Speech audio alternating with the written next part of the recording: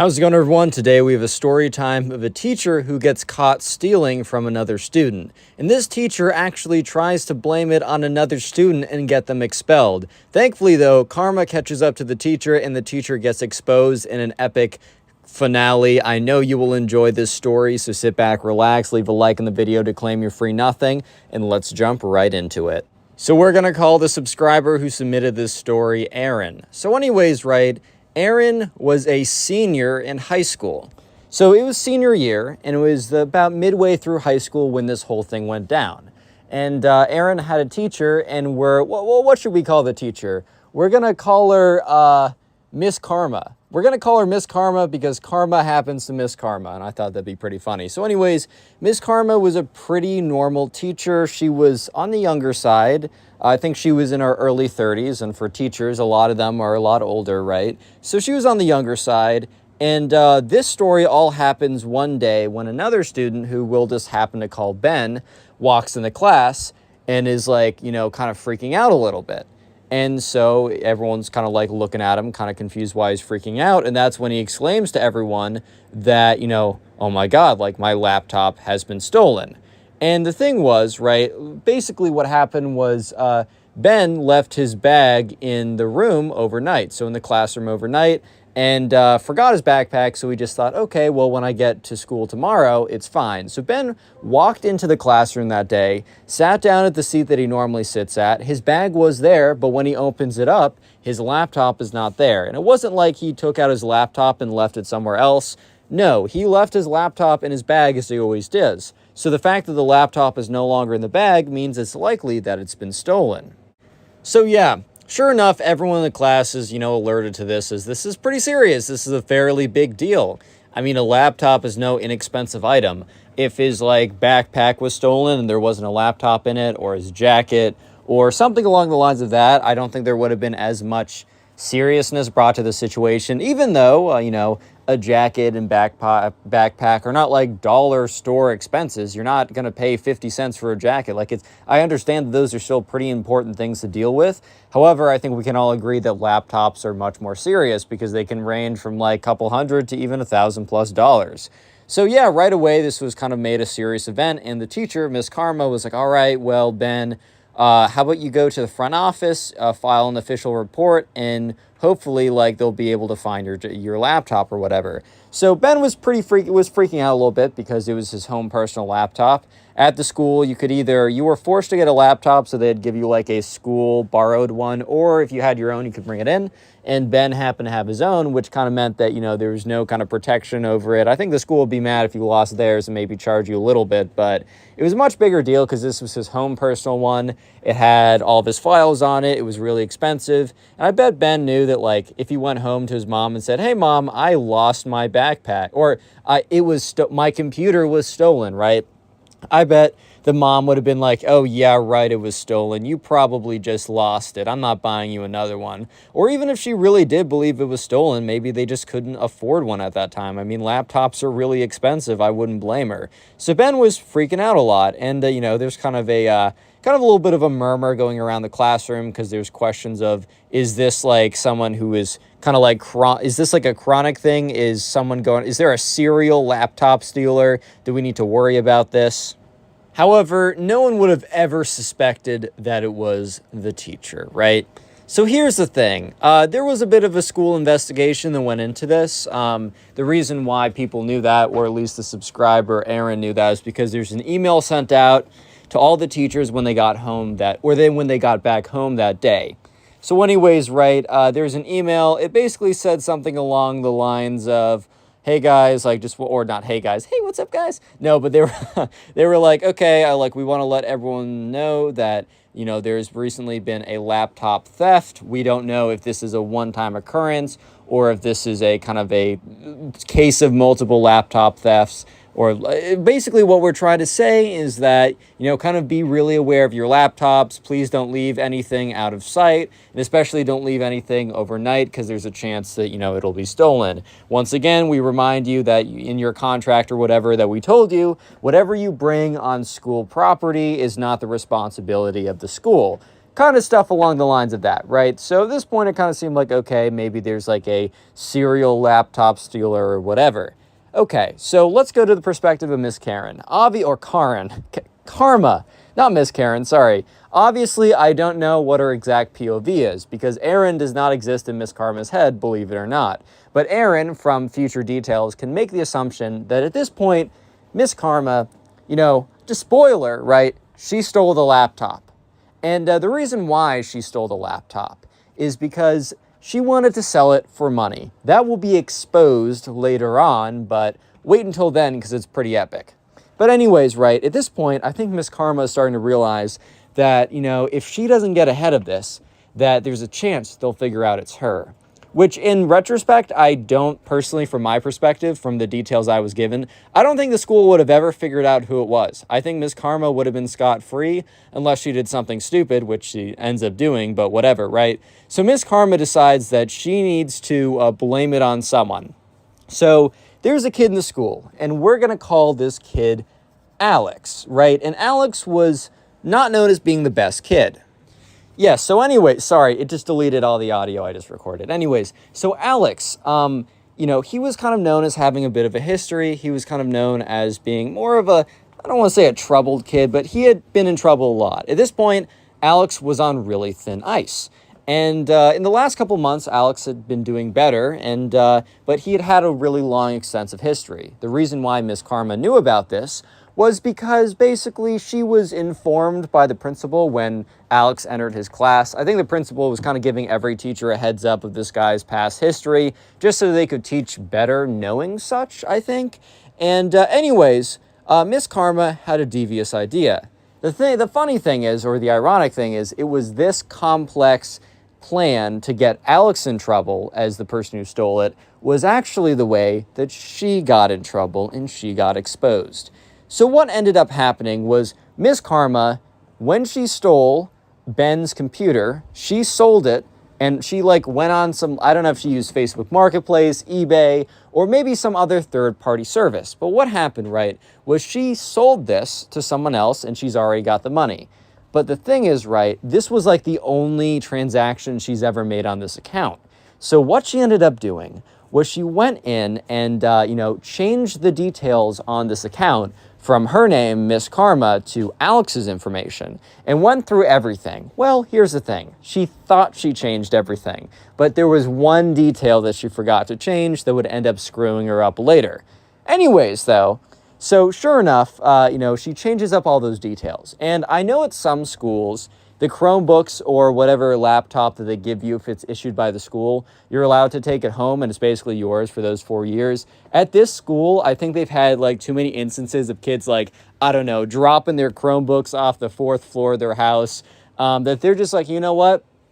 We keep it for the weekend. You can have it during the weeknights to do homework, but we're keeping it for the weekend. Kind of a weird rule, but I guess it's the school's laptop, so they get to choose what they want to do with it. Basically, that meant that Miss Karma had access to everyone's Chromebook if they had it, if they left it over the weekend, right? Or because they had to leave it over the weekend. But she only had access to kids who had Chromebooks. However, Alex had one of the Chromebooks. He rented out a computer from the school because he didn't have his own. So what Miss Karma did one weekend, and these details were all revealed after the fact, right? What she ended up doing was she logged into the accounts because these accounts were really kind of the students' computers. I know a lot of schools, they give out Chromebooks or whatever. It's kind of yours, it's your computer, quote unquote, for 4 years, and then the school takes it back or whatever. Or you can buy it at the very end. I don't really know how it works too much, but this school was a little bit different. It was really the school's computer that you were renting out, basically. So for that reason, Miss Karma just knew everyone's passwords or whatever. Because I think her class was the only one that needed the computer for some kids or whatever. So I don't totally know the details. Either way, she got access into the computer and she went into Alex's account, went into his Google, logged into whatever he was using, right? For this, logged into the service that you could sell stuff, probably more locally, right? And she entered in the password to her account. And remember, her account just got all of its information changed to, her name, or from her name to Alex's name.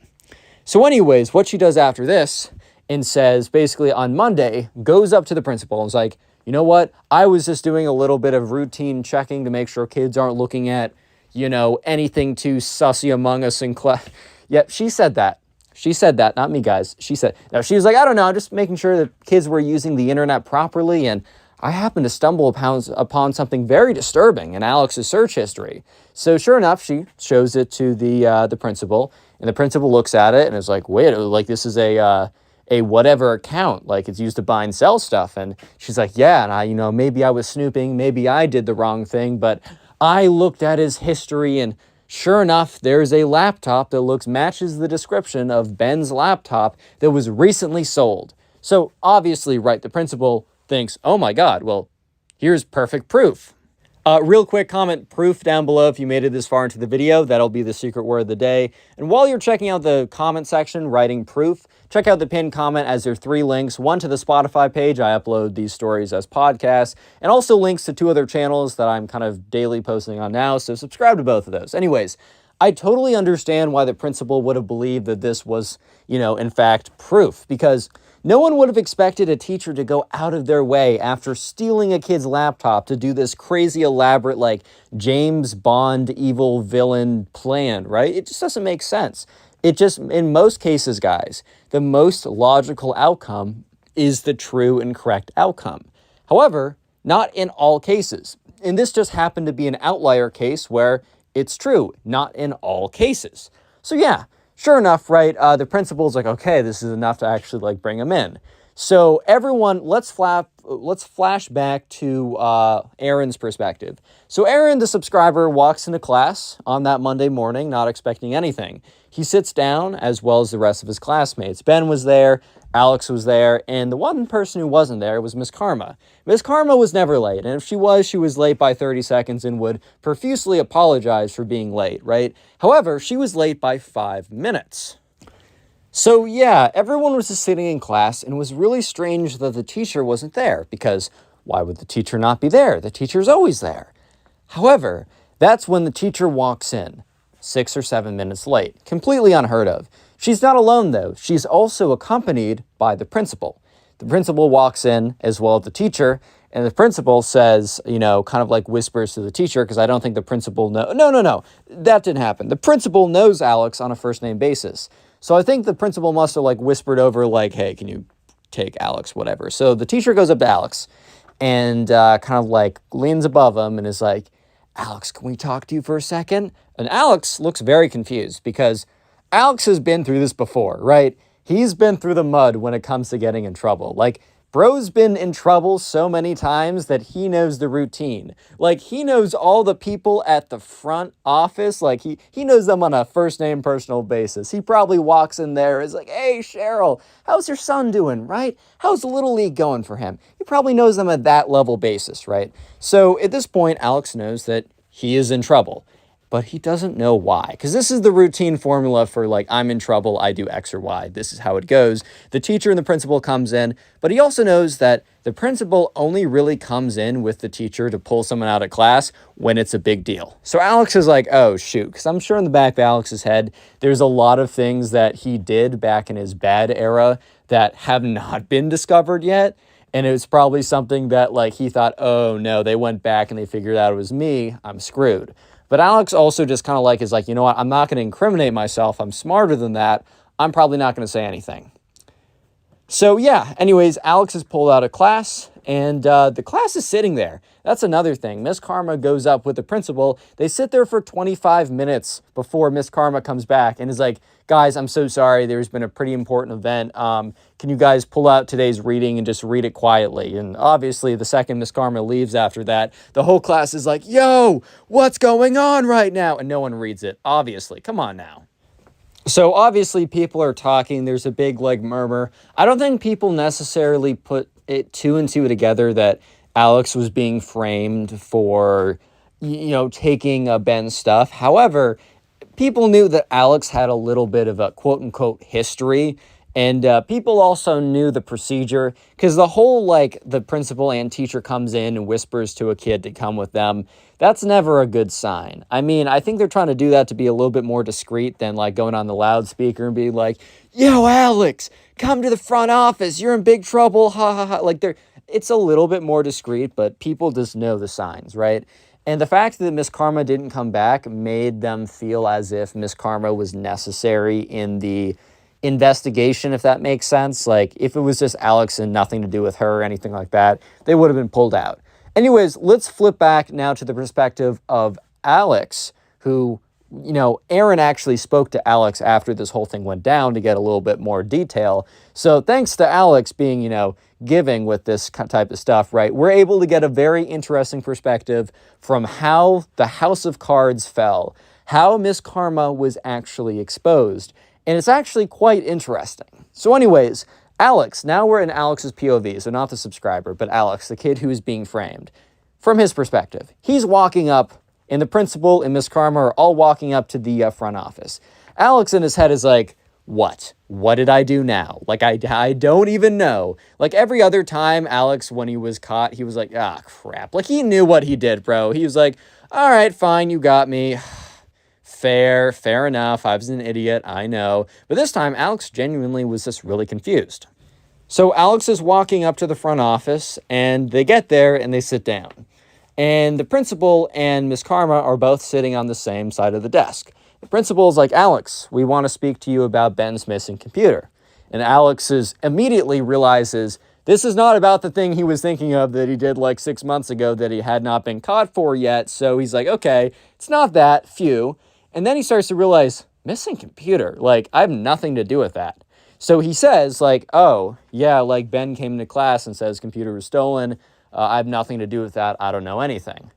So that's when Miss Karma was like, well, we disagree. And Ben was like, not Ben. Alex was like, what? What do you mean you disagree? Like, that's not like a I agree or disagree type statement. And that's when the principal takes Alex's Chromebook and flips it around. And sure enough, there is a tab open that is logged into some site, Facebook Marketplace, eBay, or maybe some third-party site. There's a billion to buy and sell stuff, right? Sure enough, it's logged into an account that says Alex's name, and there's one purchase on it, and there's one sell on it, and it is very clearly the laptop that was missing. So Alex immediately his heart starts racing because he's like, this isn't mine. This is my computer, but this isn't mine. So immediately Alex is like, this is not my account. Like, I know it doesn't look like that, but this seriously isn't mine. So the principal's like, look, bro. I don't know if he says bro, but he's like, look, Alex, this is your computer. This is a recent search, and we log in, and you're logged into this account that has your name on it, and there's one transaction, and it happens to be the computer that was stolen a couple days ago. You need to understand my perspective on this and how I cannot believe you if you just say it's not me. So Alex realizes this. He knows it's not him. It looks fishy and suspicious, but he just can't realize, right? He can't, like, he's just like, this is so good. Like, whoever did this to me, and he's like half thinking that he must have been in some sleep trance or whatever doing this, or half he was going insane. But also, if he was being set up, that someone had done a perfect job. Well, here's the thing. It was a near perfect job because there was a slight error. I don't know what site this was used. I actually don't think this was eBay or Facebook Marketplace because there was some section on the account that had a recent revision history, like a recent changes tab, almost like in Google Docs how you can see your recent changes. Because Alex was going around just trying to figure out if there was something wrong. Because he's like, this is not my account, like, what is this? So he goes through, the name says Alex, and it's like, there's an order, and it's all this, all the information looks like him, right? There's not a lot of slots for information, but that's when he went into, like, revision history for, like, information or something. I don't really know what site has this, but, like, yeah. So that's when Alex is like, wait a minute. And the principal's like, what? He's like, and he clicks into revision history. And Miss Karma is watching the whole thing. And Alex was not looking at Miss Karma's face because he was focused on looking frantically for some type of proof to show that it wasn't him. But he can only imagine the look on Miss Karma's face, right? Basically the look of, I'm about to get exposed. And when he opens up revision history, it shows the original account name. The original account name was Miss Frickin' Karma, baby. It was her the whole time.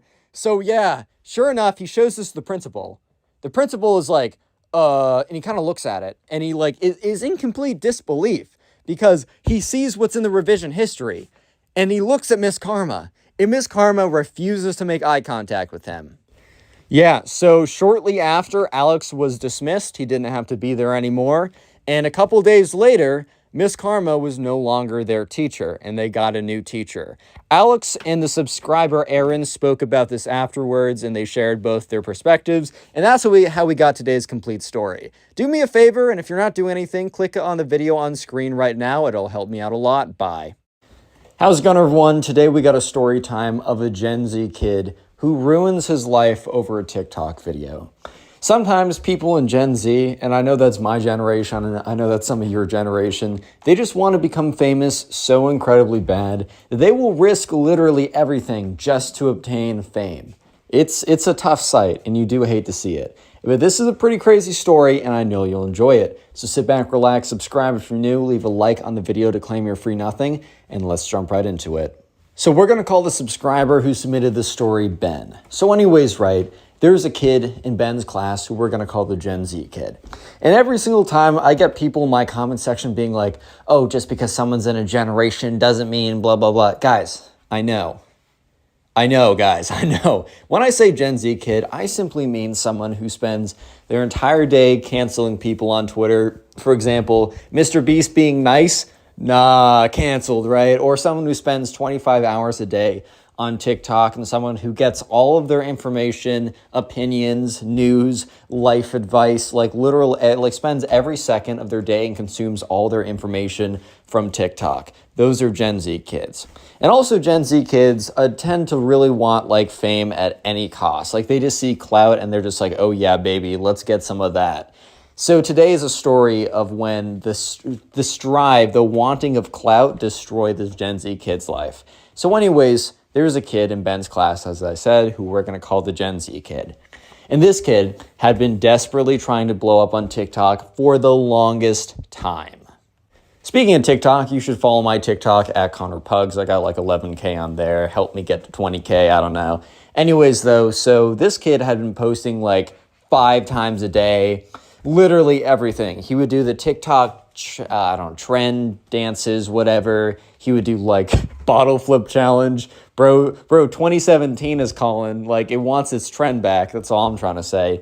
But yeah, this kid would literally be doing anything to try and become famous online. There's nothing inherently wrong with this, by the way. Like, I was grinding on YouTube for the longest time. Like, I probably made 500 videos before I even got like 20,000 subs. So like, nothing wrong with it at all. Like, that's totally fine. However, this kid was like super obnoxious about it too. Bro would like do quote unquote prank videos where he would just be really annoying. Like, you know, like back in the day, I don't know if you guys were around for like the YouTube 2015, 2016, like prank era where people would just be menaces to society. And it's like, it's just a prank, bro. It's like, nah, dude, it's not just a prank. At this point, it's mad serious. Like, dudes would actually go out and, like, do really bad stuff. And then when the other person would understandably start to retaliate because, I don't know, something bad just happened, guy with the camera would come out and be like, dude, it's just a prank. Don't get mad at us. It's like, no, dude, you still did it. It doesn't matter if it's a prank or not. And then, like, it kind of became a meme, like, it's just a prank is like a cop-out.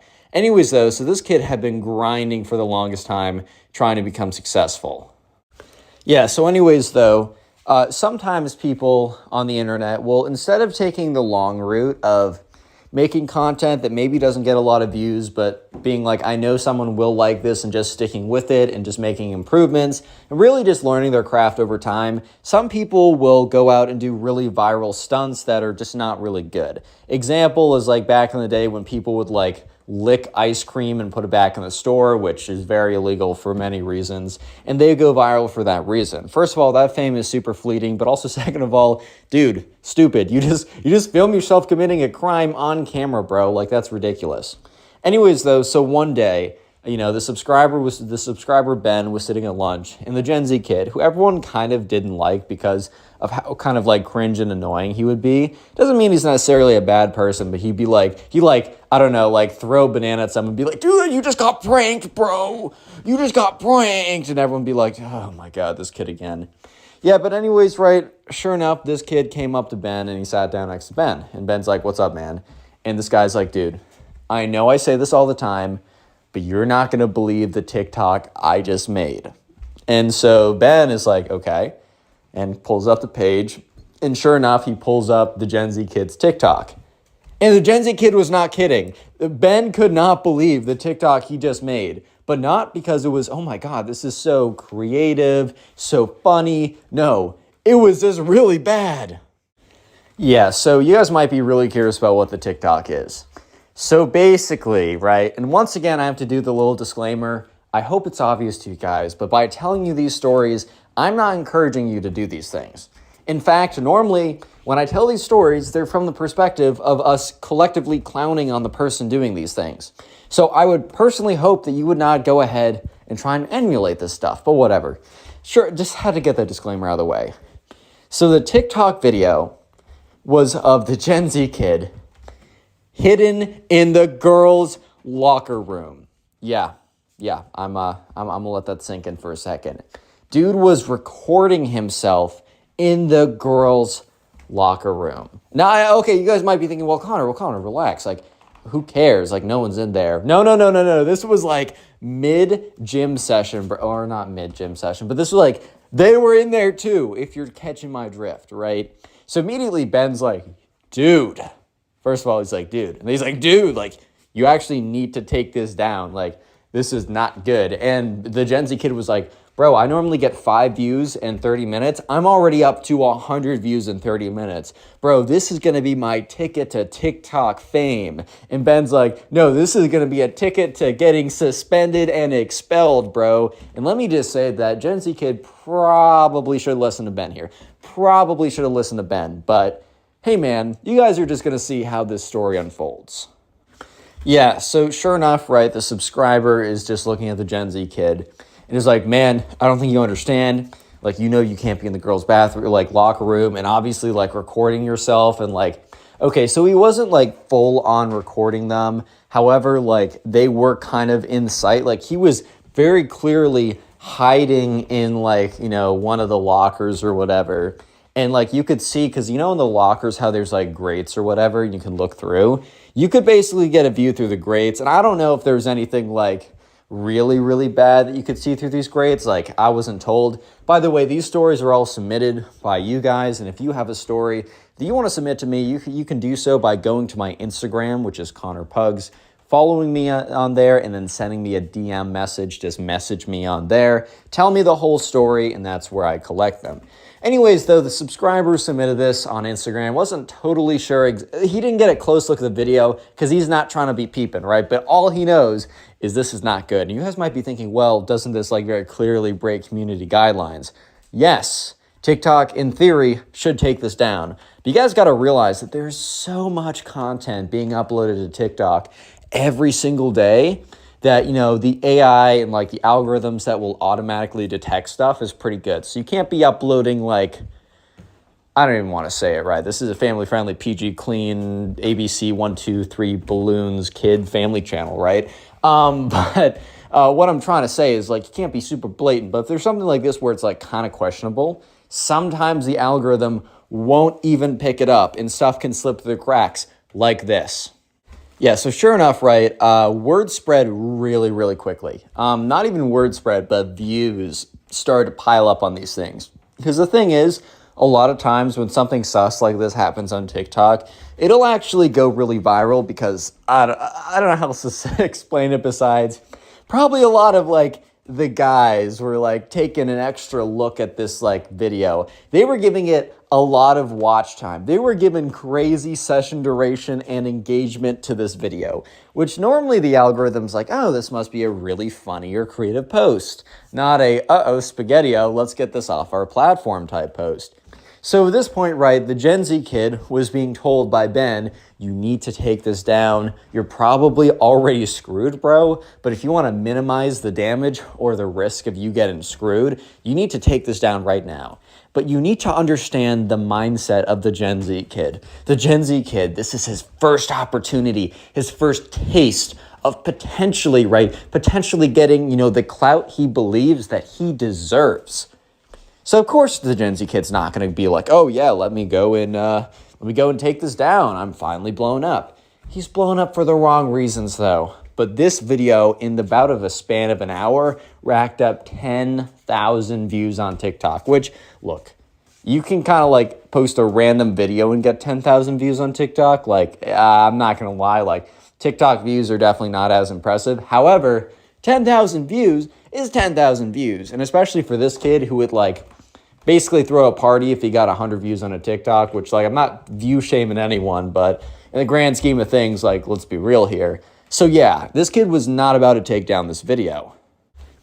So Ben obviously tried to distance himself. He's like, all right, man, well, you choose to do what you want to do. But Ben saw as just other random guys at the school started going up to the Gen Z kid. The Gen Z kid didn't even really need to self-promote the fact that he snuck into the girls' locker room and hid in the lockers. He didn't even really need to heavily self-promote that. He just needed to kind of exist for a little bit. He just needed the video to go up and get the natural traction it was going to get in the first place. And guys were coming up dude, I saw the video. You're crazy for that, bro. You're so crazy. You're ridiculous for that, man. Dude, that's so valid of you. When they were really just yeah, you're crazy for that equals ha ha ha, lol. You're screwed, partner. Kind of you're kind of messing up here, bud. But anyways, right, so word started to spread really quickly because the video was naturally being sent to the home pages of people who went to this school. Because some people who went to the school already followed the TikTok kid, the Gen Z kid. So that video would immediately appear on their For You page. And then since people followed each other, a lot of algorithms kind of have profiles of people and they will recommend videos that people of similar profiles will be interested in. That's why if you guys watch Am I the Jerk or Tag Swag, you might have been recommended my video and vice versa because they're oh, people like story videos. Let me recommend another channel that a lot of people like story videos also watch. This is also true for if you're friends with people more on social media sites, less like YouTube, which is more just pure content. But in social media sites, it's kind of if your friend follows and engages with a page or a photo or whatever, you're more likely to see it. So basically the whole school got this video shot onto their For You page within the matter of an hour and a half. And that's when a big group, and Ben was walking by as the Gen Z kid was basically basking in the glory of his crime, right? Which is what I find so funny is when these social media guys who commit crimes and go on TV. I'm yo, relax, bro. You're basking in the glory of your crime. Anyways, though, so as he was kind of basking in the glory, as some guys were coming up to him dude, that was so savage of you, right? A big group of angry-looking girls walks up to the Gen Z kid. And the Gen Z kid, when he sees this, his little smile on his face, his little I'm famous, I'm crazy, I'm cool smirk completely gets wiped away. If you made it this far into the video, comment TikTok down below. That'll be the secret word of the day. I'll try and heart as many comments as I can to say TikTok down below. And also, if you want to submit a story, make sure to go to my Instagram at Pugs and follow me, then DM me there. If you use Spotify, these stories are on Spotify as well. And finally, while we're on the topic of TikTok, I'm trying to post my shorts on there as well. If you want to follow me on TikTok at Pugs, if you just happen to use it. If you don't, I actually got some respect for you. I only have it downloaded because I'm trying to post on there. But if you do happen to use it, if you want to give me a follow in there, try and boost me to some new people, that'd be pretty sweet. Anyways, let's get back to it and see what happens next. Yeah, so anyways, right, the Gen Z kid gets confronted, and Ben, the subscriber, he wasn't there, but he was passing by, so he was able to get basically the TLDR of what happened, right? What happened is they were all freaking out at the Gen Z kid basically saying how creepy and weird it was that he was in there in the first place. But then how is a total like breach of their privacy for him to go in and like start recording stuff. Both two super valid statements, guys. Please do not do any of that nonsense. I hope we are all collectively clowning on the Gen Z kid for wanting clout that badly. Anyways, though, so yeah, sure enough, the subscriber Ben kind of just like walks along. He's like, I'm not trying to be associated. I'm not trying to be a part of this. And here's where things escalate even further. So parents are starting to learn about this video, right? Because like, I don't know, some like daughter who got caught on the recording, bad situation, right? Must have forwarded to their parents being like, look at this kid in my class, like deal with this. And the parents probably spread around the existence of the video, not trying to look at the video, right? It's privacy, whatever. And a bunch of them started contacting the school. School's getting like their phones are blowing up, whatever. So pretty shortly after, a teacher pulls the Gen Z kid aside. He goes immediately to the principal's office. It's a huge meeting, a huge whatever. So Ben tells me that the video was down shortly after. He does not know if the video got taken down for community guidelines or the video was taken down by the Gen Z kid as he was instructed. Either way, right? It's like, which one came first? Like, the Gen Z kid was going to be forced to take down the video by the staff, like, one way or another. Yeah, I just don't know if it got taken down for violating guidelines before that. Anyways, though, so yeah, there was kind of like a long debriefing or whatever, because it was like parents were mad about this, and understandably so. And also, you got to realize that the Gen Z kid broke, like, so many rules doing this. Because not only did he like break into the girls' like locker room, which is pretty messed up alone, but he also recorded it and posted it online. So because of that, like just like that string of just a bunch of bad offenses one after another, the Gen Z kid was not suspended. He was flat out expelled from the school. And that completely turned his life around, because the Gen Z kid had made all of his friends, even if they weren't that close, but he had still made all of his friends at the school. They needed to find a new school district. It was bad. It was a bad situation. And to this day, like, the subscriber Ben genuinely doesn't even know what happened to the Gen Z kid. He doesn't know where he's at. He does not know what he's up to. He just does not know what the Gen Z kid is doing right now. Who knows? Genuinely. So moral of the story is just don't be a jerk and do stupid stuff for TikTok clout. For the love of God, please, guys.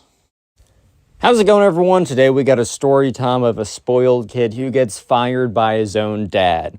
Even though this kid was hired to the job by pure nepotism because his dad literally runs the place he was working at, the spoiled kid was so terrible at his job and just didn't care that it got to the point where his own dad fired him. It's a pretty satisfying story that I know you'll enjoy, so sit back, relax, subscribe to the channel if you're new, and let's get right into it. So we're going to call the subscriber who submitted today's story Ryan. So anyways, right, this was all happening Ryan's freshman year in high school. So, well, I should say the summer after his freshman year. So the summer before his sophomore year in high school. And so Ryan's parents were, before the summer came around, suggesting that, he get a job, because Ryan was kind of entering that part of life where there was a lot more things that he wanted. He wanted a bit more freedom. And Ryan's parents, they were fine paying for like necessities, but they weren't all trying to be like, here's all the money you want, go do whatever you want. Because Ryan's parents had seen enough examples of parenting. Basically, they probably watched the Pugs channel and all the spoiled kid videos. So they probably saw what happens when you just give unlimited access to resources, right? So they kind of said, hey man, like if you want to like do more stuff, if you want to eventually, I don't know, buy whatever you want, take your friends out to dinner, just the freedom, you're going to have to work a job to get some money so you can have that freedom. So Ryan wasn't totally apprehensive to that idea, as, he kind of got bored over the summer. Like, he'd always want to do cool stuff with his friends, but at the same time, like, there was only so much he could do, and he spent a lot of the days kind of just chilling around, not doing that much. So Ryan immediately looked around to see what jobs were available, and after a bit of searching on Facebook, Ryan's mom came back with a really good idea. How about Ryan work at the local ice cream shop that everyone in town went to and loved? It was a place that Ryan used to go to a lot as a kid. He had a lot of fond memories there, and apparently they were posting a listing for a summer job for preferably some kid who lived in the area. So immediately Ryan applied, and since they kind of knew him there, he got the job. So let's skip ahead to summertime, and the first day, Ryan is walking down to the ice cream shop. Ice cream shop's like a 15-minute walk away from Ryan. It's kind of like in towards like kind of like a city part of the neighborhood, if that makes sense. They don't live in a city, but there's kind of like more of a there's like kind of like a downtown area. So Ryan is like about 15 minutes away, and that's good for his mom, so she doesn't have to drive him in every day and have to work around her schedule and his schedule. So Ryan walks down, and on the first day, it's kind of like the first day of training. They went down on a Sunday, even though normally the store is closed on a Sunday, but for that one Sunday, they were instructed to come so they could have a little bit of training. So when Ryan got there, he didn't actually know who the other people would be. He kind of knew that he would know most of them to an extent because wasn't like the largest neighborhood, and Ryan was at least aware of most people who lived there. So to Ryan's surprise, there was only one other person working there over the summer. And, well, it wasn't that surprising because it is the spoiled kid. Who is the spoiled kid? The spoiled kid is the son of the guy who owns the ice cream shop. And I wonder how he got that job. Wink, wink, right? I mean, I think anyone who applied probably would have gotten the job as long as they were a kid in the neighborhood, showed some interest. But all I'm saying is the spoiled kid, as you will see throughout the course of the story, it kind of very much takes the fact that his dad owns the shop as kind of takes it really for granted, and really kind of like that kind of warps his perception of this is a job and this is not him hanging out in his dad's business. Big difference.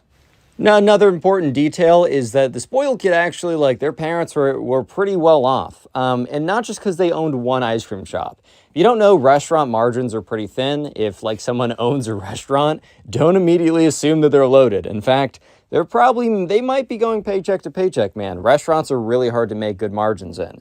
However, this was a little bit of a different situation, as the spoiled kid's dad, who owned the ice cream shop, also owned like half the other stores in the town. It had kind of been like a generation-long family business. Like, the spoiled kid's family had been in this town for literally the longest time ever, and slowly but surely they've been accumulating kind of like more stores and restaurants and, arcades and all this type of stuff, right? So the spoiled kid's dad would pop into the ice cream shop one day a week to kind of like do his managerial duties or whatever for half that day. And that'll be important later on in the story too. So anyways, Ryan gets there and he's standing around with the spoiled kid, and the spoiled kid doesn't even acknowledge his presence. Like, the spoiled kid is on his phone. He looks up and kind of notices that Ryan walks in and immediately looks down at his phone. Look, I get it. Like, the spoiled kid and Ryan, they don't need to be best friends. I'm not saying they need to be best friends. What I am saying, however, is that it would be kind of nice, for the spoiled kid to at least acknowledge Ryan's presence, as they will be working side by side for like the next 9 weeks. This wasn't an entire like summer long. Oh, actually 9 weeks is like 2 months. Yeah, basically for the entire summer, bro. But no, spoiled kid was so focused on his, like, it's not even the fact that he was focused on his phone. Like, I get it. Like, some people are just on their phone a lot, but it was really an intentional move. It's not that hard to look up and say hello. The spoiled kid was kind of here just showing how much that he didn't care. He thought that he was better than Ryan. And he also thought that he was better than Ryan, not just because maybe some sense of general entitlement that he felt for him maybe disdain for most other kids in his neighborhood because, his family owned half the neighborhood or whatever. So, they better bow down to him and they're inferior, right? But also because I bet the spoiled kid felt like this job was very different than the job like Ryan was having, because Ryan was an employee for his business. He was just chilling at his dad's business. In his mind, it was very different. However, the manager of the store, which was not Ryan's dad or the spoiled kid's dad owned the store. I think I might have said he managed it or something. He technically kind of did manage it, but he was very top level management. Like, he would come in, check the books once a week, go around, ask how things were doing, and then leave to go deal with all the other stuff that he does. But the manager, we're just going to call him the manager. So when I say the manager, don't get him confused with the spoiled kid's dad, as they are two different people. So the manager is looking at Ryan and the spoiled kid, or the manager like steps out 5 minutes later after they both get there. It's like, hey, what's up? Like, what's up, guys? Like, my name's Manager. It says his actual name, but we'll just stick with Manager for now. My name's Manager. I'll be your boss for the next 9 weeks. Today, we're just going to quickly go over all the responsibilities, all the stuff you need to do, brush over some skills that you will, get better at, but you should at least have a baseline to. And yeah, we're going to have a really great time. This is a really good environment, and let's just get into it. So basically, the manager goes behind, and because basically the store, it was basically just an ice cream store. There are some ice cream stores that are like also a burger place where you can also get ice cream, also an arcade. No, this was purely an ice cream place. There were a few seats inside, but you'd only sit down to eat ice cream. So he brought them behind the place where all the ice cream's held. He said, all right, well, here's some scoops. Showed them how to get like that perfect scoop or whatever. Dude, whenever I watch people, whenever I go to like an ice cream store and I watch the person behind the desk or the counter, I should say, scoop the ice cream, I'm like, dude, that is going to fall off. And it never does. So there's a bit of a skill involved that I don't think I have. So I always have respect. I always have a bit of respect for that. So anyways, goes over the basics, whatever, and they're sent home in an hour. This was a quick little introductory thing, and the real work started Monday the next day. Let's skip ahead till Monday the next day, where things immediately off the bat, like immediately, man, Ryan realizes what he's getting into. Anyways, so on the very first day of work, Ryan gets in there and he intends to take it pretty seriously because this is his first actual job and, his dad doesn't own the ice cream shop, so he can't really afford to mess up. Anyways, so he's standing behind the counter. It's a relatively slow day. I don't totally know why it was a slow day. It's summertime, and I guess in the very beginning of the day, it's kind of slow. Not that many people are coming in at 10 a.m. to get ice cream, so they're kind of just standing around.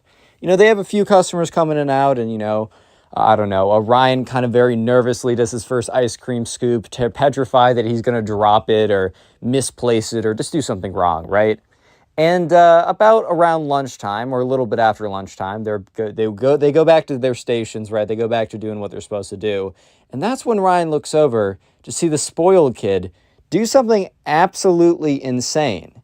He eats some of the ice cream, which, okay, you might be thinking, Connor, relax. He's working at an ice cream shop. Okay, here's a little scoop for himself. How bad can that really be? I don't mean he takes a little scoop and, maybe enjoys a little bit of it. Okay, it's probably not great to do that, but also I'm not going to fault you for it. No. He reaches in with his bare hands.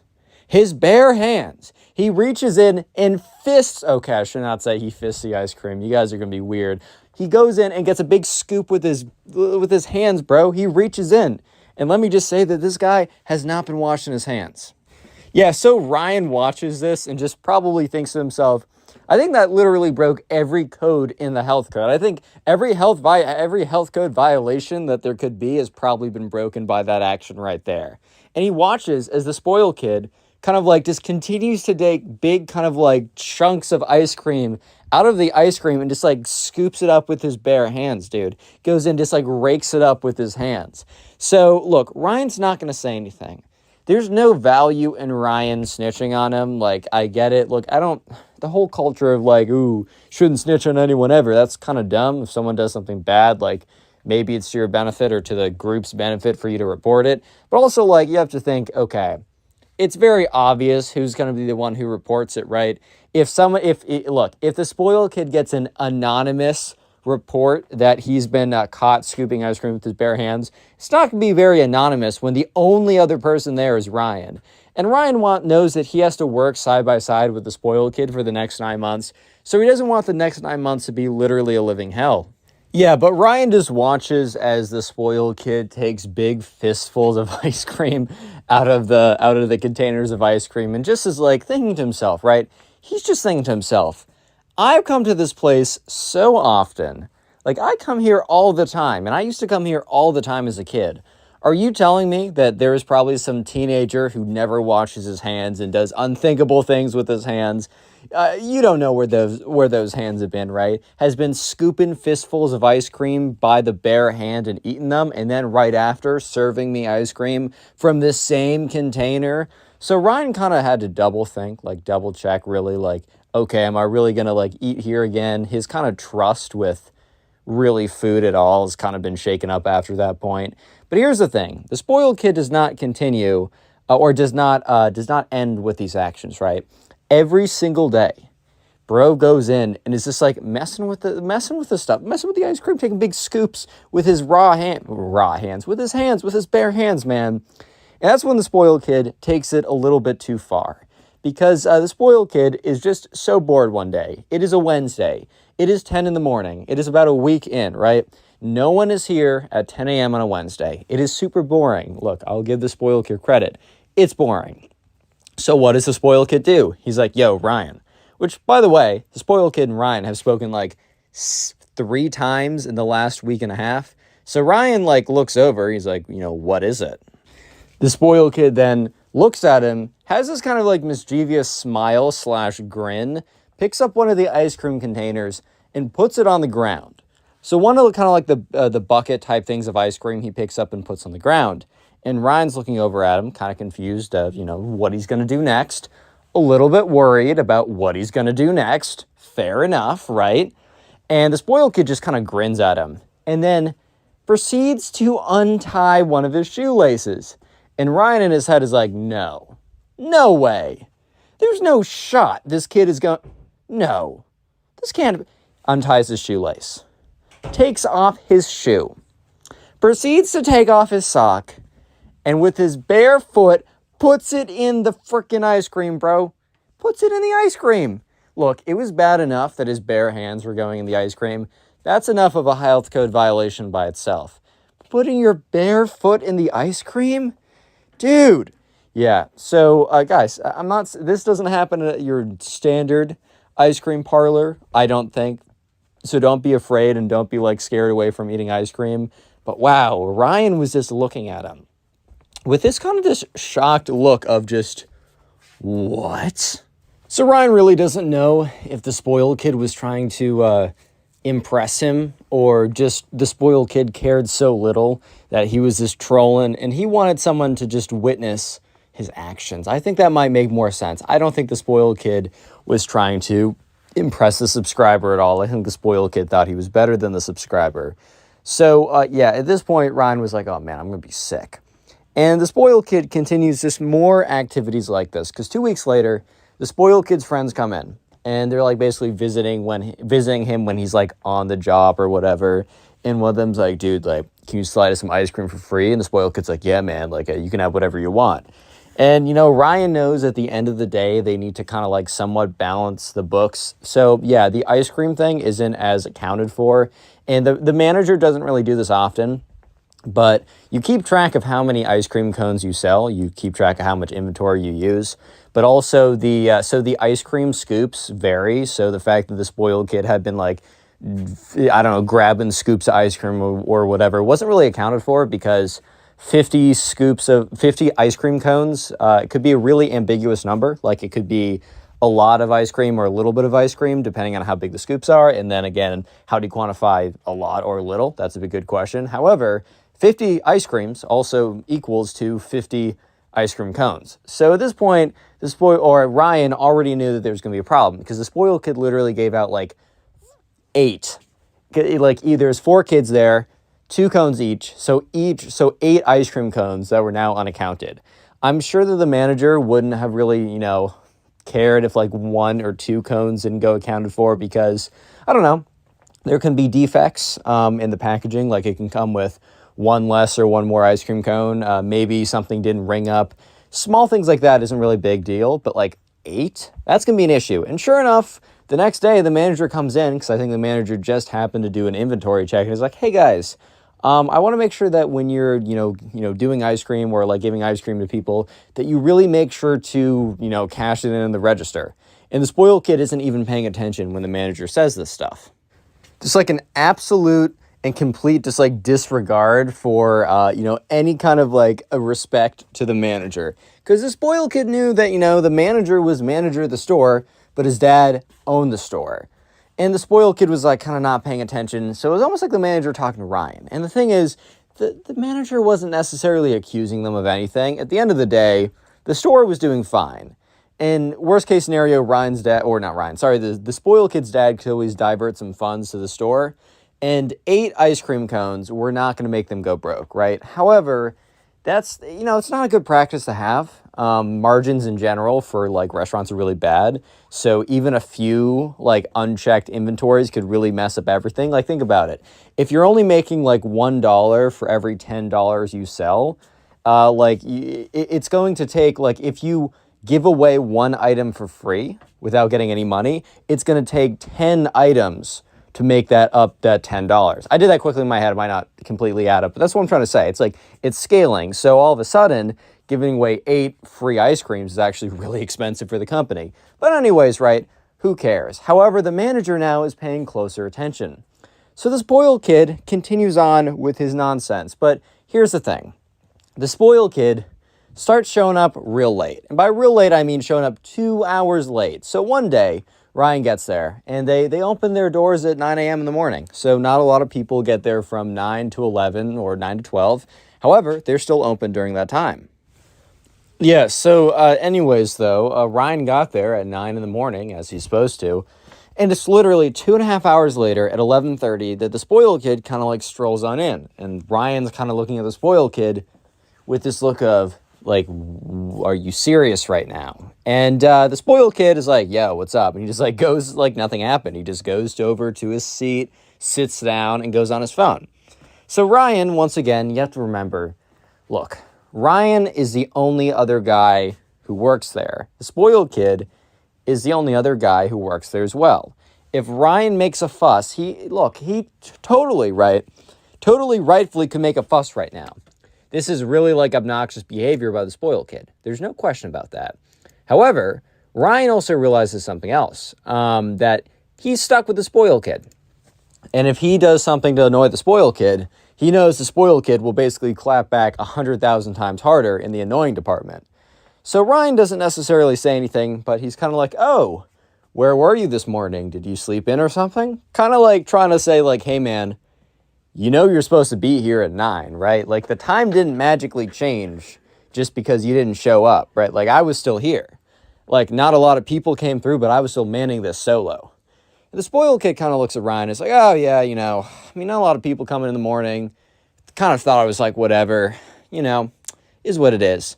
And Ryan's like, yeah, Ryan's not going to make the biggest deal. The truth was, I think they had like 0 to 1 total customers during that time period.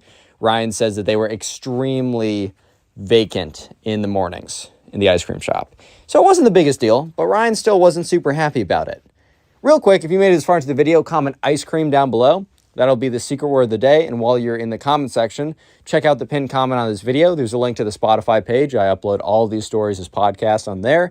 And also a link to 3 other channels I try and upload daily on. So please subscribe to them as they are fairly new. And you subscribing actually helps out a lot. So it wasn't really an issue until later on.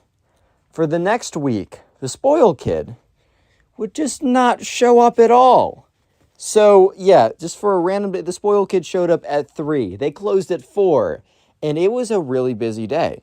And the thing is, it's fairly busy with one person, right? With one person manning all the stations, it's fairly busy. Like they have a lot of customers come in, a lot of people to handle, a lot of people to manage, a lot of stuff to do. However, with like half the people there, it was like double the work. It was already barely manageable. It was manageable, but manageable just means you're getting by. Imagine you take manageable and you double it, right? Now it's starting to get really almost impossible to do. There was a lot of backlog. The line was getting long. Ryan was getting a little sloppy with his orders. So he was like doing the wrong thing and people would be like, this isn't what I ordered. He'd have to do it all over again, which just honestly made it take even longer. There were probably some like undercharges or not charging. I don't know, ton of issues, right? So spoiled kid like waltzes in, at 3 and Ryan looks at him and is like, dude, like, where have you been all day? And the spoiled kid's like, I thought you could handle it. And it looks like you're doing a great job, man. Like, shout out to you. Like, shout out to you for doing such a great job. And Ryan's kind of looking at him like, I'm not buying this, bro. I'm really not buying this.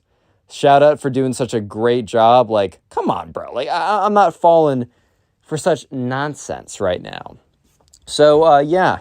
The thing is, though, it's like nothing he can really do because Ryan, at this point, yeah, maybe he should have reported him to the managers. Maybe he should have reported him to the higher-ups. But he just doesn't. However, the spoiled kid continues to skip, continues just to not show up. There are some days where the spoiled kid's there the whole time, but there are other days where he's not. He just shows up for an hour. Some days he doesn't show up at all.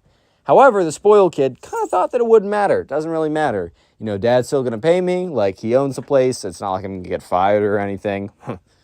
Ironic, but he made a mistake, though. The spoiled kid did not show up on a day. And if he only randomly chose this day to show up on, none of this would have went down. He would have been totally fine and probably could have continued doing this for the rest of the summer. However, the spoiled kid must have really felt too comfortable in his bed that day. And that was really what got him. Because he decided to skip the day that his dad decided to check in on the store. So normally his dad comes in towards the later part of the day. So the spoiled kid sometimes would completely skip the day. But if he was kind of aware that his dad was going to come in for the last 30 minutes of them being open, he would show up towards the end of the day. However, this time, the spoiled kid's dad had a big meeting canceled on him.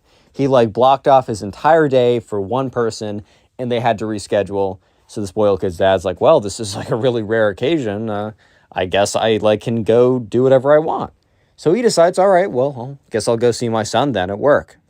So yeah, the spoiled kid's dad walks into the store. So Ryan is managing the spot. It's 11, so there's 1 or 2 people kind of trickling in or out. It's not too busy yet. It's going to be busy later. And Ryan just looks at the spoiled kid's dad.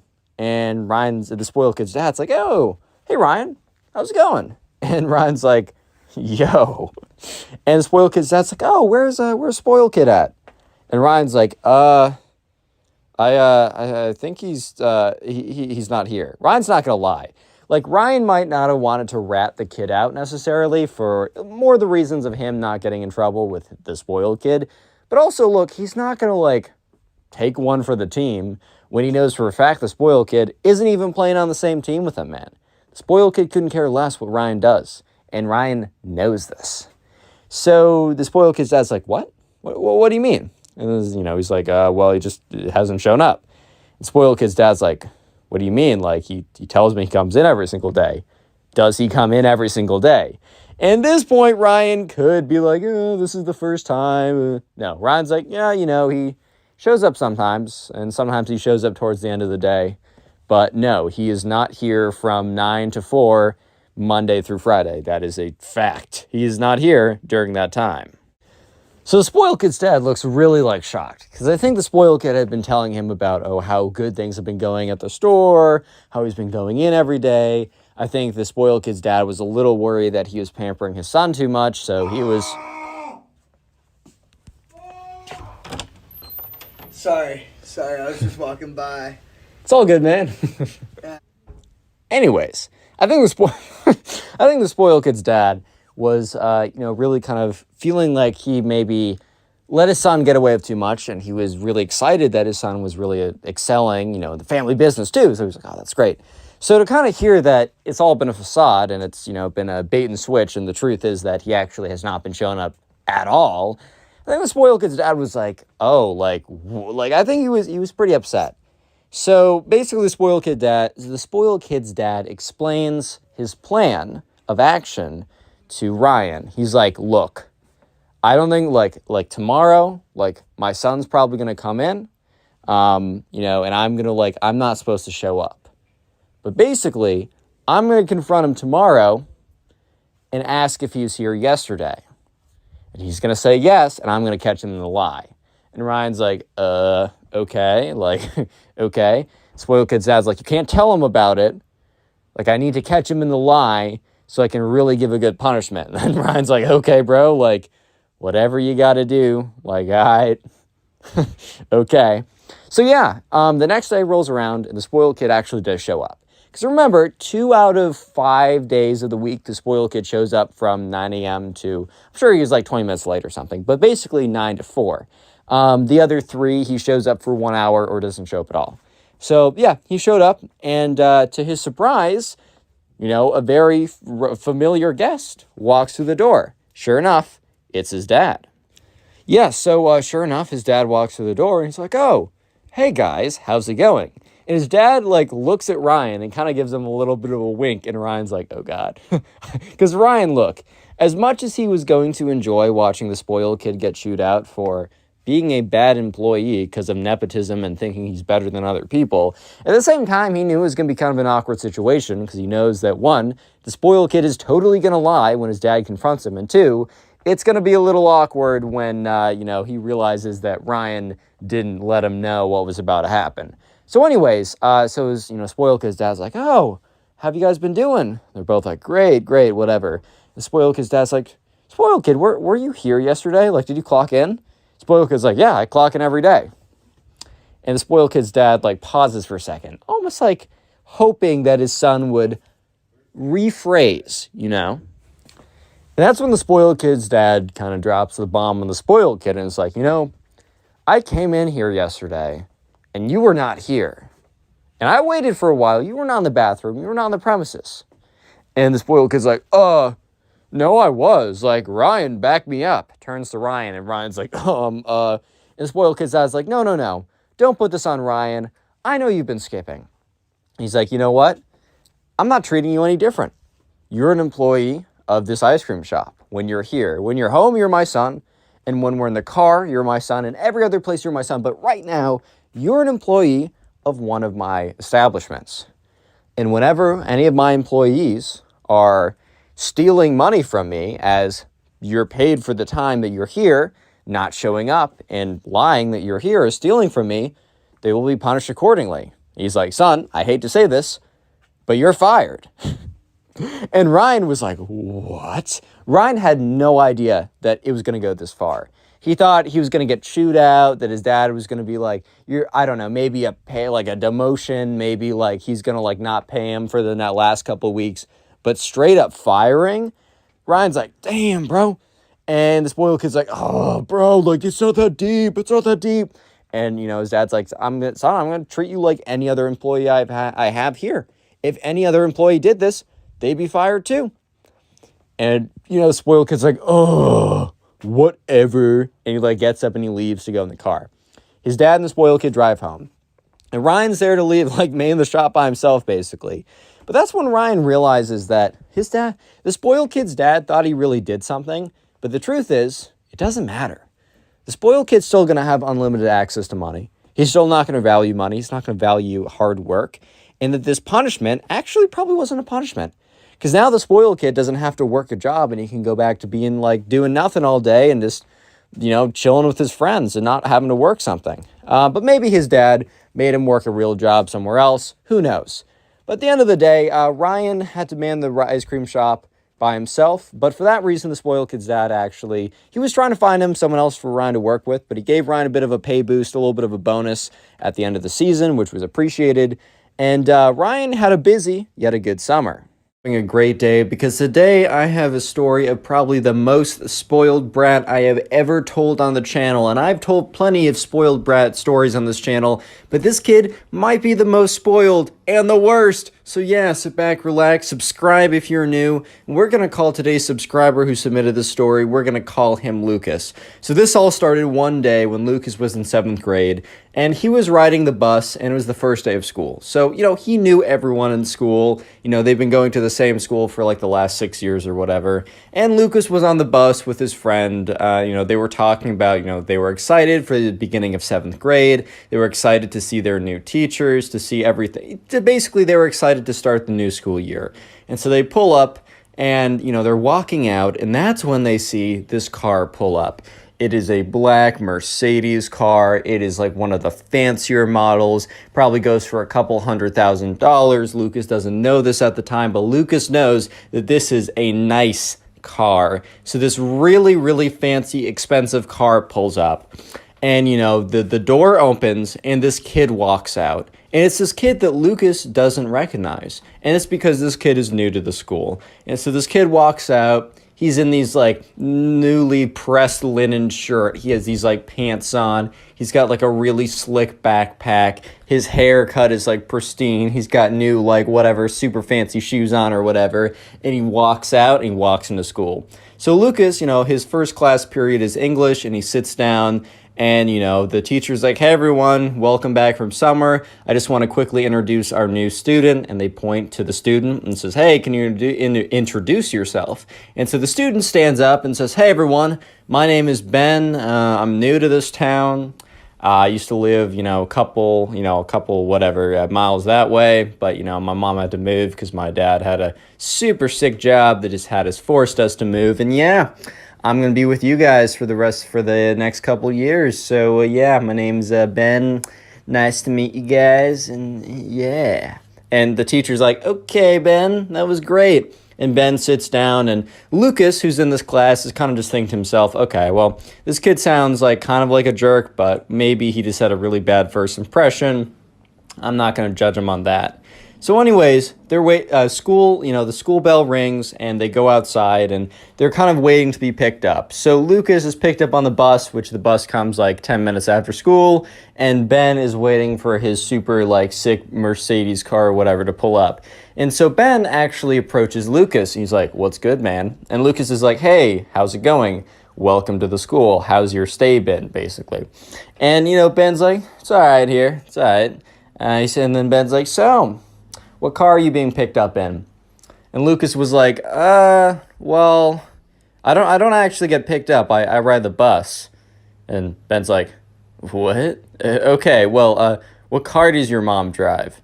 And, Lucas, he doesn't know, but it's not the most expensive car ever because, his family's not doing so hot right now financially. It's things like this happen. So he's like, I don't know. And Lucas is like, you don't know?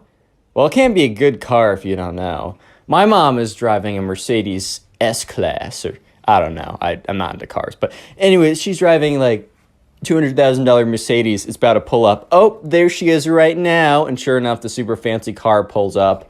And the door opens, and this kind of blonde woman with probably about $100,000 worth of plastic surgery and these really big black sunglasses leans out the driver's side seat and looks out the window. Is like, Ben, oh hey there, and looks at Lucas, and Lucas kind of waves timidly. She's like, Ben, you've already made new friends? Oh, Ben, this is so great.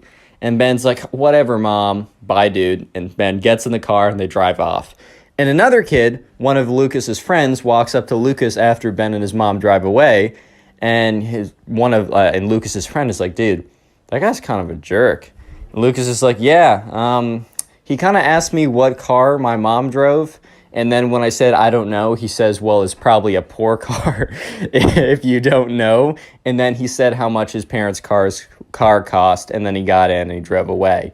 And Lucas's friend's like, yeah, this guy's a pee-pee. They're in 7th grade, man. Maybe they said something worse, but I don't know. I'm trying to keep ads on this video. YouTube, don't thunderbolt me, please. Anyways, right, so the next day rolls around.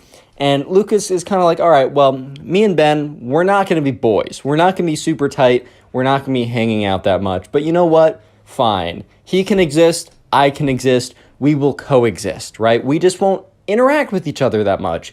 And that is totally okay. So they go to lunch, and they're sitting down. And Lucas is sitting with some of his friends. However, this is a pretty big table so that there's a lot of open seats.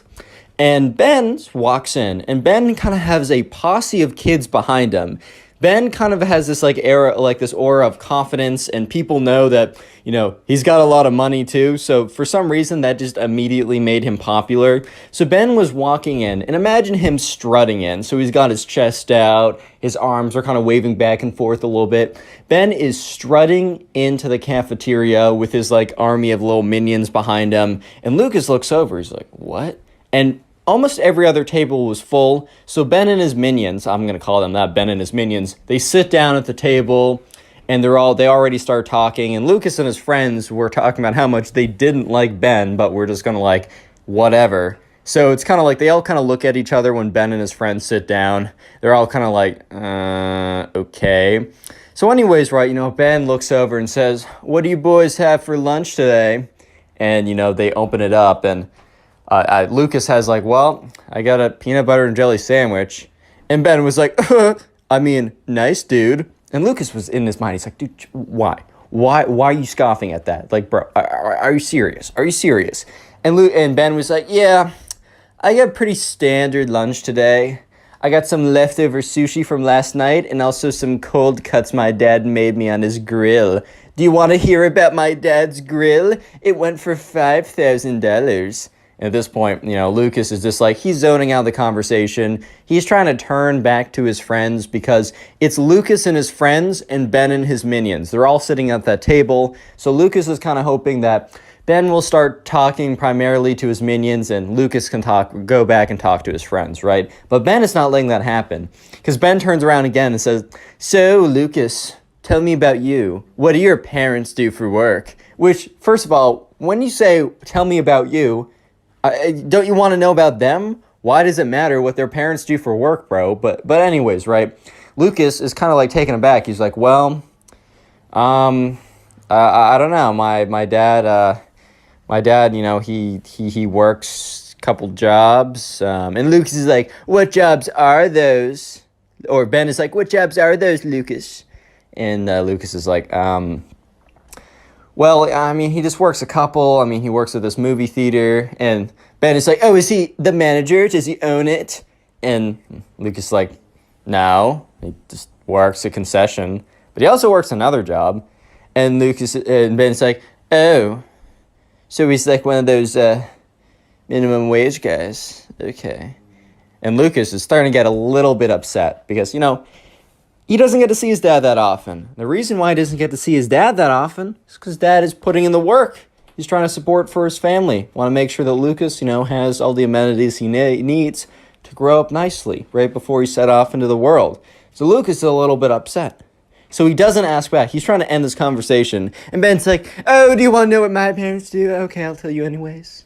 So my dad, I'm going to call him Dad. So my daddy, he's a lawyer, but he's not your standard, broke-ass lawyer. He's really good. He's really good." And Lucas is like, don't care, I just don't care. But all in his head, right? He doesn't want to say this. He's not trying to be a jerk explicitly. And Ben is like, "Yeah, he makes a lot of money. And he has a lot of crazy clients, like all those big oil companies and tobacco companies. He's like the number one for them."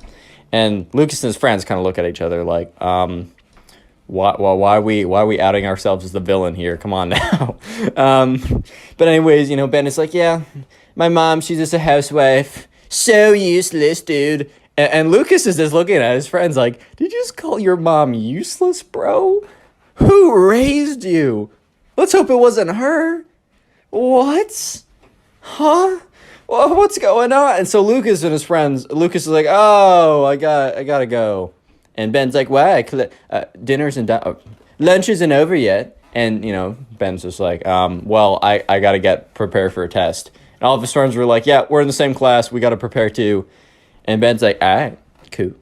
And so sure enough, Lucas and his friends, they get up, they walk out of there. Lucas and his friends don't have a test to prepare for. They just want to get out of there. So sure enough, Lucas and his friends are walking out, and they're just like, they start talking to each other once they're out of earshot. They're like, "Oh my God, I knew that guy sucked, but that guy really sucks. Oh my God." They were dumbfounded. They had no idea just what happened. They have no idea how to comprehend the conversation they just had. So Lucas and his friends are like, "All right, we're going to have to coexist with this guy. We somehow, as long as we don't have a class with him, we'll be fine." And that's when they figured out that he actually moved classes, and the next day, Lucas realized that he had a class with Ben. Wah. Real quick, if you made it this far into the video, comment "spoiled" down below. I'm going to try and hard a bunch of comments to say "spoiled," just to say thank you for just supporting the channel. And also, if you want to support the channel even more, sit down and watch a bunch of videos in a row, basically binge watch these videos, and let me know in the comment section how you're doing this, if you're watching them to go to sleep, if you're playing video games, if you're drawing art, if you're animating, if you're, I don't know, mining Bitcoin, whatever you're doing in the background, right? Let me know in the comment section, and I'll be putting random comments shouting out people who are supporting the channel, like these people. Thank you guys so much. Let's get back to the story. This might be the most craziest Spoiled Kid story I've ever told. So Lucas and his friends asked if they were leaving the lunchroom after what just happened, which was crazy. They were like, "You know what? At least we don't have a class with him." 2 days later, Lucas is sitting in his math class. He gets there a little bit early, And the worst sight, the worst visual to cross his eyes ever happened, because the door opened and Ben walked through. And Lucas was so confused, but that's when he remembered it was early on enough in the school year that people can switch math classes. And Ben was in the kind of the least advanced math class. You know how in some schools they have like accelerated, kind of standard, and then subpar. I was in the subpar one sometimes. So I'm not saying that as a diss. I've been there. But anyways, right, Lucas realizes that, Ben was probably self-placed himself in super advanced and then just fell down 2 rungs of math classes and eventually ended up here. And Lucas was like, oh, no, this can't be. It's like when Michael Scott saw that Toby returned. No. Anyways, though, Lucas is like, all right, fine, it's math class. It's not like we're going to be collaborating a ton. I'm just going to sit here. I'm going to learn what I need to learn. I'm going to perform well in the tests. I'm going to ignore this Ben kid. I hate this kid. We are not talking, and that's it. So about a week later, the math teacher assigned random partners to do a big math project. Lucas was like, a project in math class? And the partners are randomized? Okay, well, what are the odds that I get Ben? Sure enough, the teacher goes in and puts all the names into a random, name pair generator website. He's like, all right, first pair, Lucas and Ben. Lucas was just like, God, I know you are testing me, but what have I done? Why? What have I done? Anyways, right, Lucas is like, all right, I have to do it with Ben. That is fine. And the teacher's like, all right, probably for this project, the best thing you can do is to work together on the weekends. And, Luke's is like, and I have to go to Ben's house now. Oh my God. So sure enough, Ben comes over. He's like, what's up, bro?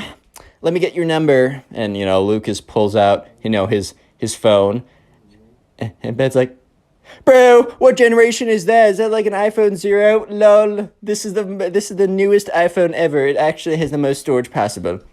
And, Lucas is like, that's nice, Ben. That's nice. Ben's like, oh, sorry, I wasn't paying attention to what you said. What's your number again? So Lucas, gives Ben his number. They contact each other. And apparently Ben actually lives like a 10-minute walk. And Lucas is like, fine, I'm just going to walk there, whatever. I don't even want my parents, I don't want my mom interacting with his mom. I don't want them to become friends. I want none of this.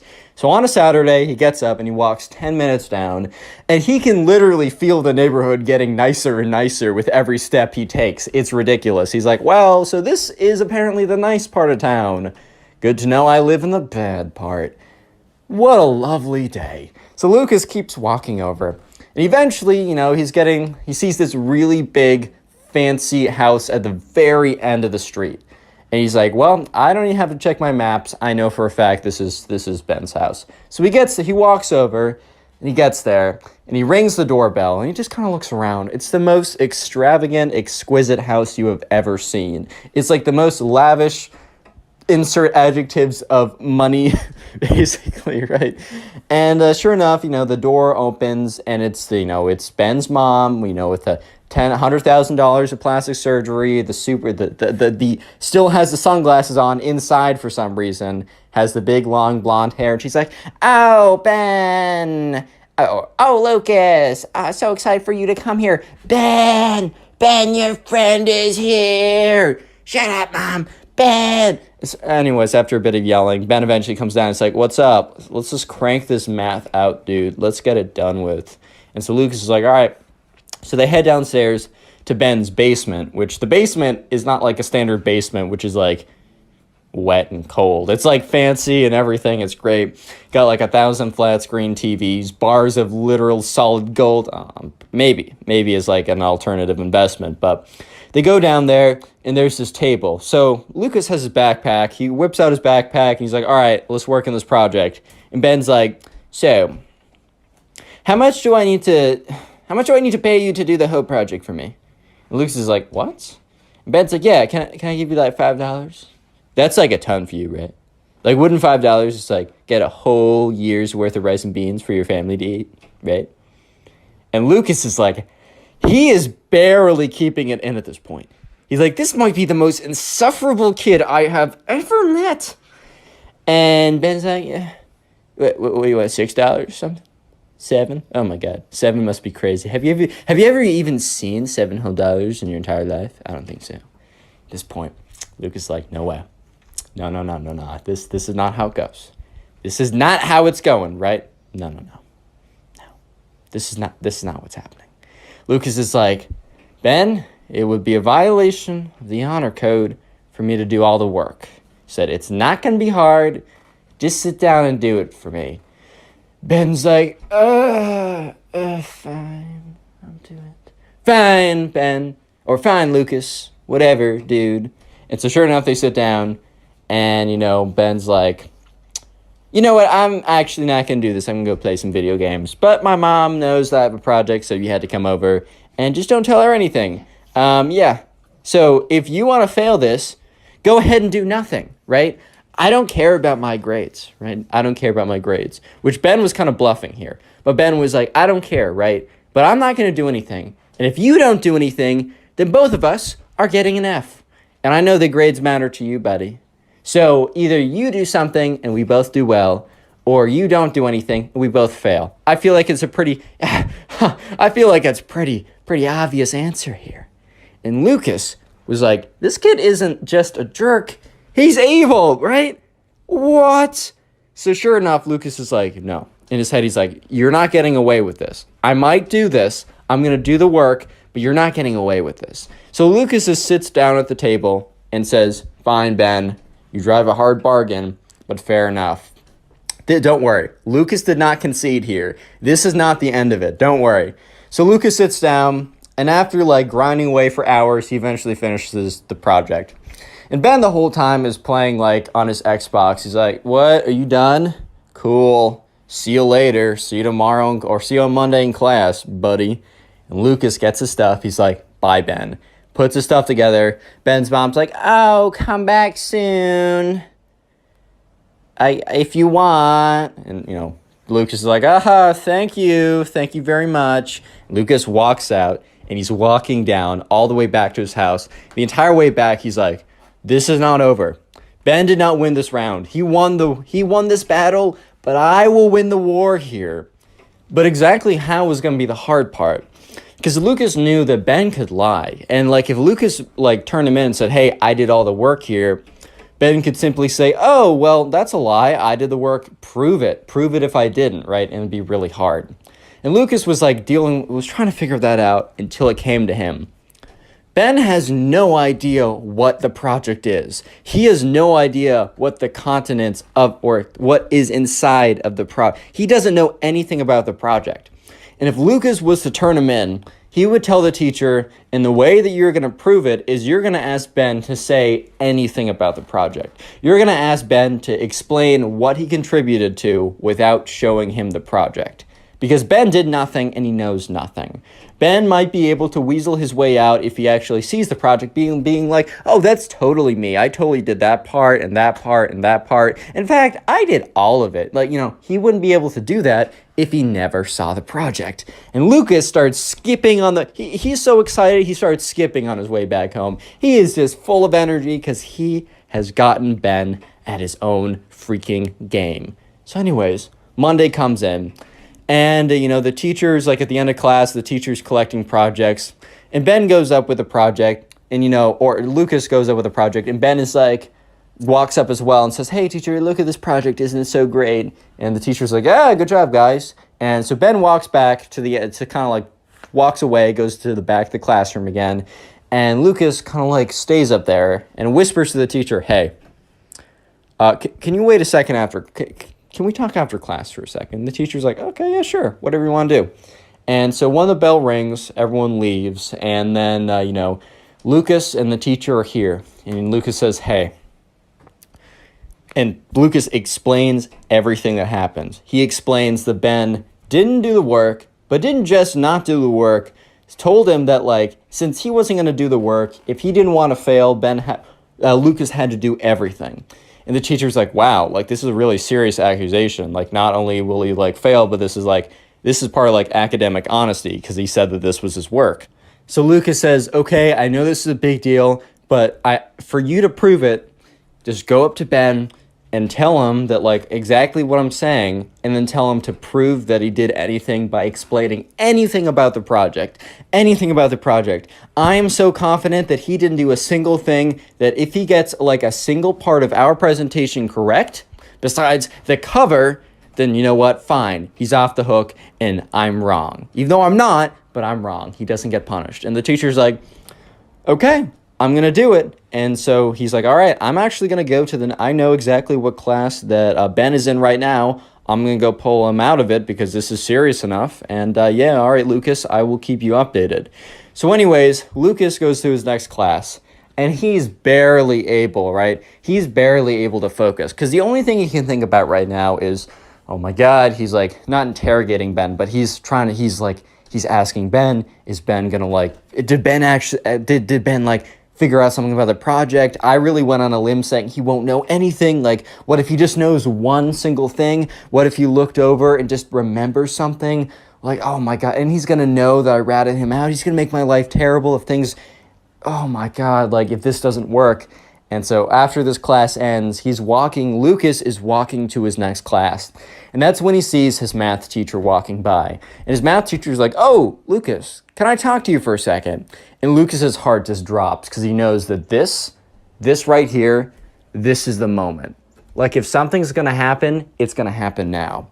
So Lucas walks over and they both walk over to like an empty classroom and they walk in. And the math teacher's like, hey, Lucas, so I just want to tell you, I talked with Ben, and I told him what you said to me, and he denied everything. He denied every detail, and in fact, he said that you were the one who was slacking and knew that you were slacking and didn't put in equal work, so you wanted to cover it up. And you told him that, that you were thinking of, like, lying or something like that, and Lucas is like, what? And the teacher's like, I don't know. He explained it kind of weirdly, but at that point, it was a he said, she said, so it was a draw. And Lucas was like, no. And then the teacher's like, well, at that point, it was a draw. But then I decided that I was going to go along with your kind of theory of asking him to prove anything, which he said he did most of the work, so that wouldn't be a problem, right? And Lucas is like, correct, if he did stuff. And the teacher's like, okay, so yeah. And I went to him and I asked him, I said, hey, tell me what you did in the project. And Ben replied, oh, let me see the project and I'll point it out. And I told Ben that, no, I'm trying to test if you actually know anything about the project, because if you did it, you certainly should. And while Ben said a lot of words and he made a lot of sounds and he did a lot of movements, Ben didn't tell me one single thing about the project. And I realized that what you were saying was 100% accurate. Ben is not only failing this assignment, but, we've sent him to the deans for, plagiarism and academic honesty, and this will be pretty severe on his record. Thank you for letting us know. And at this point, right, Lucas knew that he won. Finally, after all this work. But Lucas also knew another thing. Ben wasn't getting expelled. He wasn't getting kicked out. And while Lucas did a pretty big damaging blow, Ben would surely return. And Ben would probably be worse than he's ever been before. Click on the video on screen right now. I know you'll enjoy it. Just click it. Do it. How's it going, everyone? I hope you're having a great day, because today we have a story of a spoiled kid who gets so angry that he ends up burning down his entire summer camp. This may be the most insane story I have ever received, so sit back, relax, maybe grab something to eat, grab something to drink, subscribe to the channel if you're new, and let's call the subscriber who submitted this story Max. So this all happened one summer when Max was away at a day summer camp. So it wasn't a sleepaway camp, but it was a day camp that his mom would pick him up and drop him off every single day for a week. And this is a camp Max has been going to for a little while now. And so basically they would, kids would be dropped off, they would do activities, kind of typical camp stuff. And anyways, on the first day, Max is dropped off, and there's a bunch of kids over there, and Max knows one guy, and his name is Ben. Yes, Ben is not the bad guy in this story. But anyways, Ben and Max have been friends for a while. They actually met at this camp like 2 years ago, and while they don't really live super close to each other, or they just don't really hang out that much. They always make it a thing to try and always go back to this camp at the same time. Their parents stay in contact or whatever. So anyways, Max goes up to Ben, is like, hey man, it's been a while. And Ben's like, dude, it's been so long, so good to see you.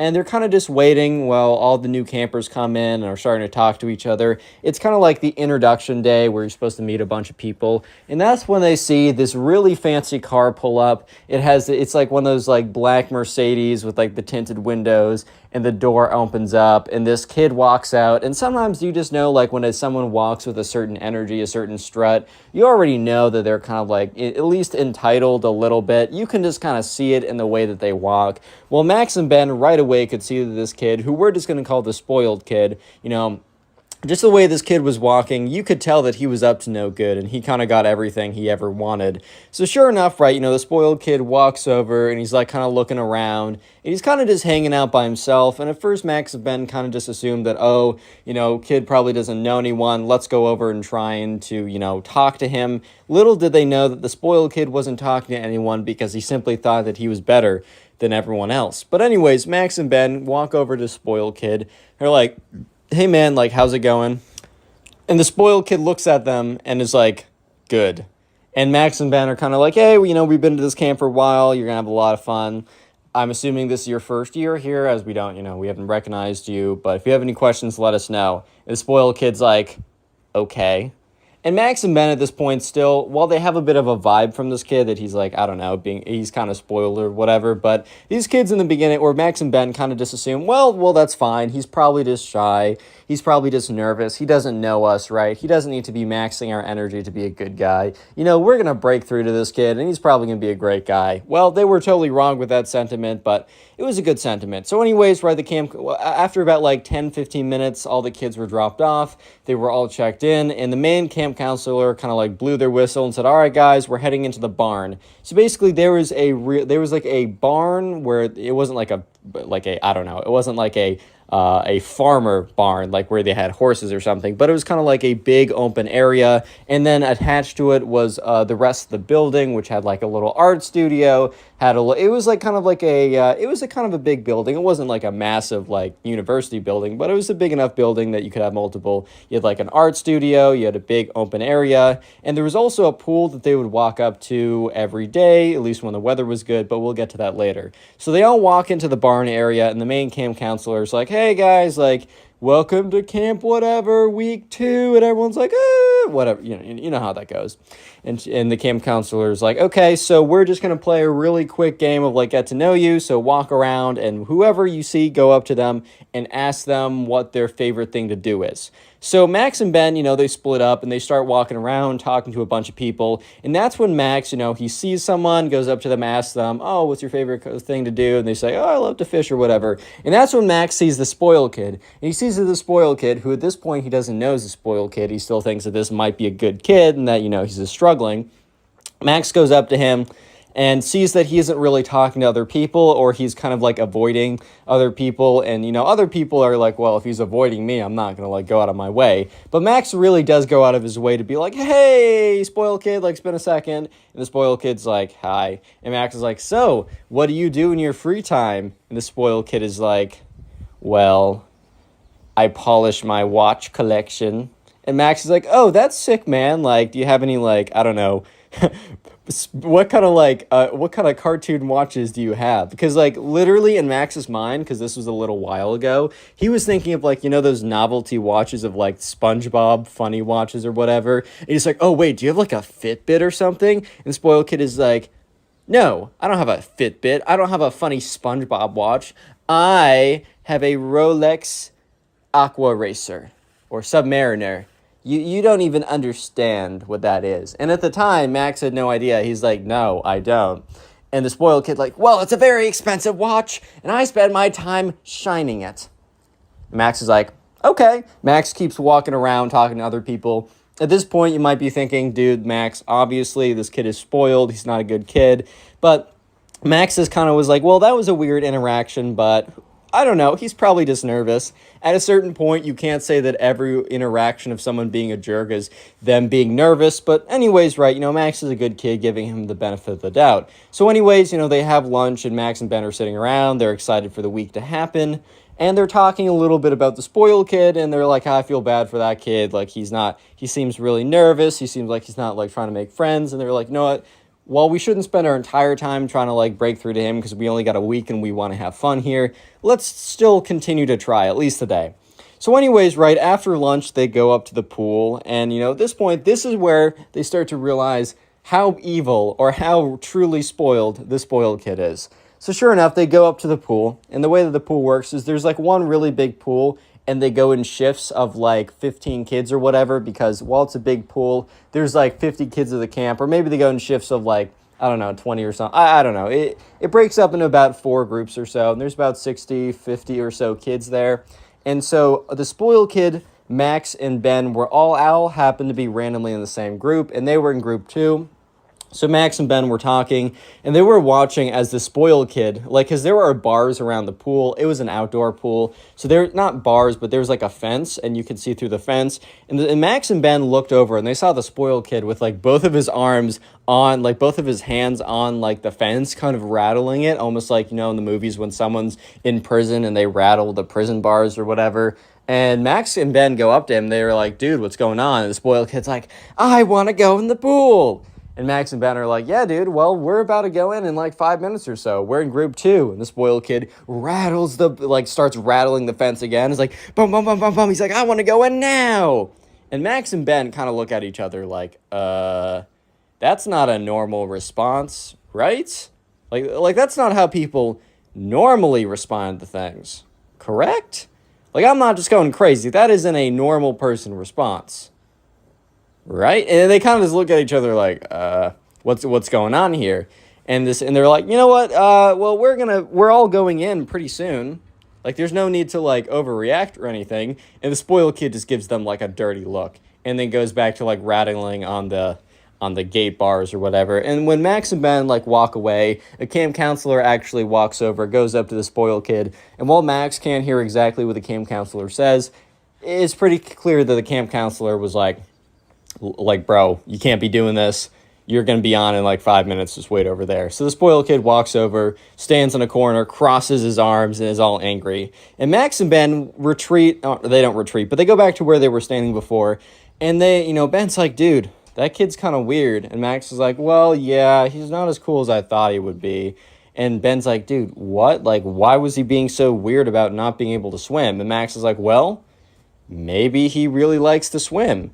And Ben's like, dude, you really think that? And Max is like, I don't know, man. I'm trying to give him the benefit of the doubt. Maybe the kid's having a tough first day. And sure enough, group 2 is called in. So Max, Ben, and all those kids, they're in their bathing suits. They run over, and they all kind of like put their towels down, and they start to slide into the pool. And the spoiled kid, in his mind, is probably like, it's pool time, and I don't get the pool to myself? This will not do. So anyways, the spoiled kid jumps into the pool, and then this is kind of crazy. He immediately starts peeing in the pool. So you just see this big yellow cloud start to like form around the kid, and all the other kids are like, ew, oh my God, bleh, and they all start to run out of it. And some of the counselors are like, what? So they start to run over. And the spoiled kid is literally just sitting in a big pee puddle in the pool, and he starts swimming around in it. And Max and Ben are like, oh, what? Because Max and Ben have not even jumped in the pool yet. They're literally just like waiting to jump in. And then Max and Ben look at each other and are like, huh? What? What? What? And at this point, right, the camp counselor walks up and is like, oh, buddy, did you have an accident? And, the spoiled kid's like, what? Oh, I didn't know. I'm sorry. Or whatever. And, they're like, well, buddy, you should probably get out of there. And the spoiled kid's like, no, I like it in here. And that's when Ben turns to Max and is like, wait a minute. Do you think that was on purpose? And Max is like, bro, what do you mean? He's like, well, he was complaining about not being in the pool, and he didn't like the look of it when everyone else jumped in, and then he peed everywhere, and he's staying in the pool. He's doing laps right now. And so sure enough, right, camp counselors are like, buddy, you should really get out of the pool. and there's like 10 minutes left, and like there's like they're bringing over the decontamination kits or whatever, and he's like, no, I like the pool all to myself. And at this point, Max is like, wait, this kid did pee in the pool to get it all to himself. So basically what happened was the spoiled kid saw all these other kids getting into the pool, was like, I want this pool to myself because whenever I want something, I get it, and decided to literally urinate in the pool to get what he wanted, which is ridiculous, but he did it. So sure enough, and I mean, this is not the most ridiculous thing, as you can tell by the title of the video. It gets much crazier, but this is the beginning of when Ben and Max start to realize that this kid is just not a good kid, and that he's basically just bad news. So sure enough, right, the rest of the kids can't go into the pool. So basically group 3, 4, and I think there's a group 5, they just all were told, sorry guys, you're going to have to do field games. And they're like, what? Most of them didn't realize that the reason was because the spoiled kid literally just peed up the entire pool. That's the most ridiculous thing ever. He peed up the entire pool, man, and he was just swimming around in it. And Max and Ben were like, all right, so we're not going to go out of our way to hang out with this kid. So anyways, the first day ended, and, Max's mom picked him up and said, hey, like, how was your first day? I know how much you love this camp. And Max tells her the story of this kid. She's like, wow, this is a very strange kid. And Max is like, yeah, well, I think this is probably it for him. And let me just say, that was not it for him. So the next day comes around, and when Max wakes up, it is pouring rain. His mom says, hey, honey, like, I just want to let you know it is pouring rain, so you will probably not be doing any outdoor activities or going in the pool today. So Max is dropped off at camp, and sure enough, they're having all their activities inside. And the first, like, activity, whatever, was some kind of, like, arts and craft thing. It was just Max and Ben chilling, hanging out, having a good time. But after that, it was lunch. And normally, like, lunch isn't, it's pretty standard. Normally would think, oh, what happens at lunch? But basically, right, there's kind of like a 5 minutes before lunch started, everyone has their lunch boxes. Basically, you bring a little container with all your lunch in, and you put your lunch box on, like, a bench or something. So there's, like, 50 lunch boxes, and, Max and Ben, they walk out of their arts and craft class, and they go to their lunch boxes, and they open it up, and, they go to it, and they say, wait a minute, this has already been opened up. And Max turns to Ben and is like, bro, is yours opened up? And Ben's like, dude, mine's opened up too. And that's when they see that everybody's lunchbox has already been opened up. So, like, everyone's lunchbox has been unzipped, and, Max is like, bro, where did my cookie go? And Ben's like, dude, where did my pudding cup go? And you start hearing murmurs from everyone else. Basically, they're missing one or two things, but they're normally missing the best part of their lunch. And that's when they hear this kind of crunching and munching noise, right? So someone, like, walks to, like, the corner, and they see that, because there's, like, a curtain, because there's, like, a stage in the barn, and they, like, hear a noise behind the curtain, and they draw the curtain, and they see the spoiled kid sitting there with basically a mountain of, like, dessert items from everyone's lunch.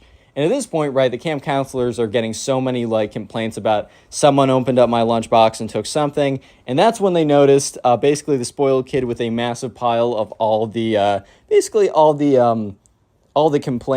complaints of all the food that was missing. So, immediately Max and Ben are like, oh my God, the spoiled kid must have, like, left arts and crafts early, went through everyone's lunch boxes, and just took all the good stuff and started eating it. So sure enough, right, the camp counselors are like, you're coming with us. They take the spoiled kid out of there, and they kind of reprimand him in the hall, and everyone else runs over to the big pile, and they're kind of, like, going through their stuff, and about half the stuff has already been eaten, so half the kids are able to retrieve their missing dessert items, while the other half are just left with wrappers and, spoons and used pudding cups. Yep, rip Ben, his pudding cup is gone. R.I.P. pudding cup, you'll live another day or something like that. And so sure enough, Ben and Max are sitting down, eating their lunch, and Max also lost his, like, cookie thing or whatever dessert thing he had. So he's pretty upset as well. He's like, dude, this Ben kid sucks. They're like, yeah, and Ben was like, or not Ben kid, this spoiled kid sucks. Ben's like, yeah, I kind of got a feeling that he was a little weird when he decided to pee in the pool to have it all to himself. But this is overkill. And this is the least to what he does. As you guys know by the title, this only gets more and more insane. Real quick, comment spoiled if you made it this far into the video. I just want to see how many people made it this far.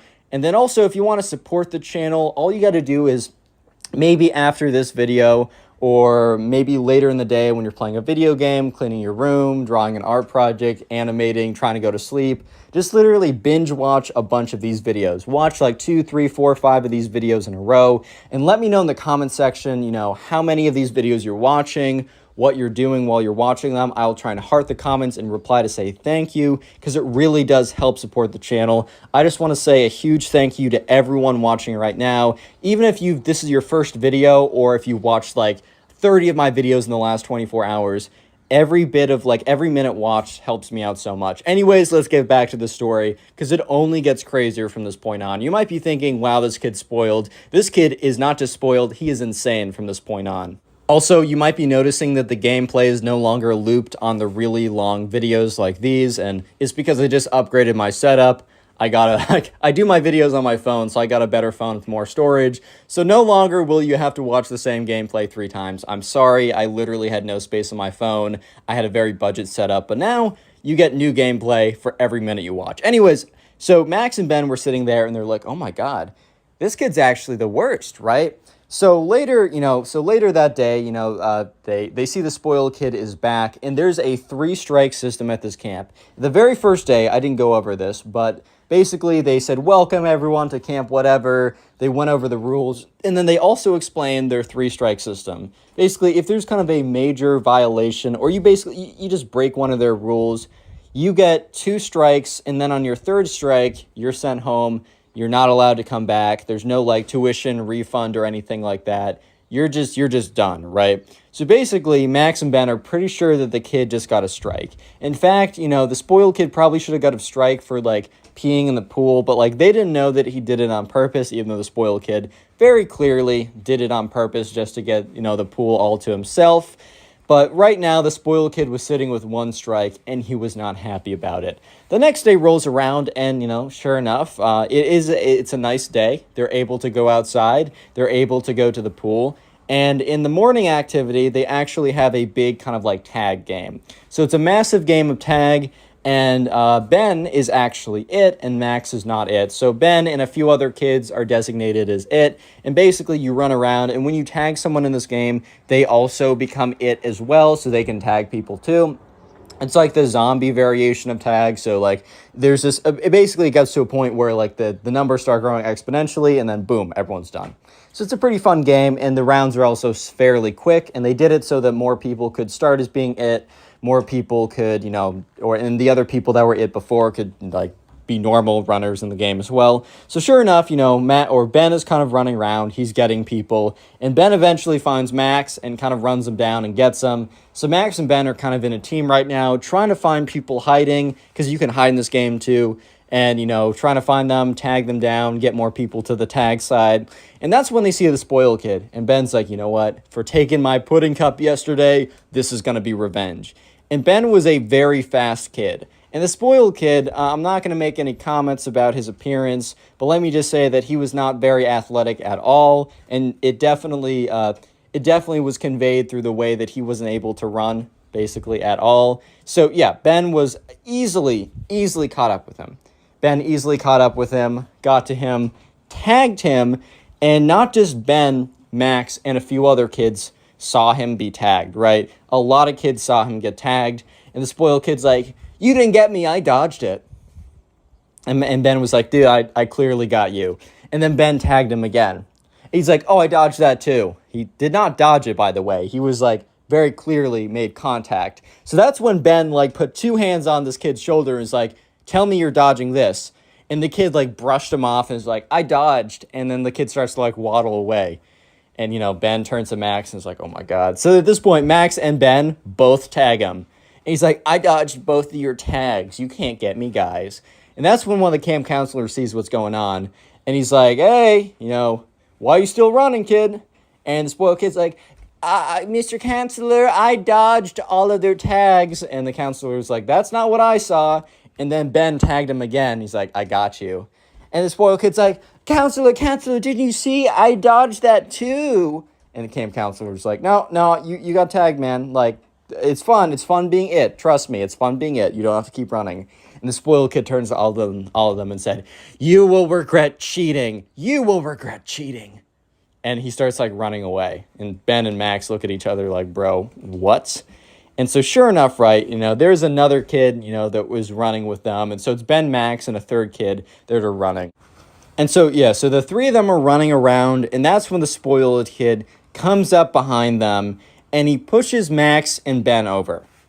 He goes up behind them and does a massive push. They both fall over, and they watch as the spoiled kid turns around and kicks the third kid in the shin. And the kid's like, ah! He falls down. The kid starts crying or whatever. And one of the camp counselors saw the entire thing go down. He's like, hey, you, what did you just do? The spoiled kid says, they just all tripped. And, the counselor's like, hey, I know you. You're the kid who, ate all the food yesterday. And, no, they did not trip. They're like, I saw the whole thing go down. You push those two kids, and then you kick that kid, and he's hurt. In fact, I think they're all hurt. You're coming with me. And he, takes out his phone. And he calls another counselor. He's like, hey, I need backup or something like that. And so another counselor comes over, assists, medically with, Ben, Max, and the third kid. Ben and Max were fine. They had some scrapes. But the third kid got some damage. He didn't break anything, but he was in a lot of pain or whatever.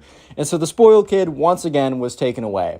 And that means that he was now on 2 strikes. And he was very angry that he was on 2 strikes. Because 2 strikes means you're 1 strike away from being kicked out of the camp. But also, when you're on 2 strikes, you have a lot of your privileges kind of revoked. For example, the spoiled kid was no longer allowed to go swimming. However, he had to go up to the swimming place. He just had to sit there and watch the other kids swim. Because they weren't going to have a counselor stay just to guard, the one kid. But they also didn't want to reward him with swimming if he's been terrible for, if he has 2 strikes, you have to be pretty bad to have 2 strikes. So anyways, that day, up at swimming, Ben and Max are waiting around for, their group to be called. And the spoiled kid, he's just standing there, and he is very angry. And he goes up to Ben and Max. He's like, you two are cheating today. You two were cheating today, and all I did was I got revenge for your cheating. And because of that, I'm being blamed. And Ben and Max were like, yeah, you're blamed for, first of all, Ben's like, we were not cheating. We touched you 1 billion times, and you said that you dodged it. Explain how you dodged that, because you did not. One of the camp counselors saw the whole thing and even proved that you, in fact, were cheating. And then you decided, after running off and crying, because you're a little baby boy, and at this point, Max is like, bro, Ben's going off, because you're a little baby boy, right? And you decided to come around and push us and then kick that guy in the shin because you can't handle losing because you're a loser? At this point, Max is like, not Max, the spoiled kid was like, I was already upset because of my 2 strikes. But now you've pushed me over the edge. This can't mean something to you? Well, it means nothing to me, and I will take it down single-handedly. And, Ben and Max are like, okay, dude, whatever, what? What are you saying, bro? Little did Max and Ben know that the spoiled kid was not just saying, I'm going to take down this whole summer camp. He wasn't just saying that for saying that. He wasn't just saying that to try and scare them. These weren't random comments. These were, as the people who read the title of this video already know. By the way, drop a like in the video if you haven't already. I don't normally ask, but just check to see if you have. Basically, right, Max and Ben didn't think anything of it. So the next day comes around, and this time, the spoiled kid brought something from home. A little something that you use if you smoke, which you shouldn't, you might need something to light your cigarette, right? You might need something like that. But there are multiple uses for a lighter, as you shall see. So anyways, on this now infamous day in Max's life, because it's a crazy day, he goes in and it's pretty normal. And so for the first half, before they go swimming in the afternoon, they're just doing some simple crafts again. So remember, this building has a barn, which is a big open area, and the big open area is attached to kind of a wing, in a sense, a hall, which attaches to several rooms where kids are able to do crafts or whatever, as well as there's one kind of camp counselor's room with all the office paper and all that kind of stuff. And remember, in the barn, there's a stage which has curtains. So right, Max and Ben are just, they're sitting around and they're doing their crafts, and they're like, dude, like the spoiled kid was here earlier. He asked to go to the bathroom and he's been gone for like 20 minutes. So Max and Ben are like, dude, that's really weird. And, Ben's like, well, I mean, I kind of have to go to the bathroom. Do you want to come with me? That's not a weird request. They just wanted to like mess around in the bathroom. Not like that. Stop being weird. You know what I mean. And so Max and Ben, they both asked to go to the bathroom. The camp counselor's like, okay, like don't mess around. Don't just play games in there the entire time. So they walk out, right, and they're walking down. And so the bathroom is right by the barn.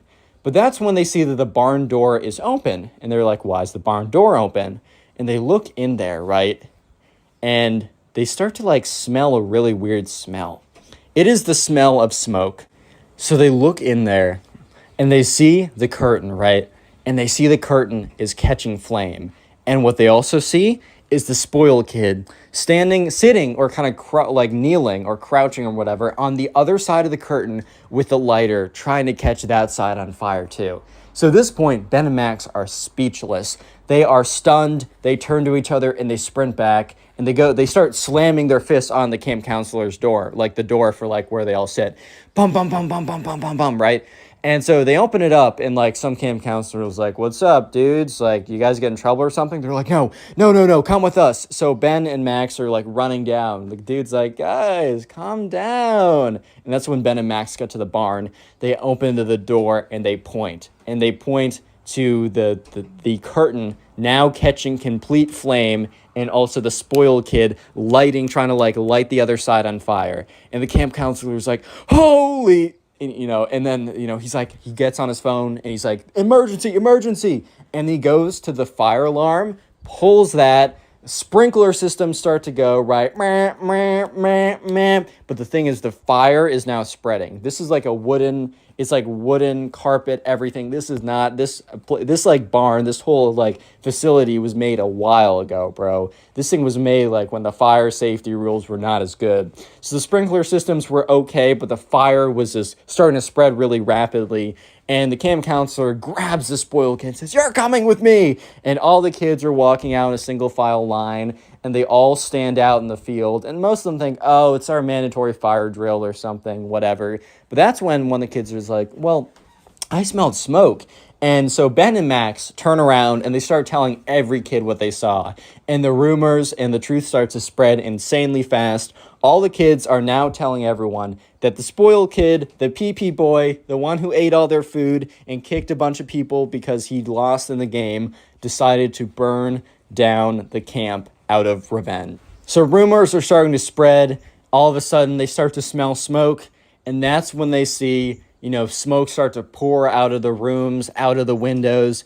And that's when they start to see a flame catch. It is the craziest thing, because for the next 20 minutes, they hear like a fire department coming, but they see the place starting to just completely burn down. Like for some reason, maybe like the electrical system caught and then boom, something exploded, or all the insulation caught. I don't know what happened, but the entire place basically went up in flames. And the entire time, like 3 camp counselors basically had like the spoiled kid, like, and not in handcuffs, but they had him like, they surrounded him, were interrogating him, were like shouting at him. And, the spoiled kid's mom appeared and she runs over and the camp counselors start like shouting and pointing at the building, pointing at the spoiled kid. And Max and Ben are just like, oh my God. Like, this is insane. And Max is like, all right, well, I knew this kid was weird, but like, bro, what? And sure enough, the fire department comes and, they put out the fire, but at this point, the entire, like, building is charred, it is gone. It's not burnt down to, like, the floor, but all they have left is, like, the outlines of the structure of the building. It is intense. So at this point, right, the kid got his 3rd strike. Okay, it's a little bit more worse than the 3rd strike, right? So at this point, there were still 2 days left of camp. And the camp basically sent out a parent saying that like there was a rogue kid that went and like tried to like burn down the camp basically, and that they could either have a 30% like a 10% tuition, I guess, refund, because like a lot of it was already spent on like paying the counselors and the equipment. They said we can give you like a 10% refund, or the kids can come with us for the next 2 days and we'll just be at the pool because that obviously wasn't affected and do field games at the pool. Like, it's a terrible circumstance what happened, but we understand if you don't want your kid here anymore. So sure enough, right, Max and Ben, they came for the next 2 days, and it just wasn't the same because of what just happened. And anyways, right, they have no idea what happened to the spoiled kid because police obviously got involved, but he's also a kid, right? So I don't really know how that all works out. And, Ben and, Max, they never saw him again, obviously, because he did not return to the camp. Probably because he was banned for life and probably wasn't allowed at any other camps as well because, like, word got out. And so Max and Ben actually did return to the camp the next year. However, it took place at a totally different location. Like, for the remainder of that camp's existence, they were never back at that location because they never rebuilt it. I think something else eventually got built there later. But Max and Ben, still to this day, whenever they go to the camp and they meet a bunch of new campers, Max and Ben, eventually, when they were older, they became, like, counselors in training, and then when they decided to become actually counselors, they would always tell the story of the spoiled kid every single year. And it kind of became an underground camp legend. Yeah, so subscribe. Click on the video on screen right now. I know you'll enjoy it. Just click it, do it. How's it going, everyone? Today we have a story of probably one of the most spoiled kids ever breaking his brand new $10,000 gaming computer because he was big mad that he lost a video game. So yeah, sit back, relax, subscribe if you're new, and let's call the subscribers who submitted the story Zach and Ben. So yeah, this is kind of a duo story. I haven't done one of these in a while. So Zach and Ben went to school together, and there was this new kid, and his name was Liam. And in the very start of the year, like, Liam was kind of like, he's new to the class. Zach and Ben went over and, they were nice to him, but they never really befriended him like that. They never really became that close. And actually, unlike in a lot of my stories, when someone new comes, and they're befriended right away, and then they're found out to be kind of weird, Zach and Ben, didn't even befriend Liam till about halfway through the school year. They just happened to be assigned, like, the same project, or maybe, for some reason, they all happened to be in the same area or the same vicinity, and Zach and Ben really, got a liking to Liam, and they all got along really well. So all of a sudden, right after a couple weeks of hanging out, after, figuring out that, each other were cool, Liam invited Zach and Ben over to his house. He said, like, boys, you got to come over. I'm, like, getting my new, like, gaming computer this weekend. It's really crazy. It's, like, the top-end gaming computer. Basically, Liam came from, a household that had a little extra bread, a little extra cash, if you know what I mean. And, his parents would, occasionally let him spend it. And by occasionally, I mean always. And by spend it, I mean dropping big bucks. So Zach and Ben, kind of being aware of this, where, they liked Liam as a friend, but then they were also excited to play on, like, a $10,000 gaming computer. They'll be like, oh my God, think of the frames per second. Oh my God, this is going to be crazy, right? Or whatever. So that weekend, or Zach and Ben go back home. They both ask their parents, like, hey, Mom, do you mind if I go over to Liam's house? And they're like, yeah, sure. Like, this weekend? Like, yeah, okay, that's fine. So anyways, the weekend comes around. Zach and Ben, or Ben takes a ride with Zach, and, Zach and Ben, they go over. Zach's mom drives them over, and Zach's mom's like, all right, well, have fun, you guys. And remember, you can always call my number if you need anything. And they're like, yes, of course, Mom, it's all good. So they arrive to Liam's house, and, Liam greets them at the door, and, they're like, oh, like, this is going to be a lot of fun. And Liam's like, boys, I've just been setting up the game computer all day today. It is the craziest thing you will ever see or have ever seen or ever played on. It is the most epic, the most awesome, the most fantastic gaming computer ever. Like, every game is running so smoothly. It's crazy. So obviously, Zach and Ben are really excited to go up and play on the new computer. So they all run upstairs and they go into Liam's room and they see it. And it is like, there's a massive monitor. There's a big, like, gaming PC that has, like, very fancy, like, water cooling or whatever. It's got the RGB lights. It has, like, cool mouse or whatever, big gaming desktop. It is like, if you play video games, it is basically the peak of anything you could want for a gaming setup. It definitely wasn't minimalistic if that's your style, but otherwise it was the peak of, like, any gaming setup ever. So obviously Zach and Ben were really excited to take a swing at it. So, they run over and Liam's like, wait 1 second. I'm just gonna, I'm still playing on it. I'm mid game. And he was not mid-game, but basically Liam sat down, is like sit back, relax, and watch some gaming. And the thing was, right, Zach and Ben, while they were friends with Liam, they also did want to try out the video game themselves. I mean, it was fine to watch. I mean, look, bro, like a lot of people watch YouTube videos to watch other people play the video games. That's totally fair. Like when I was a little kid, I would go over to my friend's house and, I would actually enjoy kind of the experience of watching them play, because it was like I was kind of playing along, and I also knew I would have been trashed, so I actually didn't mind it. But Zach and Ben kind of did. They kind of wanted to play along, but Liam was like, one more game, I'll get you guys on next game. And he would say that again and again. And hours were kind of going by, and all Zach and Ben were doing was watching Liam play, like, I don't know, like Counter-Strike or something. And Liam was okay, but, everyone else in his lobby was a little bit better. So they were basically watching their friend lose in 4K Ultra HD with 10,000 frames per second, bro. Like, it doesn't matter if you have 10,000 frames per second, you're still going to lose if you're not better than the other person. Specs are pretty good, but they're not going to make it if you're not good. So Liam started to get progressively angrier and angrier. And Zach and Ben were like, bro, if you ever want to take a break, we'd be happy to swap. And he's like, no, I got to fix my KD ratio, which basically that's the ratio of like how many people you get versus the number of people who get you in like video games in a lot of cases. And since Liam was losing a lot more than he was winning, his KD ratio was getting worse and worse. And it's almost kind of like the gambling mentality, like, oh, I gotta like gamble my way back to the money I've lost through gambling. It's like, bro, stats are against you on this one. And Zach and Ben were just watching as Liam was like doing worse and worse and worse and worse and worse and worse. And every single, like, he would be like, this game is rigged. And it wasn't, just everyone else was better than him. And Zach and Ben were like, bro, do you want to like do something else? Because at this point, Zach and Ben look at the clock, and it's about like 3 hours since they've been here. And all they've done is they've watched Liam play and fail Counter-Strike for 3 hours. So either they want to get a turn on it and maybe play Counter-Strike or a different game, or, they're still friends with Liam. Maybe they just want to go and do something else with him. Maybe they just want to go and, I don't know, man. Like, maybe they just want to go and play outside or watch a movie or just do something else from watching him lose and get angry at Counter-Strike again and again. So Zach and Ben are like, oh, dude, like, when do you want to go outside or anything like that? He's like, bro, did you not hear me? I got to fix my KD in Counter-Strike. Like, I keep losing. I got to fix the ratio. Like, it's going to take a second, boys, so strap in.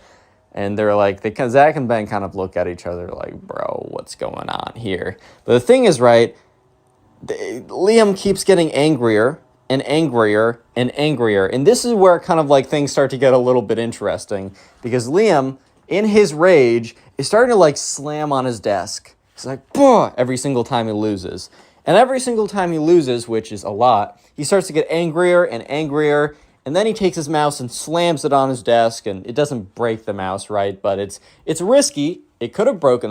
The mouse could have broken, right? So Zach and Ben kind of look at each other like, this is not progressing in a good way. Because sure enough, right, Liam was getting angrier and angrier, and he was like pounding his fist. And then one time he even kicked his gaming computer, which they're like, whoa, chill, bro. Because imagine just a clean kick to the gaming computer, bro. You could have just destroyed the entire thing. Like, sure, that one thing wasn't $10,000. It was kind of the whole setup put together. But that's a good, like, $5,000-$6,000. He got the craziest specs ever. And so Liam was getting angrier and angrier. And Zach and Ben were like, okay, this is not great, right? He's starting to lose it a little bit. And he was like, bah, bah. And this is where not the whole climax, but this is where things start to get really crazy. Because Liam, it seems like a random game, but this was a really important game to Liam because he'd been losing for so long that in his head he said, Liam, you need to win this game. You need to do it. And, Zach and Ben were just thinking it was a normal game, and they were watching, and Liam was getting shot. He's like, no, I'm good at this. He starts going around. He starts panicking, starts, like, just has no aim at all, completely misses everyone. And when it says, like, I don't know, you lose or whatever, Liam just is silent. Because normally for the last hour, he's been like, like an angry grunt. So Zach and Ben at first think that, oh, well, this Liam kid finally is getting over his rage problem. But they were soon, within 3 seconds, completely proven wrong when Liam takes his fist and goes, bah! And just goes, boom, into the monitor screen. The entire screen is like cracked and destroyed and falls over the desk.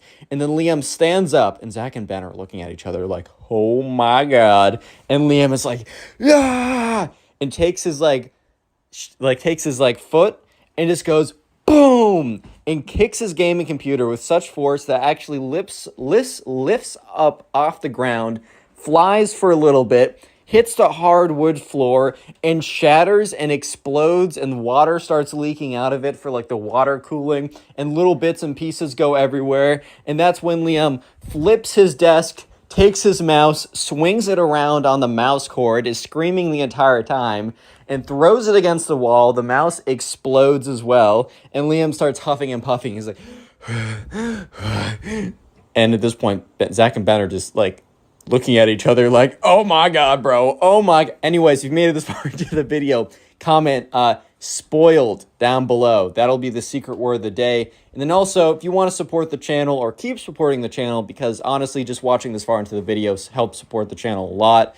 All you got to do is maybe after this video, maybe at a later point, sit down and watch a bunch of videos. Watch 1, 2, 3, or just binge watch the videos. And in the comment section down below, let me know how many videos you watched today, and also what you're doing while you're watching the videos. Are you playing a video game? Are you, I don't know, drawing, animating? I saw some people like writing like a screenplay, trying to go to sleep, cleaning your... Let me know. I'm curious. Anyways, let's get back to the story, because let me just say that Liam is starting to regret what he did. So anyways, Zach and Ben are just standing there, just looking around the room, just looking at the damage of the situation. So they're looking around, and so, yeah, Liam's monitor is like completely cracked and destroyed. His desk has been flipped over. The big gaming computer has spilled into a billion pieces, is all over on the floor, cracked liquid, completely destroyed, probably like $5 of value left, right? The mouse isn't even a mouse anymore. It is splattered into a million pieces, and there's like a crunch mark on the wall. It is like cracked where he slammed it. And Liam is still like, and Zach and Ben are like, oh my God, bro. Like, this kid just went crazy, because they knew how much this was. Liam was toting how it like overall cost $10,000 and how he just got it. And after having it for like 3 hours and just not being good at Counter-Strike, instead of being like, let me just shut down my computer and go outside because I'll probably enjoy the video game another day, I'm actually just going to break my entire setup out of rage. And slowly, Liam is like, oh no. Oh no. Oh no. What did I do? Boys, what did I do? What did I do? And he turns to Zach and Ben, and they're like, bro, I don't know how to put this, but I mean, you did just break your entire setup. And he's like, no, this can't be happening. This can't be happening. I did just, and they're like, you did just do it, but, he's like, boys, like, my parents know about this. This was like my big gift. Like, I'm not even like, this sucks, but they can't know about it. And they're like, Zach and Ben are like, well, and they look around the room, and there's this bits of computers all over the place. The thing's leaking, everything's destroyed. There's cracks on the walls. They're like, well, if they come in, they're going to see this. And he's like, okay, boy, I'm sorry. Like, I know you wanted to play on it, but that's probably not going to happen now. And Zach and Ben just look at each other like, yeah, I don't think that's going to happen, since the gaming computer is in 100,000 pieces on the floor right now. And or Liam's like, we need to hide this. Like, I need your help. Like, I'll make it up to you guys. We'll do fun things like later. We just got to clean this up. Like, my parents cannot know. And, Zach and Ben are like, okay. Zach and Ben weren't going to be like, I don't know, asses and be like, haha, lol, suck it, dude. They're going to help, right? So they go downstairs, and, Zach sneaks downstairs, and Liam says, okay, the trash bags are in the closet next to the basement. So he goes downstairs, and Liam's mother's like, Zach, how's it going? And Zach's like, haha, it's going great. There's no gaming computer in 1,000 pieces upstairs. No, but he's like, yeah, it's going great. Thanks for asking. She's like, oh, what are you down here for? And he's like, Because he can't say, oh, I need a trash bag to hide all the pieces of the $10,000 gaming setup that your son just destroyed after 3 hours of being garbage at a video game. He's like, a glass of water? And she's like, oh, let me go get you one. She runs off into the other room. Zach is next to the closet, next to the basement. He opens it up. He sees the trash bags. And then he hears her coming back, so he quickly closes the closet door and intercepts her and is like, thank you so much for the glass of water. She's like, oh, you're welcome. She goes into another room. Zach opens up the closet door again, reaches in, pulls out a trash bag, quietly closes the closet door, runs back upstairs. And Liam's like, bro, why did you get a glass of water? He's like, long story. Hands the trash bag. They start putting parts of the gaming computer, whatever, in there. Liam's like, bro, why did you only get one? And Zach's like, he's like, we need more. Zach's like, dude, I don't know. I've never broken a $10,000 gaming setup before. And Liam's like, not funny, bro. Just get another trash bag. So he goes back downstairs. And Zach's mom's like, oh, you're back down again. He's like, oh, yeah, I just got to use the bathroom. And she's like, oh, did Liam not tell you about the bathroom right next to his room? And Zach's like, I guess not. And she's like, oh, well, it's over here. Let me show you. So Zach goes to the bathroom, basically just stands in the bathroom for a minute, not doing anything, and then leaves and sees that, once again, Liam's mom is in the other room. So just goes by her quietly, goes into the closet, and just takes like 3 trash bags at this point, goes back upstairs, and thankfully, those 3 trash bags are enough to kind of enclose or get everything, all the parts and everything that go into the trash bags. They put it in his closet. They put the desk back up because while the desk was like flipped over, it wasn't completely destroyed. It had some cracks on it. There was still chipped paint on the wall. There was nothing they could do about that at that time. So they're just like, oh shoot. So anyways, like Liam gets a piece of paper, draws something on it, is like, welcome to Liam's crib or whatever, something corny, but whatever. He takes that piece of paper, tapes it over the part on the wall with the massive crack on it, is like, okay, this shall do. So anyways, Liam, Zach, and Ben, they go downstairs, and Liam's like, do you want to watch a movie? And they're like, yeah, sure, that sounds fine. They watch a movie downstairs, and Liam or Zach and Ben are just texting each other the entire time, like, oh my God, what just happened? And Ben's like, bro, I'm trying to play in that $10,000 gaming setup. Like, what happened, bro?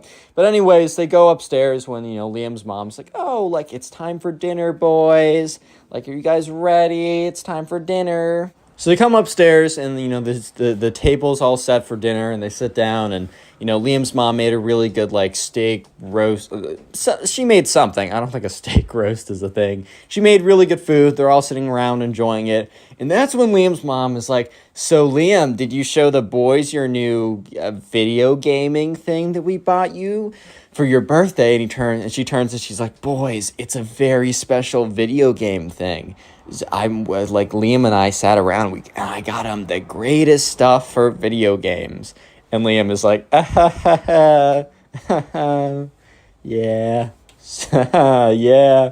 And Zach and Ben are like, okay, yeah, we've seen it. And she's like, boys, isn't it so great? Liam, your Aunt Gabby, she wanted to see a photo of you sitting in the gaming setup. Can we take a photo of it after dinner? Liam's face drops. Zach's face drops. Ben's face drops. They're all like, oh no, bro, it's over. We're done.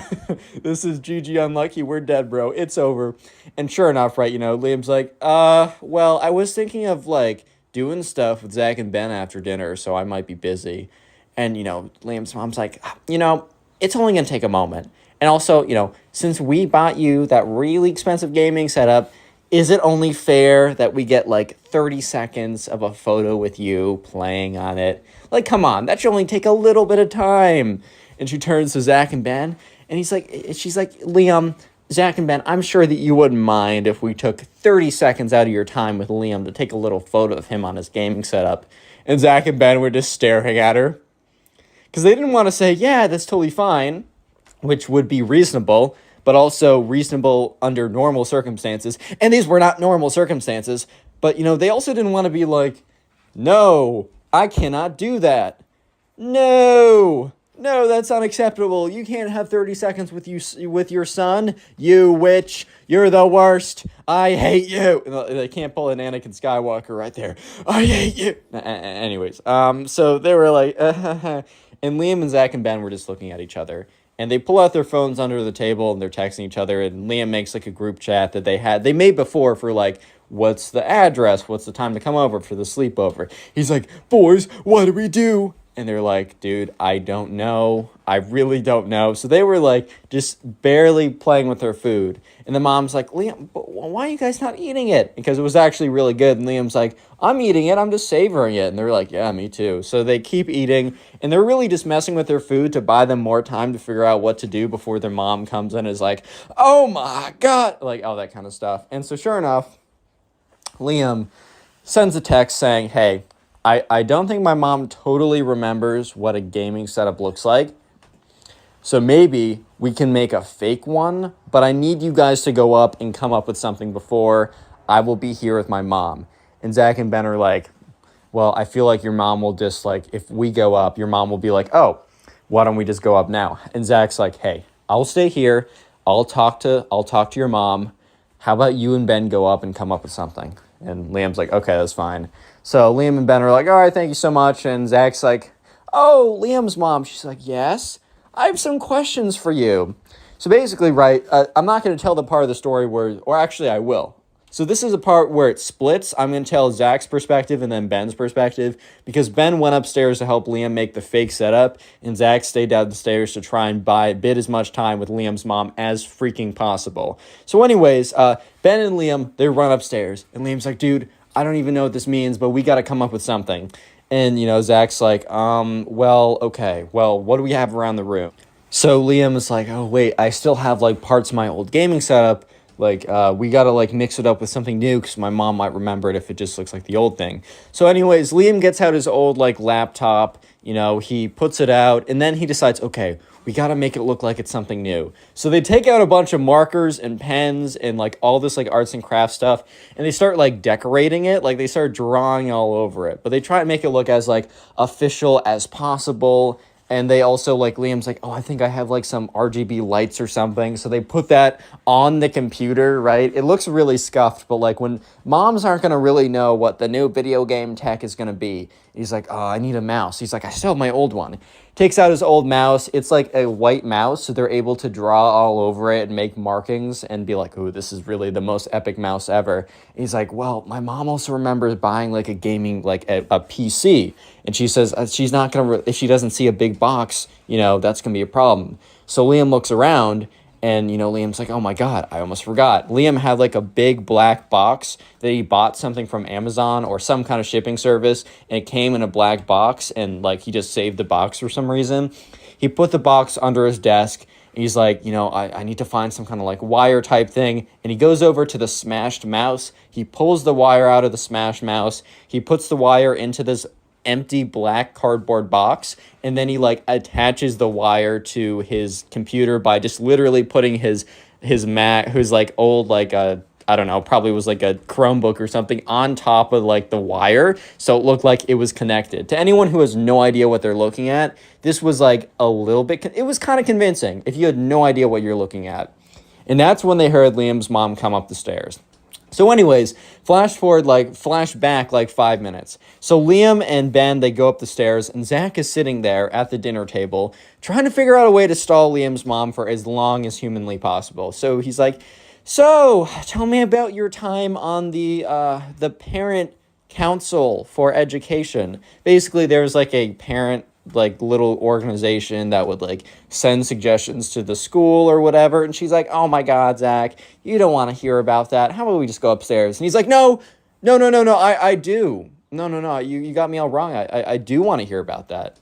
I want to hear all about the legislation that you do. Yeah, tell me about the legislation. I'm really invested in the legislation of parent-teacher, oh my God. And she's like, okay, I'll tell you a little bit about it. So after about like a minute, she's like, okay, well, that's the gist. Do you want to go up now? And he just knows for a fact. Because like Ben basically said, yo, we need time. And he's like, so, well, actually, I heard that you were an English major. And she's like, I was an English major. How did you know? And he's like, well, I'm not doing well in my English class. Can you give me some advice? And she's like, Zach, I would be happy to sit down with you in like an hour or so and just go over everything I know about English. And he's like, well, can you give me a quick rundown now? And she's like, you know what? Sure, I can. So 3 to 4 minutes later, she's done. And she's like, all right, well, I can't wait anymore. I got to see this gaming setup with my little boy in it. So she starts walking up the stairs. And Zach is like, oh, okay. So Zach is like walking up the stairs with her and is like trying to like speak as loud as possible to try and give a little bit of an advance to both Ben and Liam so that they could like hear it coming. So anyway, Zach like opens the door. And he's like, Zach is terrified because what he sees in front of him is the most ridiculous thing he's ever seen. An old Chromebook with crappy marker all over it. A old mouse with marker on top of it. A cardboard frickin' box with a weird wire coming out of it. And, Liam's mom is just speechless for a second. And they're all like, oh no, she doesn't buy it. And she's like, it's beautiful. And they're all like, oh my God. She's like, Liam, go sit in that chair right now. I'm going to take a photo for your Aunt Gabby. She's going to love it. Liam's mom takes out her iPad. She's like, say cheese for Facebook. Liam's like, She takes the photo, sends it to Aunt Gabby. She's like, oh, this is so great, Liam. Liam, what's that leaking? And that's when, Liam, Zach, and Ben, they all turn to where Liam's mom is pointing. Out from the closet is a leaking puddle. And Liam, Zach, and Ben realize that the gaming computer that was smashed into a billion pieces and put into the trash bag, something in there must have ripped the trash bag, and the coolant from the gaming system must be leaking out. Liam's like, I don't know, Mom, I'll go clean that up. I want to play with my friends right now. And she's like, no, let me do it. You guys have fun in your gaming adventures. Walks over, opens up the closet. She's like, Liam, what are these trash bags? And Liam's just like, I don't know, Mom, I'll bring them downstairs. She's like, no, I got it. She opens one up. She opens up another one. She goes in there, starts messing around, starts looking at stuff. She's like, Liam, what is this? And that's when she pulls out a piece of the plastic shell around the gaming computer that had the logo. And since she bought the stuff, she recognized the logo. She's like, Liam? He's like, yes, Mom. She's like, can I have a word with you? Can your little friends leave the room for a second? And Zach and Ben are just like, oh no, bro, we're done. And so they got up and they walk downstairs and they just hear, Liam, you know how much money I spent on this? This is ridiculous. What did you do? Did you throw it out of a 10-story building? And Liam's like, Mom, I'm sorry. Is the craziest freak out ever. And Zach and Ben are just like, they're just standing downstairs like, well, we tried, dude. I don't know. Just don't break your $10,000 setup next time, maybe. And so eventually, after 20 minutes, they stop. The yelling stops. They get a text from Liam saying, hey, I'm so sorry. It's 7, so it's kind of late, but can you ask your parents to come pick you up? My mom wants to have a long conversation with me, and I don't think it's going to be fun for you guys to be here. And Zach and Ben are like, sure. Zach sends a text to his mom, and Zach's mom's like, what did you boys do? And Zach's like, it's not us, actually. We were cool. But can you come pick us up? And Zach's mom's like, okay, of course. Give me 20 minutes. So after 20 minutes comes by, Zach sends a text to Liam saying, hey, sorry about tonight. We're peacing now. We'll see you in school tomorrow. Hope that you survive. If you're banned from gaming forever, you can always come over to our houses. We'll let you play. It's all good. So they get in the car, and Zach's mom's like, boys, what happened? And Zach and Ben are like, all right, you're not going to believe this story. Click on the video on screen right now. I know you'll enjoy it. Just click it. Do it. How's it going, everyone? Welcome back to the channel. Today I have 2 stories for you, the 2 most spoiled kids I have ever heard of. I know you'll enjoy the story, so sit back, relax, subscribe to the channel, watch this video on Spotify if you want to, link in the description, and let's just jump right into it. So anyways, we're going to call the subscriber who submitted the first story Chris. So anyways, Chris was in class, and during this class, there was a project you had to do where it's a very common project that you get in school. It's the what do you you want to do when you grow up project. So Chris, at this point in his life, was in 3rd grade, so he was pretty young at this point. And he was basically given the week to make a little summary of what he wanted to do. And then at the end of the week on Friday, present it to everyone in the class. There was also a kid in Chris's class who we're just going to call the spoiled kid. And he was kind of known as the spoiled kid because he always just acted very entitled. He always had nice fancy stuff on or always had new clothes or whatever.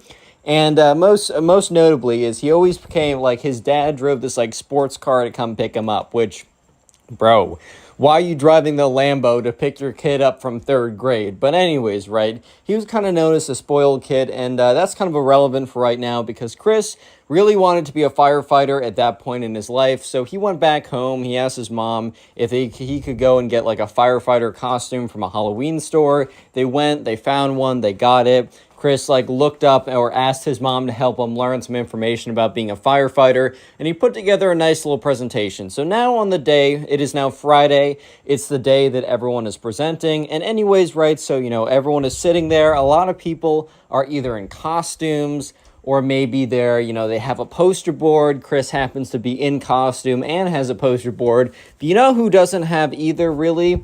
The spoiled kid. The spoiled kid literally has neither. He's just sitting there. And people are kind of looking over like, what's going on, bro? Like, why does this kid not have anything? That's kind of crazy. And they're like, I don't know. Or Chris is like, maybe he has something memorized in his head.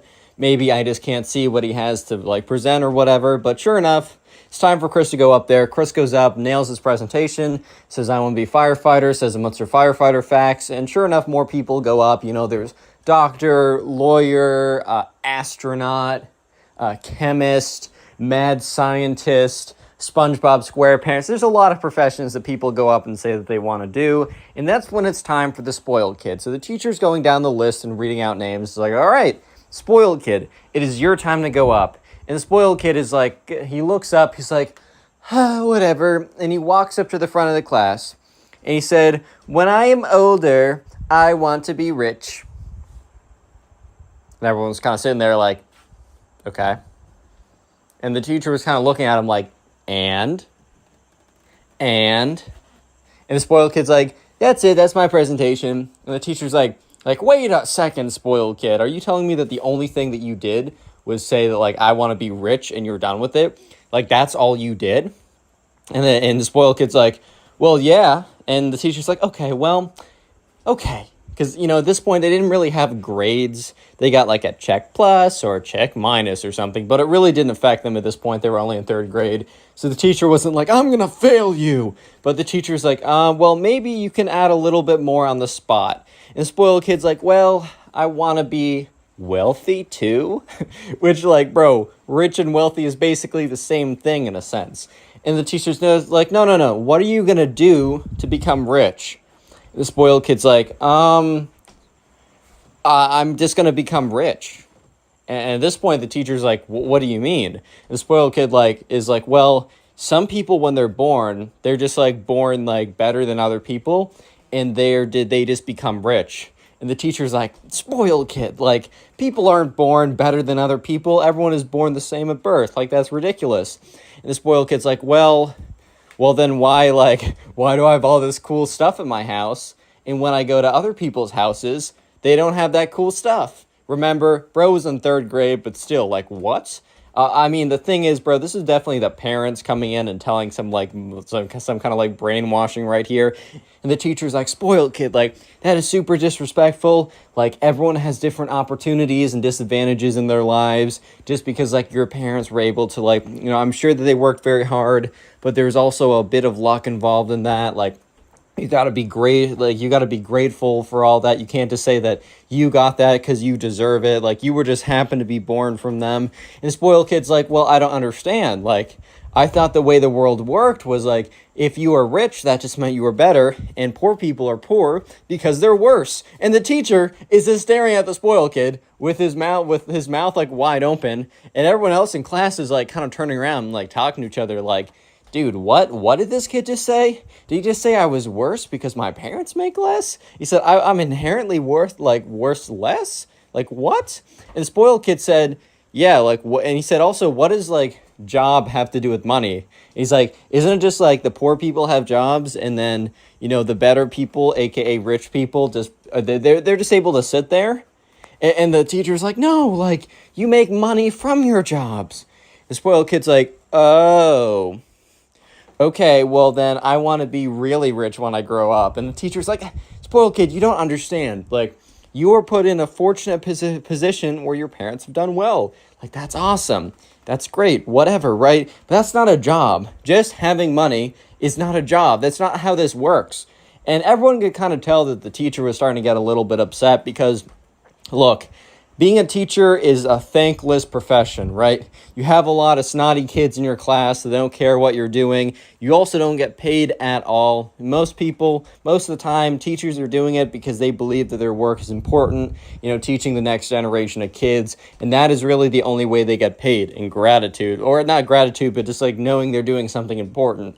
So this teacher was a little mad that this kid, the spoiled kid, was basically like, well, I plan to do nothing and be really lame when I grow up. Like, I'm just going to sit there and, fiend off all the money I'm going to get my inheritance. Basically what this kid was saying. So anyways, right, the spoiled kid is like, I don't understand. And, the teacher's like, okay, pick a profession, spoiled kid. Pick a profession. And the spoiled kid is starting to get angry himself. He's like, I just want to be rich. I don't care what you're saying. And the teacher is like, that's not a profession. Choose a job. What do you want to do? And this is when the spoiled kid says, Daddy says I don't need a job because he's so rich he'll pay for everything I ever want. And that's when everyone in the class is like, hey, yo, bro, what? Huh? And sure enough, right, the teacher's like starting to get a little upset as well. And the teacher's like, you know what? Let's pretend you had to contribute to society in some way. Let's pretend. So, I mean, look, it's a grown adult fighting with a little kid. So, I don't know if anyone's really the person in the right here. I don't think the kid saying that, like, everyone is inherently worse than him because his parents have money is in the right. But I also don't think an adult fighting with a kid's in the right either. But anyways, right, so it's a heated match. And Chris is just sitting there very awkwardly, very uncomfortable. And that's when the spoiled kid starts to, he basically loses it. He starts saying, just because you poor, broke individuals with no money, are mad at me and are jealous for what I earned. I earned, bro. Congrats on being the right sperm that went to the right cell. Congrats. I don't know. What are you saying? But anyways, he's like, you guys are all so jealous. I can smell the jealousy from here. Oh, man, it reeks of jealousy because you guys are all jealous and haters. I hate how hatery you guys are. You're all jealous and you suck and because you're poor and broke and lame. And the kid literally runs out of the classroom. And he just, at this point, right, the teacher's like, oh, my God, what am I going to do? And the teacher's like, okay, class, please ignore what just happened. Let's continue on. And basically what happens, the spoiled kid ran out, went to his backpack. They have to keep their backpacks outside. They go out and they grab their books or whatever. And he grabs his, portable phone. He dials up the number for his dad. And within 30 minutes, his dad arrives at the school. And so anyways, Chris is in class. He's in there finishing up their presentations when the spoiled kid and the spoiled kid's dad barge through the door. And the spoiled kid's dad is looks at the teacher and says, my son says that you were shaming him for us being successful. Is this true? And the teacher said, today was supposed to be career day. Your son went up there and just said, I want to be rich. So I kind of just pressed him and asked him, okay, well, what career path do you want to do to obtain such status and wealth, right? And he said that, he's going to be rich because he deserves it. We're poor because we don't deserve it. And that, you're going to basically pay for everything that he ever wants and that he doesn't need a job. And his dad says, and? You got mad at my son for saying that? That's exactly what's happening. That's exactly true. And the teacher's like, wait, so you believe that, the reason why some people are poor and some people are rich is that they're just born as worse off, they're not as good of a person. And his dad, and the spoiled kid's dad is like, yeah, that's exactly what I think. And he looks down at his son and he says, you know what, son? Good for you. You're taking on your old dad. You know what? Let's go home. I'm going to take you out for ice cream. The spoiled kid's like, yay, ice cream. And the kid and the father walk off. This is kind of a sad story Because look, at the end of the day, a lot of times views and opinions of kids are really just formed from their environment. And a lot of times parents are like are kind of like the main factor in determining what that environment will be. So this is kind of an unfortunate story, but it is what it is. And yeah, so Chris, like, remember, this happened a long time ago for Chris, and this kid kind of a little bit grew out of it. He was always kind of been spoiled and entitled, even as he got older, but he wasn't as bad as this. For the next spoiled kid story, we're going to call the subscriber Clarence. So anyways, Clarence was at a restaurant, and it was a bit of a fancier restaurant. It wasn't like drive-through McDonald's or something. It was a bit of a fancier sit-down restaurant, and Clarence and his parents sat down next to another table that probably just got there a couple minutes before them. It was a mom, a dad, and a son. This son was probably he was on the younger side. He might have been the 4th or 5th grade or something. But this son, we're just going to call the spoiled kid because, oh my God, he was the spoiled kid, right? So first of all, Clarence was watching, and, Clarence's parents said, hey, no phones, no iPads, no devices or anything at the table. When you're sitting at the table, please pay attention to, the other people there. It's important to, maintain conversations. And I think that's a good thing, personally. I try and uphold that as much as I possibly can. But anyways, right, Clarence was looking over, and there was a kid, the spoiled kid, had his big old iPad, and he was just on it, and he had the iPad on the table. And Clarence saw the spoiled kid's mom be like, so, spoiled kid, how was school today? And spoiled kid's like, shut up, Mom, I'm watching Minions. And he's just on his iPad. And, the spoiled kid's dad is like, son, it's not polite to talk to your mother like that. He's like, shut up, Dad, I'm on my iPad watching Minions. And at this point, Clarence is like, wow, this kid's like a real jerk. Like, bro, look, your parents, first of all, they're the ones who raise you. They put a house over your head. They gave you that iPad. You've done none of this before. Yes, they brought you into this world, so, you're entitled to a little bit. But come on now, have a little bit of respect when everything you have in life is because of them. Don't be like, bro, I'm watching Minions, I'm too busy. Get out of here with that. Get out of here with that. That's ridiculous. And sure enough, right, Clarence watches as this kid is like, shut up, Mom, I'm watching Minions. I'm going to be on my iPad. And so sure enough, right, the spoiled kid's parents kind of give up, which, look, if I'm going to be a parent, I'm not giving up. I'm not tolerating disrespect like that. But anyways, right, so sure enough, this kid is on his iPad, and he says he doesn't have the volume down low. He literally has the volume cranked up to the maximum. Yes, this was a restaurant with a lot of people. There was noise. There was ambiance. But within that ambiance, you could hear Minion Rush gameplay. It was the loudest thing in the room. And the thing is, right, maybe the person sitting at the end, very far away, couldn't hear, the Minion Rush in the background from this iPad. But since Clarence and his family were sitting right next to them, their conversation was being drowned out by Minion sounds. From the movie. He's like, oh my God. And the thing is, right, this spoiled kid, you might be thinking, wow, this kid's disrespecting his parents, and he's on his iPad being super loud. This must be the worst he gets. No, trust me. He gets so much worse. Real quick, comment spoiled if you made it this far into the video. I really would appreciate it just to see who made it this far. Also, if you want to support the channel, literally just continue watching these videos. I keep on seeing comments from people saying, I've watched 5 videos today. I've watched 20 videos this week.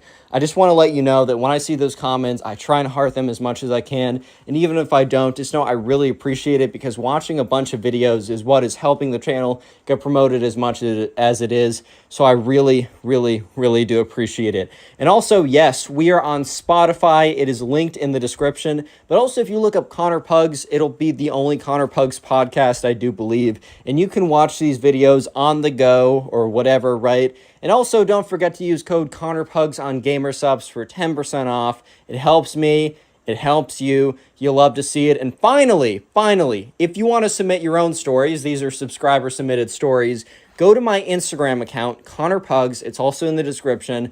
Follow me, and then DM me your stories. And don't say, oh, I have a story. Do you want to hear it? Just DM me the stories. A lot of times, even if I use the stories, I won't even respond, just in case I change my mind a little bit later. So always be checking in with the videos to see if your story was used.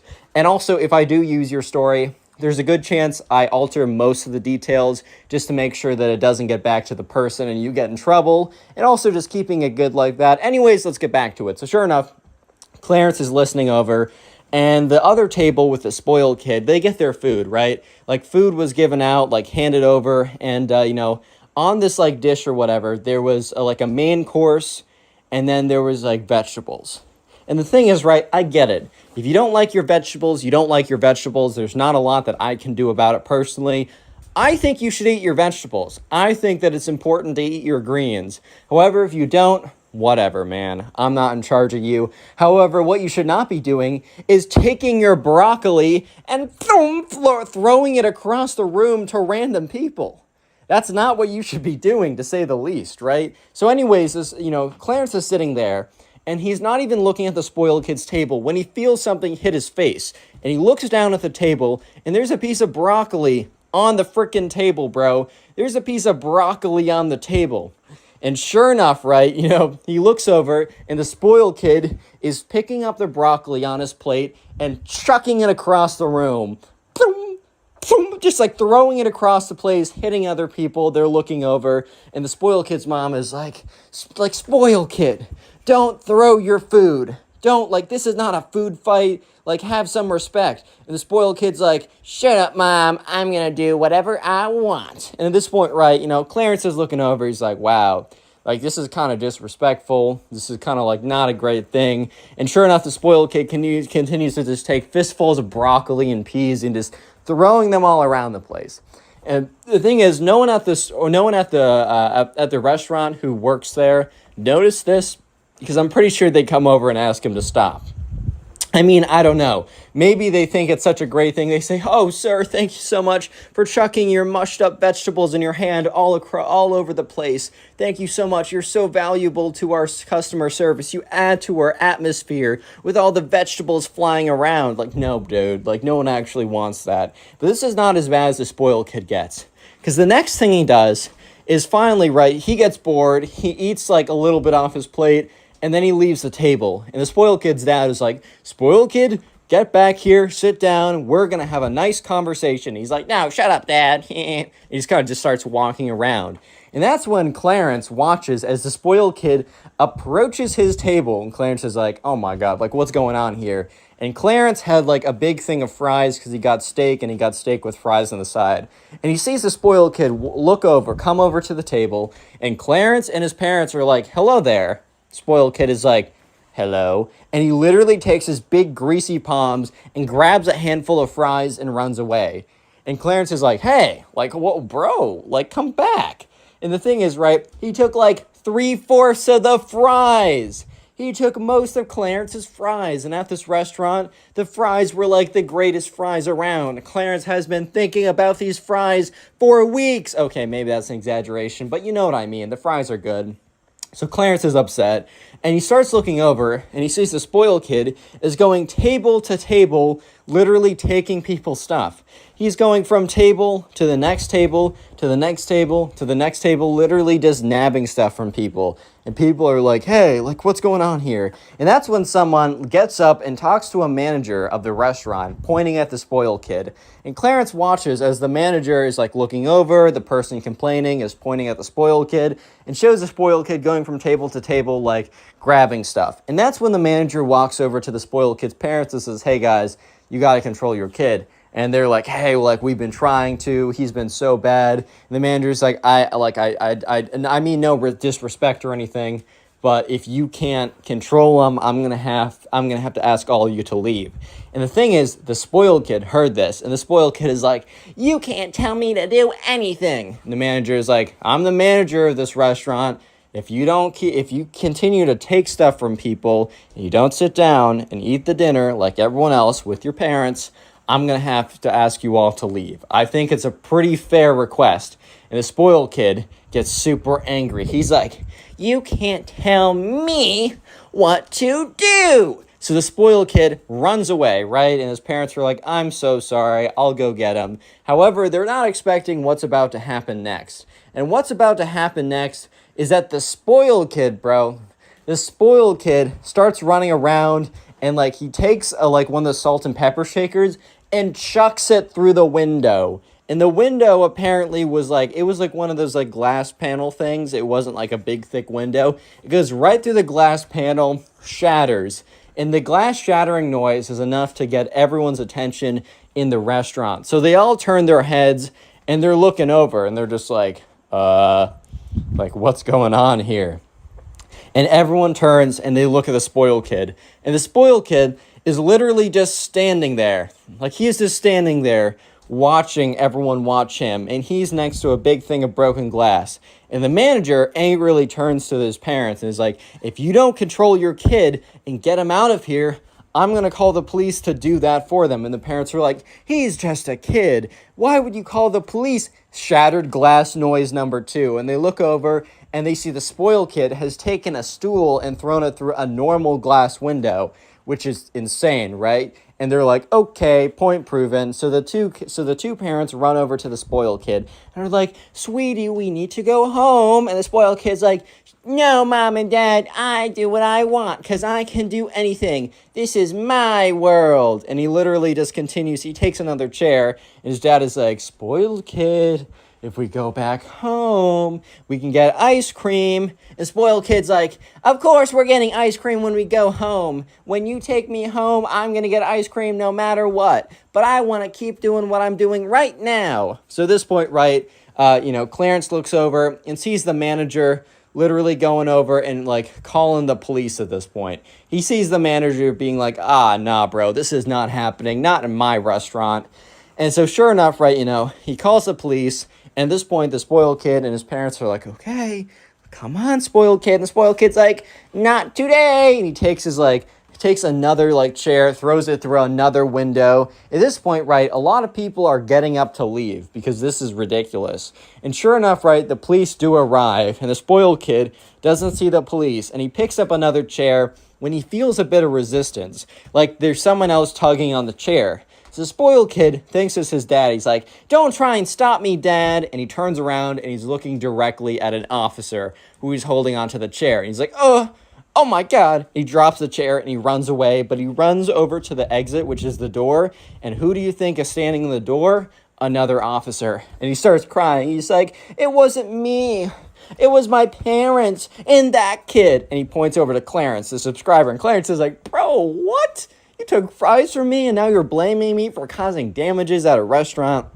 Anyways, police officers are told by the manager, no, it was this kid. And so anyways, police officers, the manager, the parents, and this kid are all standing around. And they're basically just talking about damages, like how it's going to be settled, how all of that. Basically, the restaurant is, 1, banning them from ever coming back, and 2, sending them a bill for, the damages done to the window. And the cops basically say, like, hey, the manager said that, he's not going to press any charges or have any police action against your son, so he won't be going to juvie or anything like that, or be on watch or something, but, you need to be a better parent. And they're like, I know. And with that, they left. And, basically, most people at this point had left.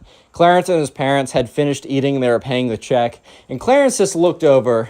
And man, bro just saw a massive, he just saw a massive pile of glass, bro. He just saw a massive pile of glass. And the moral of the story is if you're a parent, sometimes you got to be forceful. Not physically, but sometimes you got to put your foot down and not let your kid run you because they'll turn into something like that. Anyways, if you want to support the channel, go ahead and watch another video after Click on the video one. on Thank screen you. right Peace. now. I know you'll enjoy it. Just click it. Do it. How's it going, everyone? Welcome back to the channel. Today we get a story of a spoiled kid who burns down a restaurant because he is big mad. It is a very interesting story. I'll know you'll enjoy it, so sit back, relax, subscribe to the channel if you're new, and let's call the subscriber who submitted this story Alex. By the way, this story is also on Spotify. It's the first link in the description. Please rate it 5 stars if you do listen to the podcast on there. It's these stories, but you also get the stories a couple hours early if you follow on Spotify. Anyways, so Alex was going on a date, right? And Alex had not had a date for a while. She just didn't really have the best luck when it came to this stuff. But all of a sudden, she was just on Tinder or Match or one of those dating apps, and she got she matched with this guy who we're gonna call Steve. And Alex right away was pretty excited because Steve wasn't a bad looking guy. He seemed like, I don't know, he had good photos with friends, a photo with his mom. He kind of seemed like a nice, wholesome, and somewhat attractive guy. So Alex was pretty excited for all this. Alex and Steve talked a little bit in the Tinder DM section, and, you know, she was all like, oh, like, do you want to, or he said, do you want to go out tonight? And she didn't have anything to do, and she hadn't been on a date in a while. So Alex, you know, very excitedly and enthusiastically said, yeah, I would like to go on a date. That sounds great. And, you know, Alex is like, hey, or Steve is like, hey, you should come to the blah, blah, blah restaurant on, like, Fifth Avenue or something like that. And it was, like, a really fancy restaurant. And, you know, Alex was like, oh, wow, I guess this guy's kind of a baller, too. Like, all right, like, W for Alex. Love to see it. So Alex, you know, getting ready, and she's excited, and she's still chatting with Steve a little bit, just, like, flirting it up a little bit. And this guy actually has some pretty good game. He's, you know, he seems like a nice guy, not like r/nice guys, fedora wearer nice guy, but, like, an actual nice, like, a nice dude who, like, she's excited to go on a date with, who's pretty good looking and probably making that bread by the restaurant suggestion, you know? And, you know, Alex is like, okay, like, this is pretty great. And she gets all ready, she's excited, and she shows up to the restaurant, and she shows up like 10 minutes early, because they have like a reservation. She's like, I just want to be there first so that, like, you know, I can see him coming and I don't get caught off guard or anything. Like, I just want to be there prepared.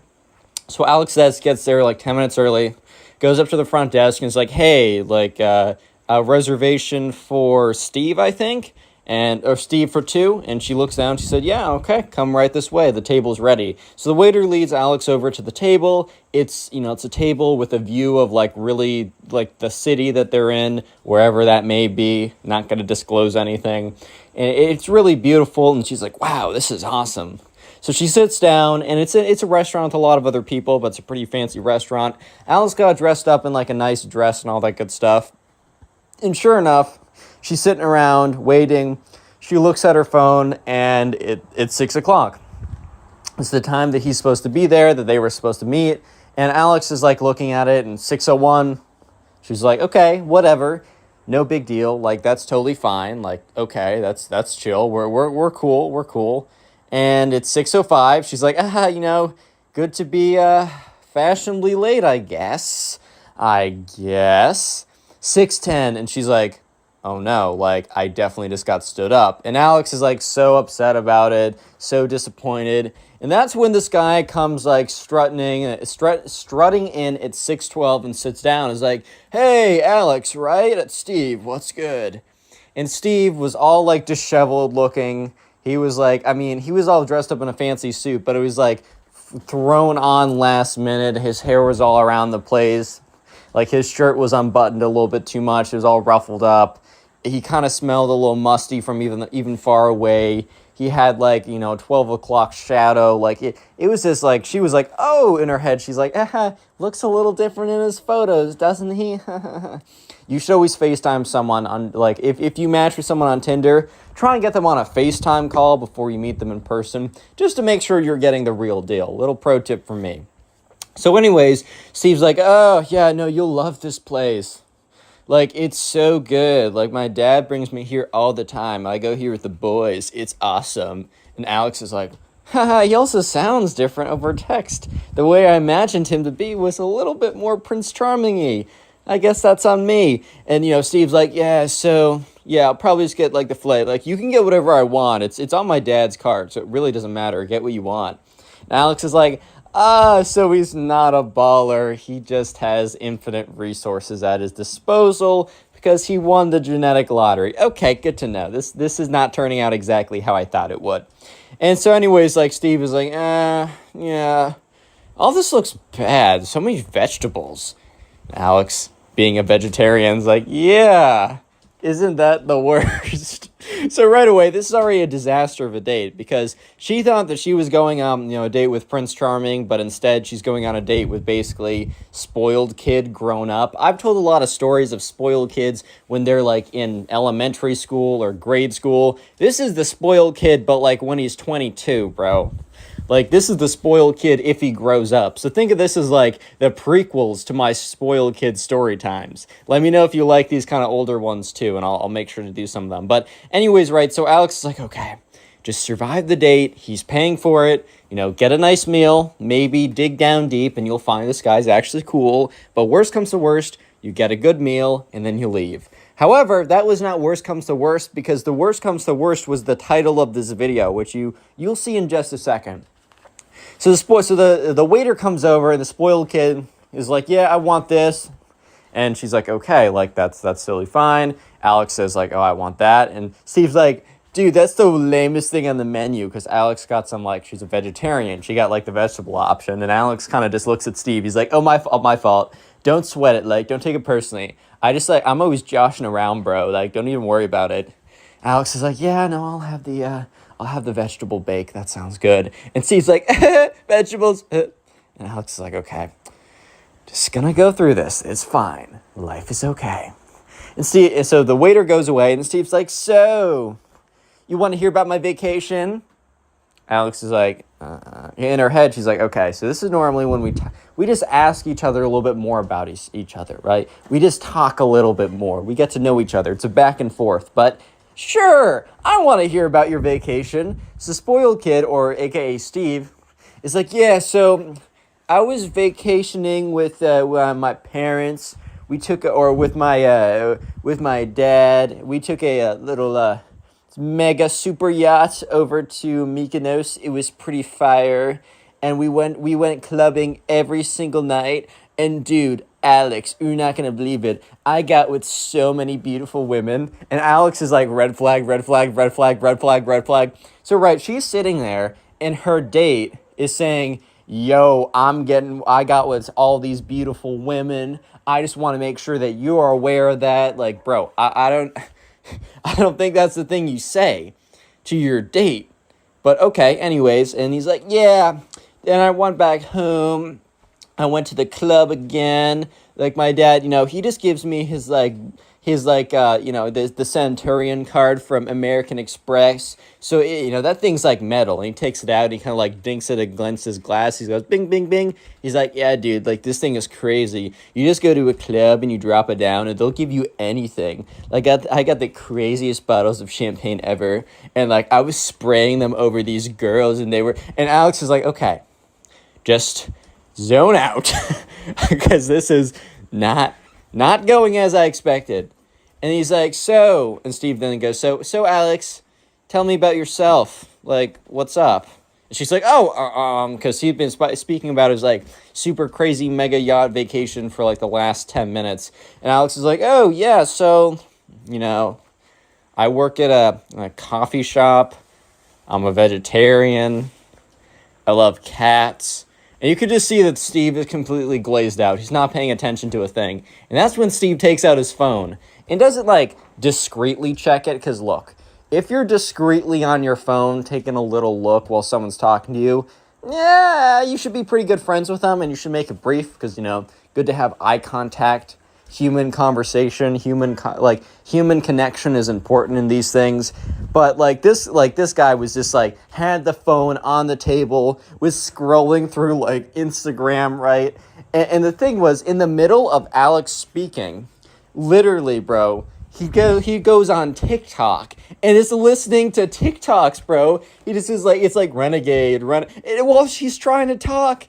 And one of the times the TikTok comes up, she's explaining to him, like, oh, this is what I do for work. And he goes, like, he's like the worst freaking laugh ever. This kid has, like, he might have been blessed with a ton of money, but he was cursed with a terrible laugh. And a really loud one, too. And Alex just kind of stops talking because, bro, this kid is on TikTok. He sounds something funny, and he bursts out laughing when she's explaining, yeah, ever since my mother died, he's like, it's just the worst timing ever. She's like, you know what?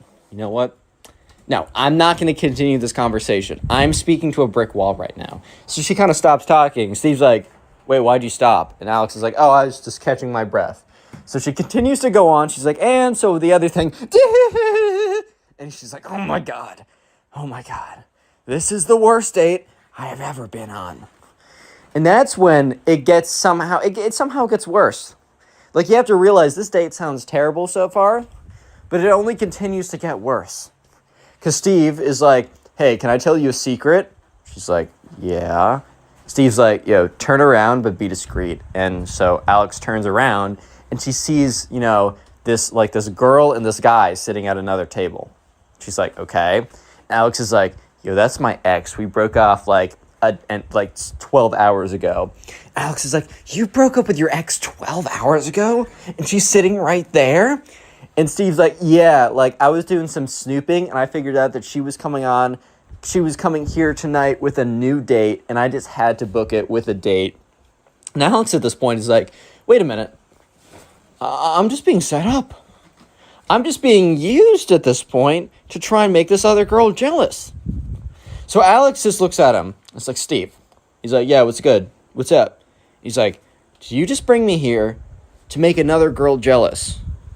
Steve's like, no. I want to go on a date with you. It just happened that my ex-girlfriend from 12 hours ago, who I was stalking and figured out that she would be here at this exact time in this exact restaurant, and I just happened to be here with my new girlfriend, and she's like, girlfriend? No, it's a coincidence, Alex. I just want to go on a date with you. Like, can you just get over the fact that, like, my ex is here? Wow, you're so jealous. And Alex is like, I don't care. It just seems a little weird that, like, you planned this out. He's like, no, it's a total coincidence, even though he literally just admitted to it not being a coincidence. But anyways, Alex is like, okay, this food is taking forever. I wish this was fast food so I could eat my meal and go. And as she was saying that, the waiter comes over with both the meals, and Alex got, like, the meat lover's dead animal surprise or whatever, and she got the vegetable loaf. So she was kind of just looking at him like, But sure enough, right, she was eating it, and Alex was like, so, like, do you want to try some? And he, like, pushes over his big meat lover surprise. And she's like, I'm a vegetarian. Which she said, like, 7 times. Like, she said it while she was ordering. She explained, like, what in her life brought her to that point. Because, like, she had to explain, like, stuff about her life. And he's like, oh, well, I mean, you're still a vegetarian if you eat a little bit of meat. And Alex is like, no, that's not how it works. At least not for me. And he's like, come on, just have a little bite. And Alex takes a fork, sticks it into, like, a piece of steak, starts, like, pushing it in her face. She's like, please get that away from me. Please, like, please. And he's like, what? Are you a snowflake? Is this meat making you triggered? She's like, oh my God, this guy's literally the worst. And then Alex is like, okay, I'm bored with you. Or not, yeah, Alex, Steve. And Steve's like, hey, Kate. And Kate's the ex-girlfriend at the other table. And Kate whips her head around. She's like, what is it, Steve? And then at this point, right, Steve and Kate, Steve's ex-girlfriend, are just bickering back and forth. And he's like, oh, look who's on a new date now, Kate. Like, does this make you jealous? And Kate's like, I don't know if you remembered, but I broke up with you, and I'm on a date. You happen to stalk me, figure out exactly when I'm coming, and just pick up some random girl on Tinder to be your quote-unquote date. And, at this point, like, Steve is like, no, that's like totally not how it went. You're just, like, making stuff up right now. It's so embarrassing for you. It's so embarrassed. I'm embarrassed on your behalf. At this point, like, Steve is, like, tears are welling up in his eyes. It's like when your younger brother loses the fight, so he's like, no, you're wrong, and cries and goes to his room. Mom, he's hitting me. I don't have a younger brother, but I've just seen that happen so often. And sure enough, right, Alex is just sitting there and is like, okay, this is not how I was envisioning my night. Because remember, she saw this guy on Tinder with wonderful photos, and he was eloquent in his responses. He was so good. And then from those little bits, she kind of imagined a totally different guy. I mean, by totally different, I kind of just mean that one who isn't terrible, right? But Alex thinks that the date right now is going bad. She's not a fan of how it's going. However, little does she know, it's about to get a lot worse. Real quick, comment spoiled down below if you made it this far into the video. The secret word of the day is spoiled. I'll try and heart a bunch of comments to say spoiled down below. And also, if you want to support the channel, all you got to do is make sure to continue watching videos after this one, or at some point within the day, just sit down and watch a bunch of videos. Please let me know in the comment section down below what you're doing while watching these videos and or how many videos you watched today. I am genuinely curious. Also, I made a Twitter account, and something very cool can happen, but we need to get to 1,000 followers. So my Twitter is Connor Pugs. It's in the description. It has like 200 followers right now. I would love to get it to 1,000. Also, if you enjoy watching these or listening to these on the go, please check out the Spotify, as on Spotify, you'll actually get access to these story times 1 to 2 hours before they go up on a lot of occasions. Not always, but if you want kind of like a sneak peek of the stories, go to Spotify, follow, turn on notifications, and rate 5 stars if you can. And finally, if you want to submit stories, and very soon, like right now, go to my Instagram, Connor Pugs, and DM me, or go to my Twitter. I'm going to be opening up my DMs pretty soon, and you can DM me stories on there as well. Anyways, let's just get back to it. Use code ConnorPugs for 10% off GamerSupps, link in the description. Helps you out, helps me out. Let's just get back to the crazy date, because this is really bad. So Alex is sitting there. And at this point, Steve and his ex, Kate, are just, like, bickering back and forth. And Alex kind of looks at the guy that, you know, Kate is on, like, a date with as well. And they kind of look at each other and kind of shrug and be like, what's going, like, hey, man, you and I are both in this together, bro. Like, this is crazy. And so sure enough, right, what probably happened was that, like, Kate was angry about the breakup and spiteful and just found a random dude on Tinder and decided to go out, and also made it very clear to, like, Steve that she was going out with, like, a random dude to a restaurant. And, like, she probably put it on her story, like, just met a great guy on Tinder. We're going to the Rich Minion the Rich Minion restaurant at 6 tonight. It's gonna be so great. I don't think there's a restaurant called Rich Minion. If there was, I would be there immediately. I also saw Minions 2 in the movie theater. 10 out of 10 would recommend. I'm not even joking. I unironically love that stuff. Anyways, though, so, you know, at this point, Steve is starting to get really, really angry. He's like, I don't like you at all, Kate. And she's like, good. That's why I'm going on a date with another person. And they're basically shouting back and forth. And, you know, the manager comes over and he's like, hello, everybody. My name is Markable. I'm just kidding. He's like, hello, everybody. What's going on over here? Like, can we please, you know, I'm glad that everyone around here is such good friends and is having a great conversation with each other, but can we please quiet it down a little bit? Just a little bit, please? Just a little bit? And the manager walks away. At this point, Steve and Kate turn back to their people, or Steve turns back to Alex, Kate turns back to her Tinder date, and they're sitting there, and Alex is just looking at Steve, and she's like, so that was something. And Steve's like, yeah, my ex is the worst. She keeps following me around and is trying to make me jealous. And Kate's like, well, I mean, can you be jealous? Like, I mean, you guys broke up. Are you still into her? He's like, maybe. And Kate's like, okay, I don't think we should be on a date anymore. He's like, wait, you're not no. You're not allowed to break up with me too. You can't break up with me as well. And Alex is like, what are you saying? What? No. Well, what do you mean break up with you? He's like, nobody wants to stay with me. They all leave. And Alex is like, calm down. Okay, I'm not going to go anywhere. And immediately Steve, like, goes back to, like, good, perfect. Like, the tears literally went back up into the tear ducts. It was crazy. Okay, not actually, but you know what I mean. And sure enough, right, Alex is like, okay, he's obviously manipulating me, but you know what? I'm going to get dessert here. It's on his dad's dime, so I'm getting dessert here. Like, I don't care. Like, that's totally fine. So they get the dessert menu, and, you know, they order something, and, you know, Steve is sitting there, and Steve is just, like, completely disinterested in Alex. Like, literally just paying no attention to her. And Alex finds that kind of annoying. You know, he like, Steve is just looking over at Kate, talking with her new boyfriend, and Kate turns around, sees that Steve is looking at her, and she, like, puts her hand on her new Tinder date's boyfriend hand. Tinder date's boyfriend. Her new boyfriend, the Tinder date's hand. There we go. And Steve literally takes his fist and pounds it on the table. And when he does this, the glass of red wine that Alex ordered falls over and spills on her. And she's like, oh my God. Steve looks over and is like, my fault, and then turns back to looking at Kate. Bro, and Alex is like, anything? Do you want to say anything else? Do you want to offer to help or something? And Steve's like, what? You just spilled wine all over yourself. And she's like, oh my God. She's like, no, it was on the table. You pounded your fist because you're mad that Kate is with another guy, and it spilled all over me, right?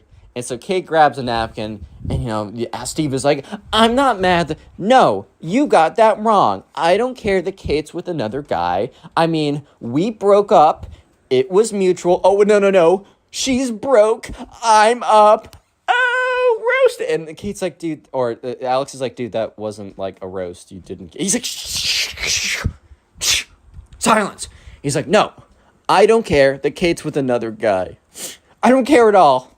I'm a big boy. It's what my dad said. Love you, Daddy. But no. I'm good. I'm fine. I don't care. Okay, I care a little bit, but not, like, enough that anyone would be. And Alex is like, all right, you know what? Steve? I think I'm done here. Like, thank you for taking me out. We had a nice conversation, but this has gone way too far. He's like, no. I want you to stay. I want it. I want you to stay. No going, no. That's not what I want. And Alex is like, are you okay? Are you having a mental breakdown right now? Like, why are you shouting, no, I want it. I want you to stay. You must. I need it. He's like, no. You can't go anywhere. Alex is like, I'm sorry. Like, I have my own autonomy. Sorry, bro. That's so tough. Like, I don't know what to say. Like, I don't understand. I'm going. Like, Alex stands up, still has all these, like, red wine stains in her. She's like, I'm sorry, like, I'm gonna go. Goodbye. And he's like, no, I don't think you are.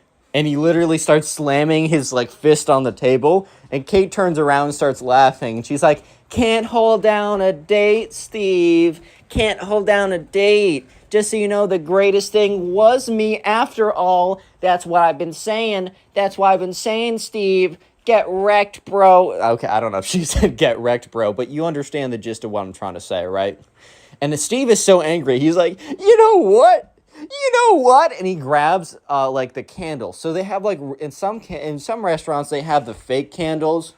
You know what I'm talking about, like, the fake, like, lighted candles. But some of them, like, some of the fancy ones, too, have, like, real candles.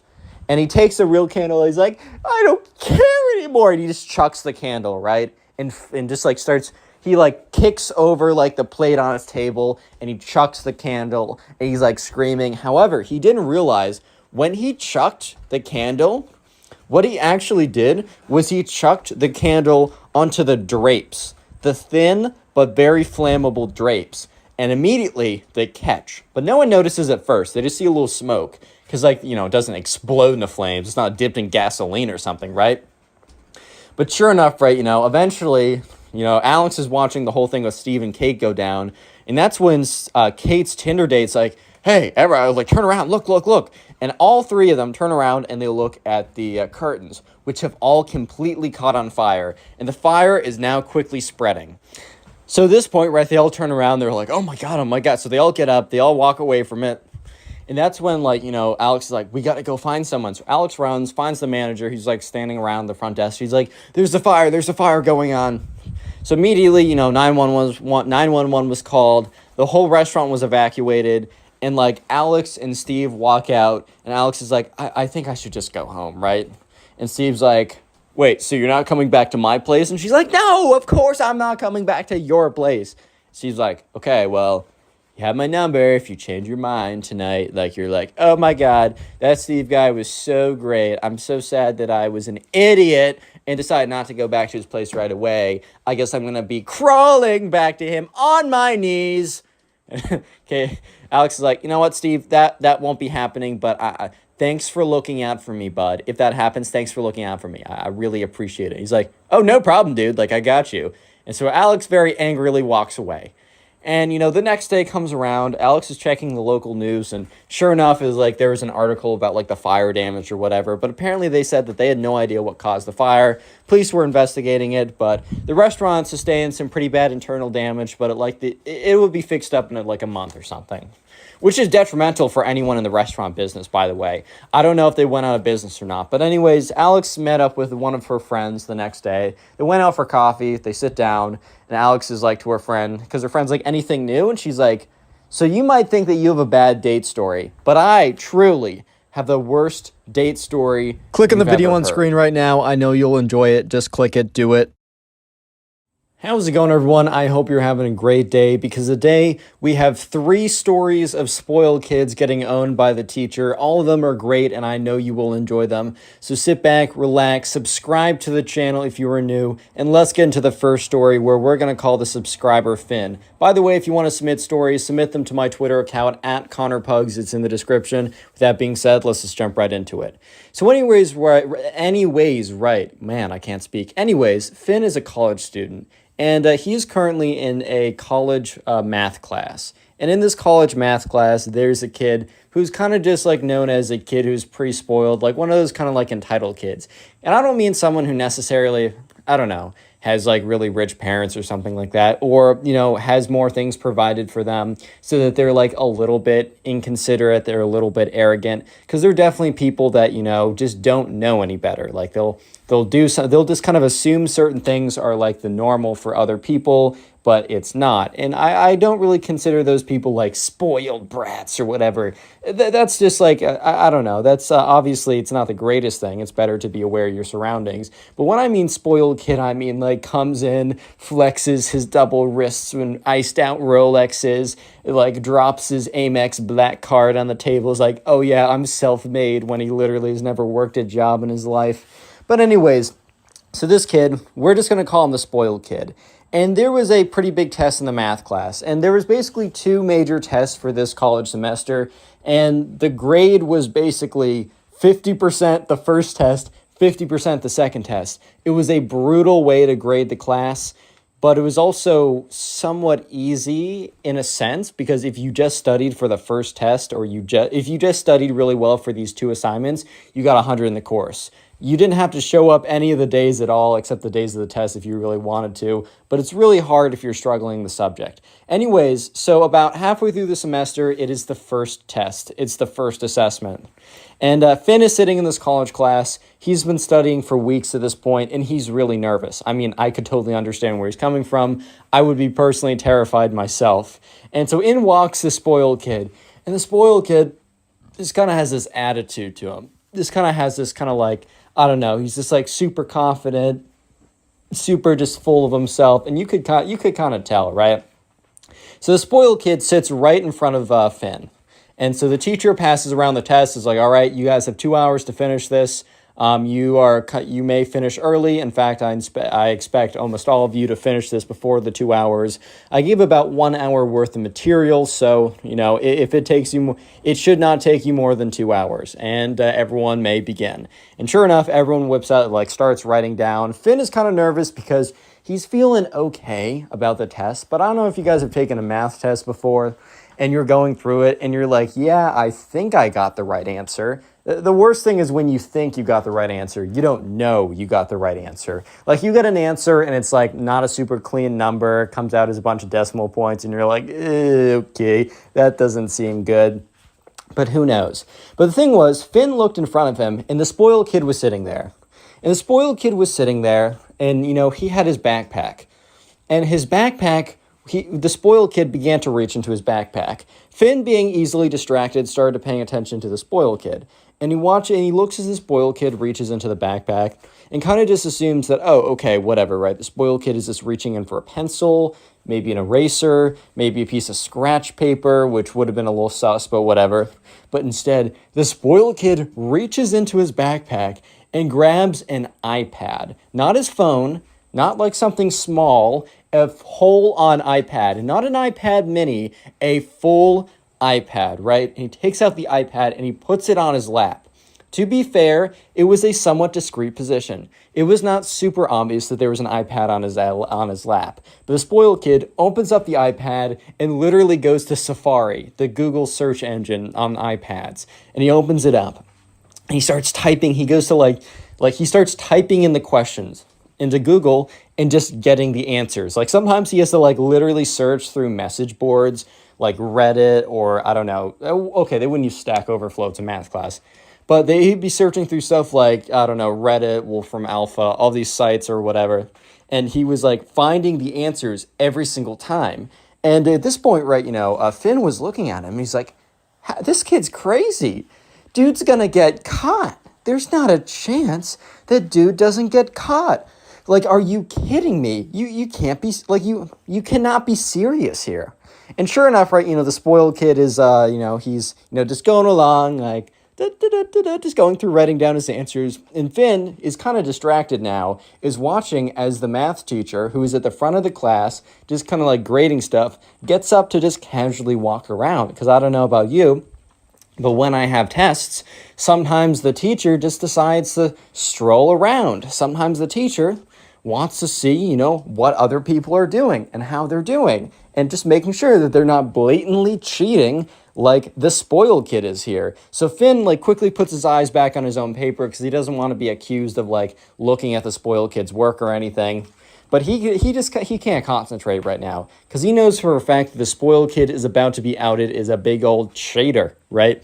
And so sure enough, the teacher walks around, and the thing is, the teacher is kind of doing a snake pattern throughout the desks. So instead of instead of approaching the spoiled kid front on, he approaches the spoiled kid from the back, which maybe if the teacher started one row earlier and he would have ended up approaching the spoiled kid from the front, the spoiled kid would have noticed that someone was approaching him and he would have either turned off the iPad or at least stopped using it actively.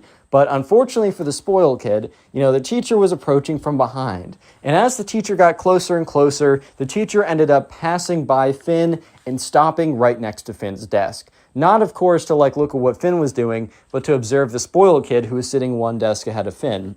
The spoiled kid was very clearly going on his iPad, typing on it, scrolling through to find answers, and then writing on his test. And the teacher's under his breath, he's like, "Spoiled kid, what are you doing?" Obviously says the actual name of the spoiled kid, but it's like, "Spoiled kid, are you cheating?" And the spoiled kid's looks up, turns around, shuts off the iPad, and is like, "No, I'm not cheating."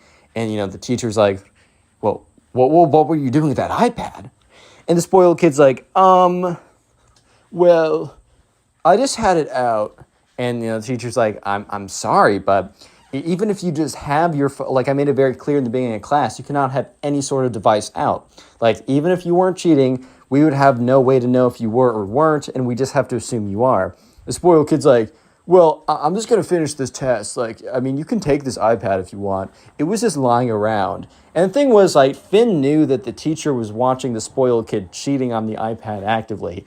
It's not I don't know, the spoiled kid forgot to put the iPad away and it just happened to be out. It was on and he was using it. And then he just turns it off as soon as the teacher asks him what he's doing. And the teacher's like, "No, I can't do that. I need to take your test now. I'm sorry. I have to mark it as a 0, which first of all is devastating.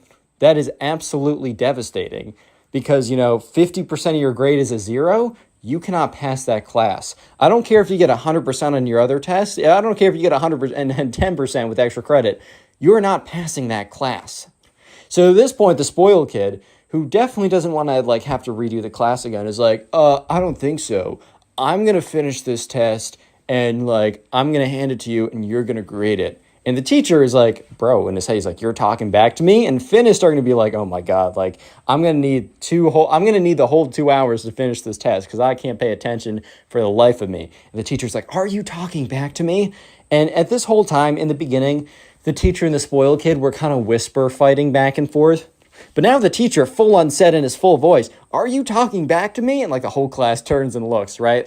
The whole test has been derailed. And the spoiled kid's like, "If I were you, I would be careful, Mr. Teacher. Because here's the thing.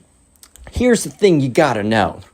The teachers who cross me and cross me bad, my dad knows a person or two on the board. They know a person or two, right? And the thing is, if I give my dad a word that you, sir, are being, mischievous." Okay, I don't think he said mischievous, though. I don't think that's the word choice. But if you, sir, are messing with me, bro, then I don't know, maybe you're going to have to find a new job. I mean, I heard McDonald's is hiring, bro. At this point, the teacher and the spoiled kid, it's like a 1v1 face-off right now. They're both looking at each other. They both very much dislike each other at this point, and they're kind of just having a bit of a stare-off. And at this point, Finn could basically, if Finn had a butter knife on him, he could cut the tension in the room right in half. And the teacher looks at him and takes one step closer to the spoiled kid. Because the one thing the spoiled kid didn't know was that this teacher was not any old teacher. This teacher has been at the school for so many years. This teacher doesn't just have tenure, he has like tenure plus, bro. He has like the next version of tenure. This guy is entrenched in the establishment of this school. This guy is like whatever connections his dad has or whatever kind of donor this dad has, it will not have any impact. And the teacher goes up to him, the spoiled kid, and says, do it. Call your dad and tell him to fire me. Do it. I dare you. At this point, the spoiled kid's face went from like a smug smile to complete shock and horror because like he was convinced that this would be enough for the teacher to fold. Apparently, this has worked every other time the spoiled kid has done it. So the spoiled kid was like, "Oh my, like he's not taking it, sitting down. What?" Real quick comment spoiled if you made it this far into the video. I'm going to try and heart as many comments as I can, and if you want to support the channel, all you got to do is continue watching videos after this one. You can do them by looking in the recommended section for other videos, or you can go to my channel page, which has playlists. I have playlists for spoiled kids, high school stories, Karen videos, whatever you want, it's there.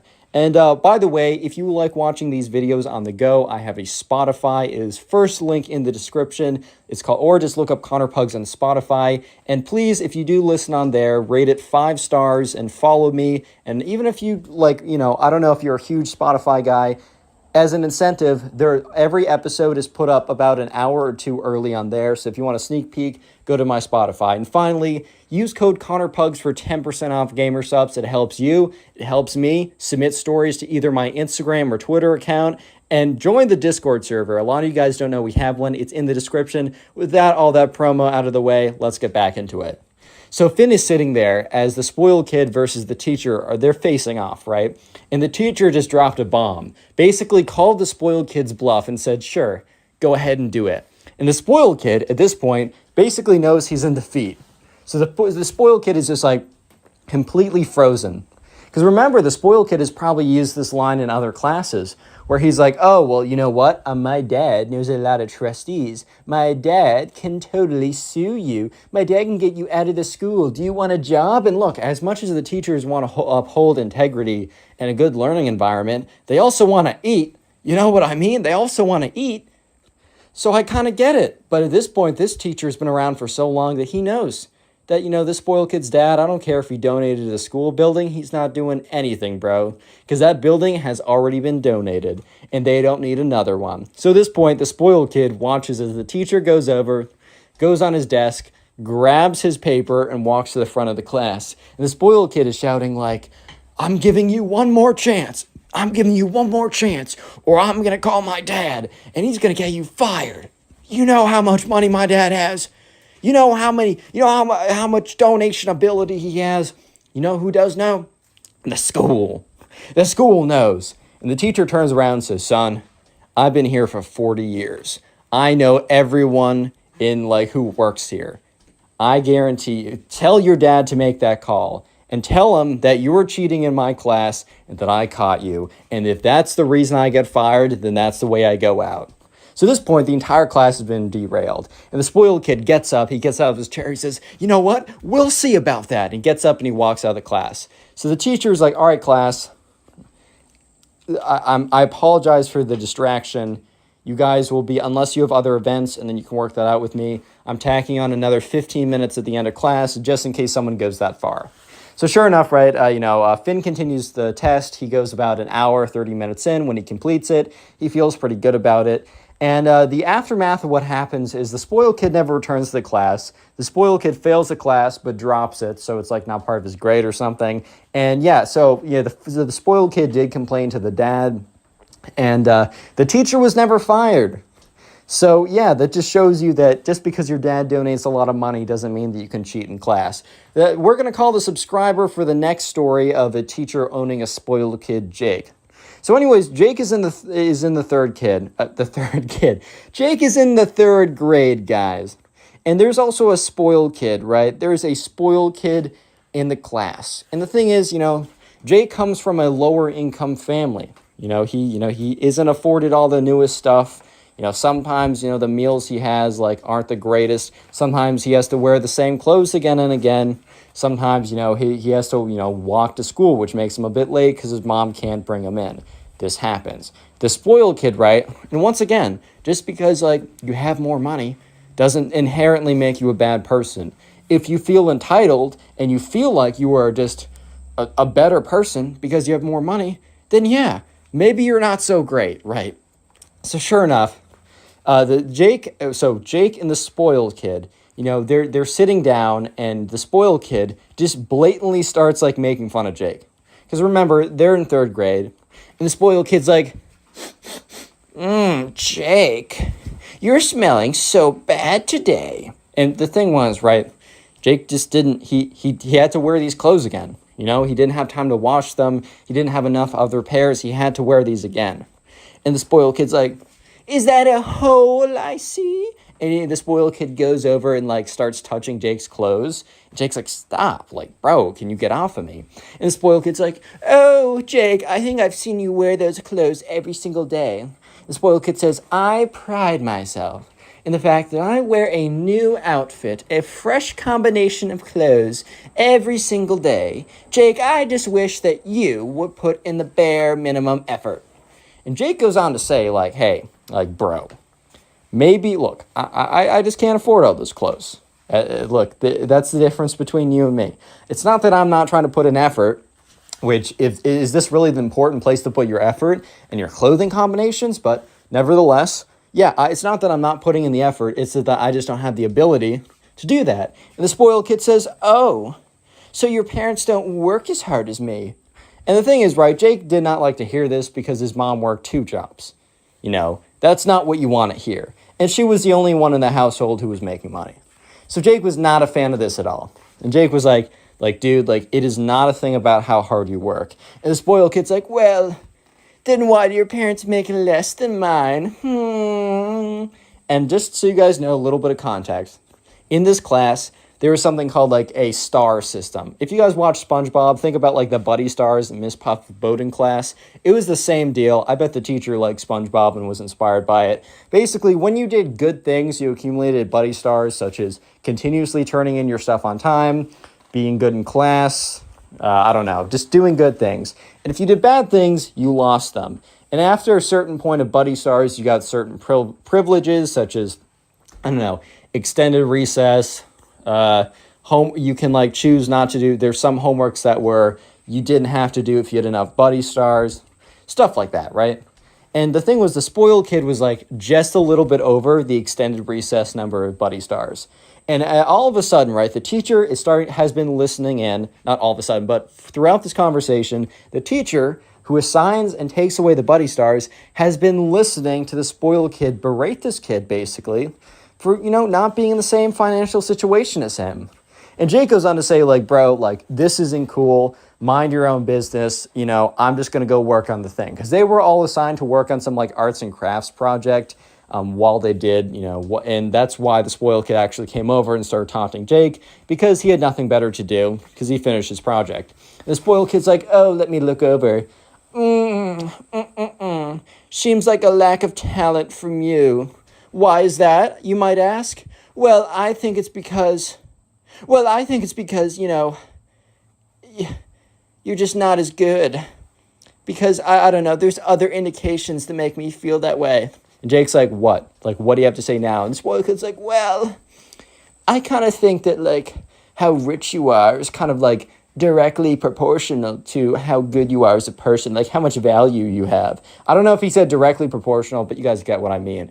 And Jake's like, bro, that's insane and insensitive. And the spoiled kid's like, I don't know. I mean, if you look at my arts and crafts over there, it is just significantly better.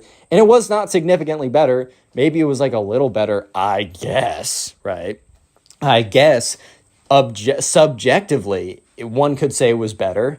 But, like, come on now, bro. Like, let's chill out for a second. But sure enough, the spoiled kid goes on to be like, you know, maybe you should have more respect for me. Maybe, Jake, you should have more respect for your financial elders. Which, when I got a DM about this, and because I got in quotes, financial elders, I thought that was the funniest thing ever. Because you always hear, like, older people or younger people saying this expression of, like, you got to respect your elders, like, and that's because, like, there's a lot of compound knowledge. They just happen to know a lot from experience. In some cases, not everyone who's old is smart or knows a thing or two or is wise, but a lot of them are. But respect your financial elders. Basically, this spoiled kid took a actual saying that makes a lot of sense, and I think is a good rule to live by, and just basically morphed it into his like crazy conception of if your parents make money, then their descendant is just immediately a fantastic person who is better than everyone else. And at this point, right, the teacher's heard enough, and he walks over. He's like, "Spoiled kid, I've been listening to this conversation for the last 10 minutes. And you could see the look on the spoiled kid's face like, oh boy, I'm in trouble now. And the teacher's like, I just can't believe you truly believe these things. Like, these are really offensive notions. And Jake is kind of sitting back with a little bit of a smirk on his face because he knows for a fact what is about to happen. And the spoiled kid also knows what is about to happen because whenever the teacher confronts someone saying something not very nice, he immediately goes to the buddy stars. And the spoiled kid's like, because the spoiled kid just went over the threshold for getting enough buddy stars to have extra recess. The spoiled kid's like, no, it's not what you think. It's not what you think. I swear, it's not what you think. And the teacher's like, I'm sorry, I heard what I heard. And the teacher starts walking over to the buddy star system. And the spoiled kid turns over to Jake and is like, you did this, and you did this specifically because you hate me because I have more money than you. And Jake's like, dude, I didn't do anything. I just had a conversation with you. And they both turn around as the teacher doesn't take one buddy star off, but takes 3. And just for a little bit of context, to get over the allotted number of buddy stars to have extra recess, it was like 4. So taking 3 away, so he had 5 before, he was now down to 2. And getting buddy stars was super, super hard. And so at this point, like, Finn is like, or Jake is like, oh yeah, bro, like this is fire. Because like he thought he was going to lose 1 buddy star, but he lost 3, which is like weeks and weeks of effort. Anyways, the moral of the story is don't think you're better than someone else because of something that you can't control. And also don't think you're worse than someone else because of something you can't control. Or even things that you can control in a lot of cases. Anyways, let's go on to the next and final story. I wanted to call the last person Princess Bubblegum because I was on the whole like Finn. You know what? Because I did Finn and Jake. I wanted to call the last person Princess Bubblegum. But who's gonna stop me? Who's gonna stop me? No one, not you. So I'm calling the last subscriber Princess Bubblegum, and you have to take it with a straight face. I'm doing this with a straight face. So I'm doing this straight face. Princess Bubblegum, there was a spoiled kid in class. And this spoiled kid in class, basically...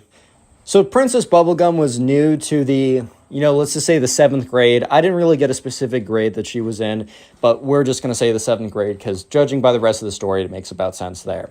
So Princess Bubblegum, this is the name I'm using. She's normal. So don't think of actual Princess Bubblegum. But Princess Bubblegum was new to the 7th grade of a new high school. Her mom or dad recently changed jobs, so they had to move to a whole new place. And, she was freshly enrolled in the new high school that happened to be in her new location. So anyways, right, she's getting there. She walks in, and on the first day, she sits down. She's nervous. I mean, who wouldn't be nervous, right? It's a nerve-wracking thing. And she sits down, and the teacher's like, hey, everyone, I'd like you to welcome... And says, hey, what's your name again? She said, Princess Bubblegum. I'd like you to welcome Princess Bubblegum to the class. Everyone's like, hello, Princess Bubblegum. Welcome, right? And there's also a spoiled kid in this class. And we're going to call him Spoiled Kid. And the spoiled kid had, slicked back hair. He wore sunglasses in class, even though his teachers told him many times, like, dude, can you not do that? That looks weird. And he's like, no, you can't stop me. And like, they got him in trouble a few times, but now he just like permanently wears like, I don't know, aviator sunglasses, trying to be like, you know, the coolest dude ever. He's also got a super fancy watch on that he got for his like 13th birthday party, or his 13th birthday from his parents, which I don't know about you, but I think I got like a Star Wars action figure, which it was fire. I'm sure I loved it. Like, don't get me wrong. I would have liked that a lot more than a watch, bro. But I'm just saying, who's dishing out a Rolex to some like 13-year-old kid? Anyways, though, the spoiled kid's like, what, like immediately, as soon as like the teacher wasn't like teaching class, like there was some lull, or maybe they're like, oh, go and do some project or something. The spoiled kid immediately sits next to Princess Bubblegum, is like, what's good, baby? My name's Spoiled Kid. Obviously, you know, says his real name, as Princess Bubblegum's not her real name, but she's like, oh, hi there. My name's Princess Bubblegum. You know, I just moved into the town, and therefore, like, I'm starting high school here. I don't really know that many people. Like, how's it going? He's like, it's good. My day was okay, but then it was great when you blessed my presence. And she's like, okay, nice. Anyways, though, you know, I'm excited to be here, and is there anything I should know before I move in? Like, I don't know. Is there something I should know about the town, or a good place to go? He's like, oh, baby, I know so many good places. You know, I know so many good places that I could take you. I can drive. And she's like, what? Because the thing is, right, you know, she really can't, he can't actually drive legally. I think he's like 15 or something. And she's like, wait, you can drive? He's like, well, I mean, not legally, but yeah, I do. Basically, Dad just lets me, like, he's a leftover G-Wagon. He just lets me ride it around. So, babe, if you want to hop in my new whip, just give me a call and I totally got you. And she's like, okay. At this point, you know, Princess Bubblegum was starting to realize that, okay, maybe this guy has other intentions that I kind of didn't even realize at first. Like, okay, let's try and back out of this respectfully. So then the spoiled kid goes on to say, so, baby, what are you doing tonight after school? I can definitely take you out on my new whip. At this point, the teacher starts to, like, overhear this conversation. And Princess Bubblegum is like, well, you know, I should really be home with my parents. You know, we're still unpacking, still getting acclimated. He's like, okay, babe, so what about this weekend? Yo, how's that going for you? Baby doll. He just starts saying stuff like that.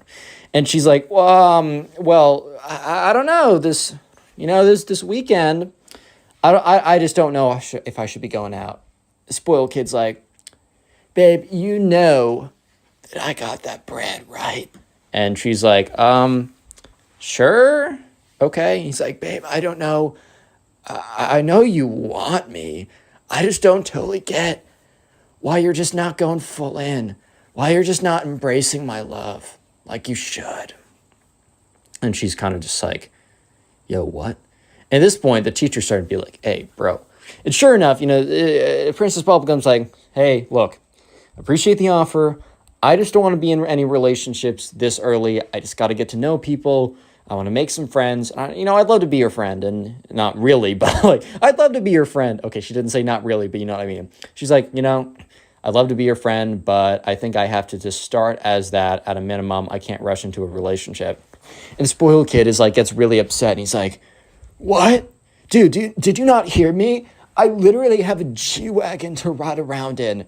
I have the fattest whip ever. Do you see the ice on my wrist? He like whips around his hand with this like Rolex on. He starts shaking it around. And he's like, I just don't get it. Like, why do you hate yourself? Because you obviously hate yourself if you don't want to go with me. Because, dude, I have a fat whip and drip on my wrist. And at this point, the teacher steps in. He's like, hey, spoiled kid. Spoiled kid's like, sup, teach? He's like, please don't, like, stop pressuring this young lady. She made it very clear that she's not into you. And just because, you know, you have a quote-unquote nice whip, whatever the kids are calling cars now these days, and that you have a nice watch, doesn't mean that, you know, this lady's going to like you. She's made it quite clear, and at this point, you're just making her uncomfortable. Teacher completely came out of the blue and just, boom, explosion, right in the spoiled kid's face, basically. And every single person turns around and looks at him. And the spoiled kid's like, Teacher, I don't think you understand. She definitely is into me. So the teacher's like, all right, well, Bubblegum, not to put you on the spot, but are you? And, Princess Bubblegum, a little annoyed by the spoiled kid, is like, no, I'm sorry. Spoiled kid's like, you'll regret this when I got even hotter babe in my whip. And he goes to the back of the classroom. So after class, Princess Bubblegum is approached by a group of girls. And, Bubblegum kind of knows, like, Mean Girls, I don't know, high school dynamics or middle school dynamics. She's just expecting to be bullied by these girls, but the girls come up and they say, I'm so sorry about Tyler back there. Let's call the spoiled kid Tyler. She's like, it's okay, it's whatever. And they're like, no, it's not. You're new here. Like, that's not okay for him to make you feel uncomfortable on the first day. You know what, girls? We've been talking about it, and we want you, Bubblegum, to hang out with us. Bubblegum's like, oh, like, thank you. And from that day on, Bubblegum met her new group of friends. And Tyler, the spoiled kid, still to this day has unsuccessfully seduced any women with his fat whip and his Click on the video on dripped-out screen right now. wrist. I know you'll enjoy it. Just click it, do it. How's it going, everyone? I hope you're having a great day, because today we have a story of a spoiled kid that burns down the subscriber's house because he didn't get what he wanted. It's a crazy story. I know you'll enjoy it, so sit back, relax, subscribe if you're new, and let's call the subscriber who submitted this story Nick. So anyways, right, Nick was having his birthday party, and, Nick was, like, wanting to invite all the people that he wanted to. And, he sent out the invitation, or he didn't send out the invitations, but he was sitting down with his mom, and they were going over who to invite. And Nick was like, oh, I want to invite this person. I want to invite Ben. I want to, people like that. And then came up the name Spoiled Kid. His name wasn't actually Spoiled Kid, but he will be referred to as Spoiled Kid from here on out. And Nick didn't really like him. And it was for good reasons. I mean, this kid was a massive jerk. He was super entitled. He was never told no. And nobody really liked him in the class. However, Nick's mom was like, no, Nick, buddy, I really think you should invite him. I was hearing from his mom on Facebook that he's really struggling to make friends.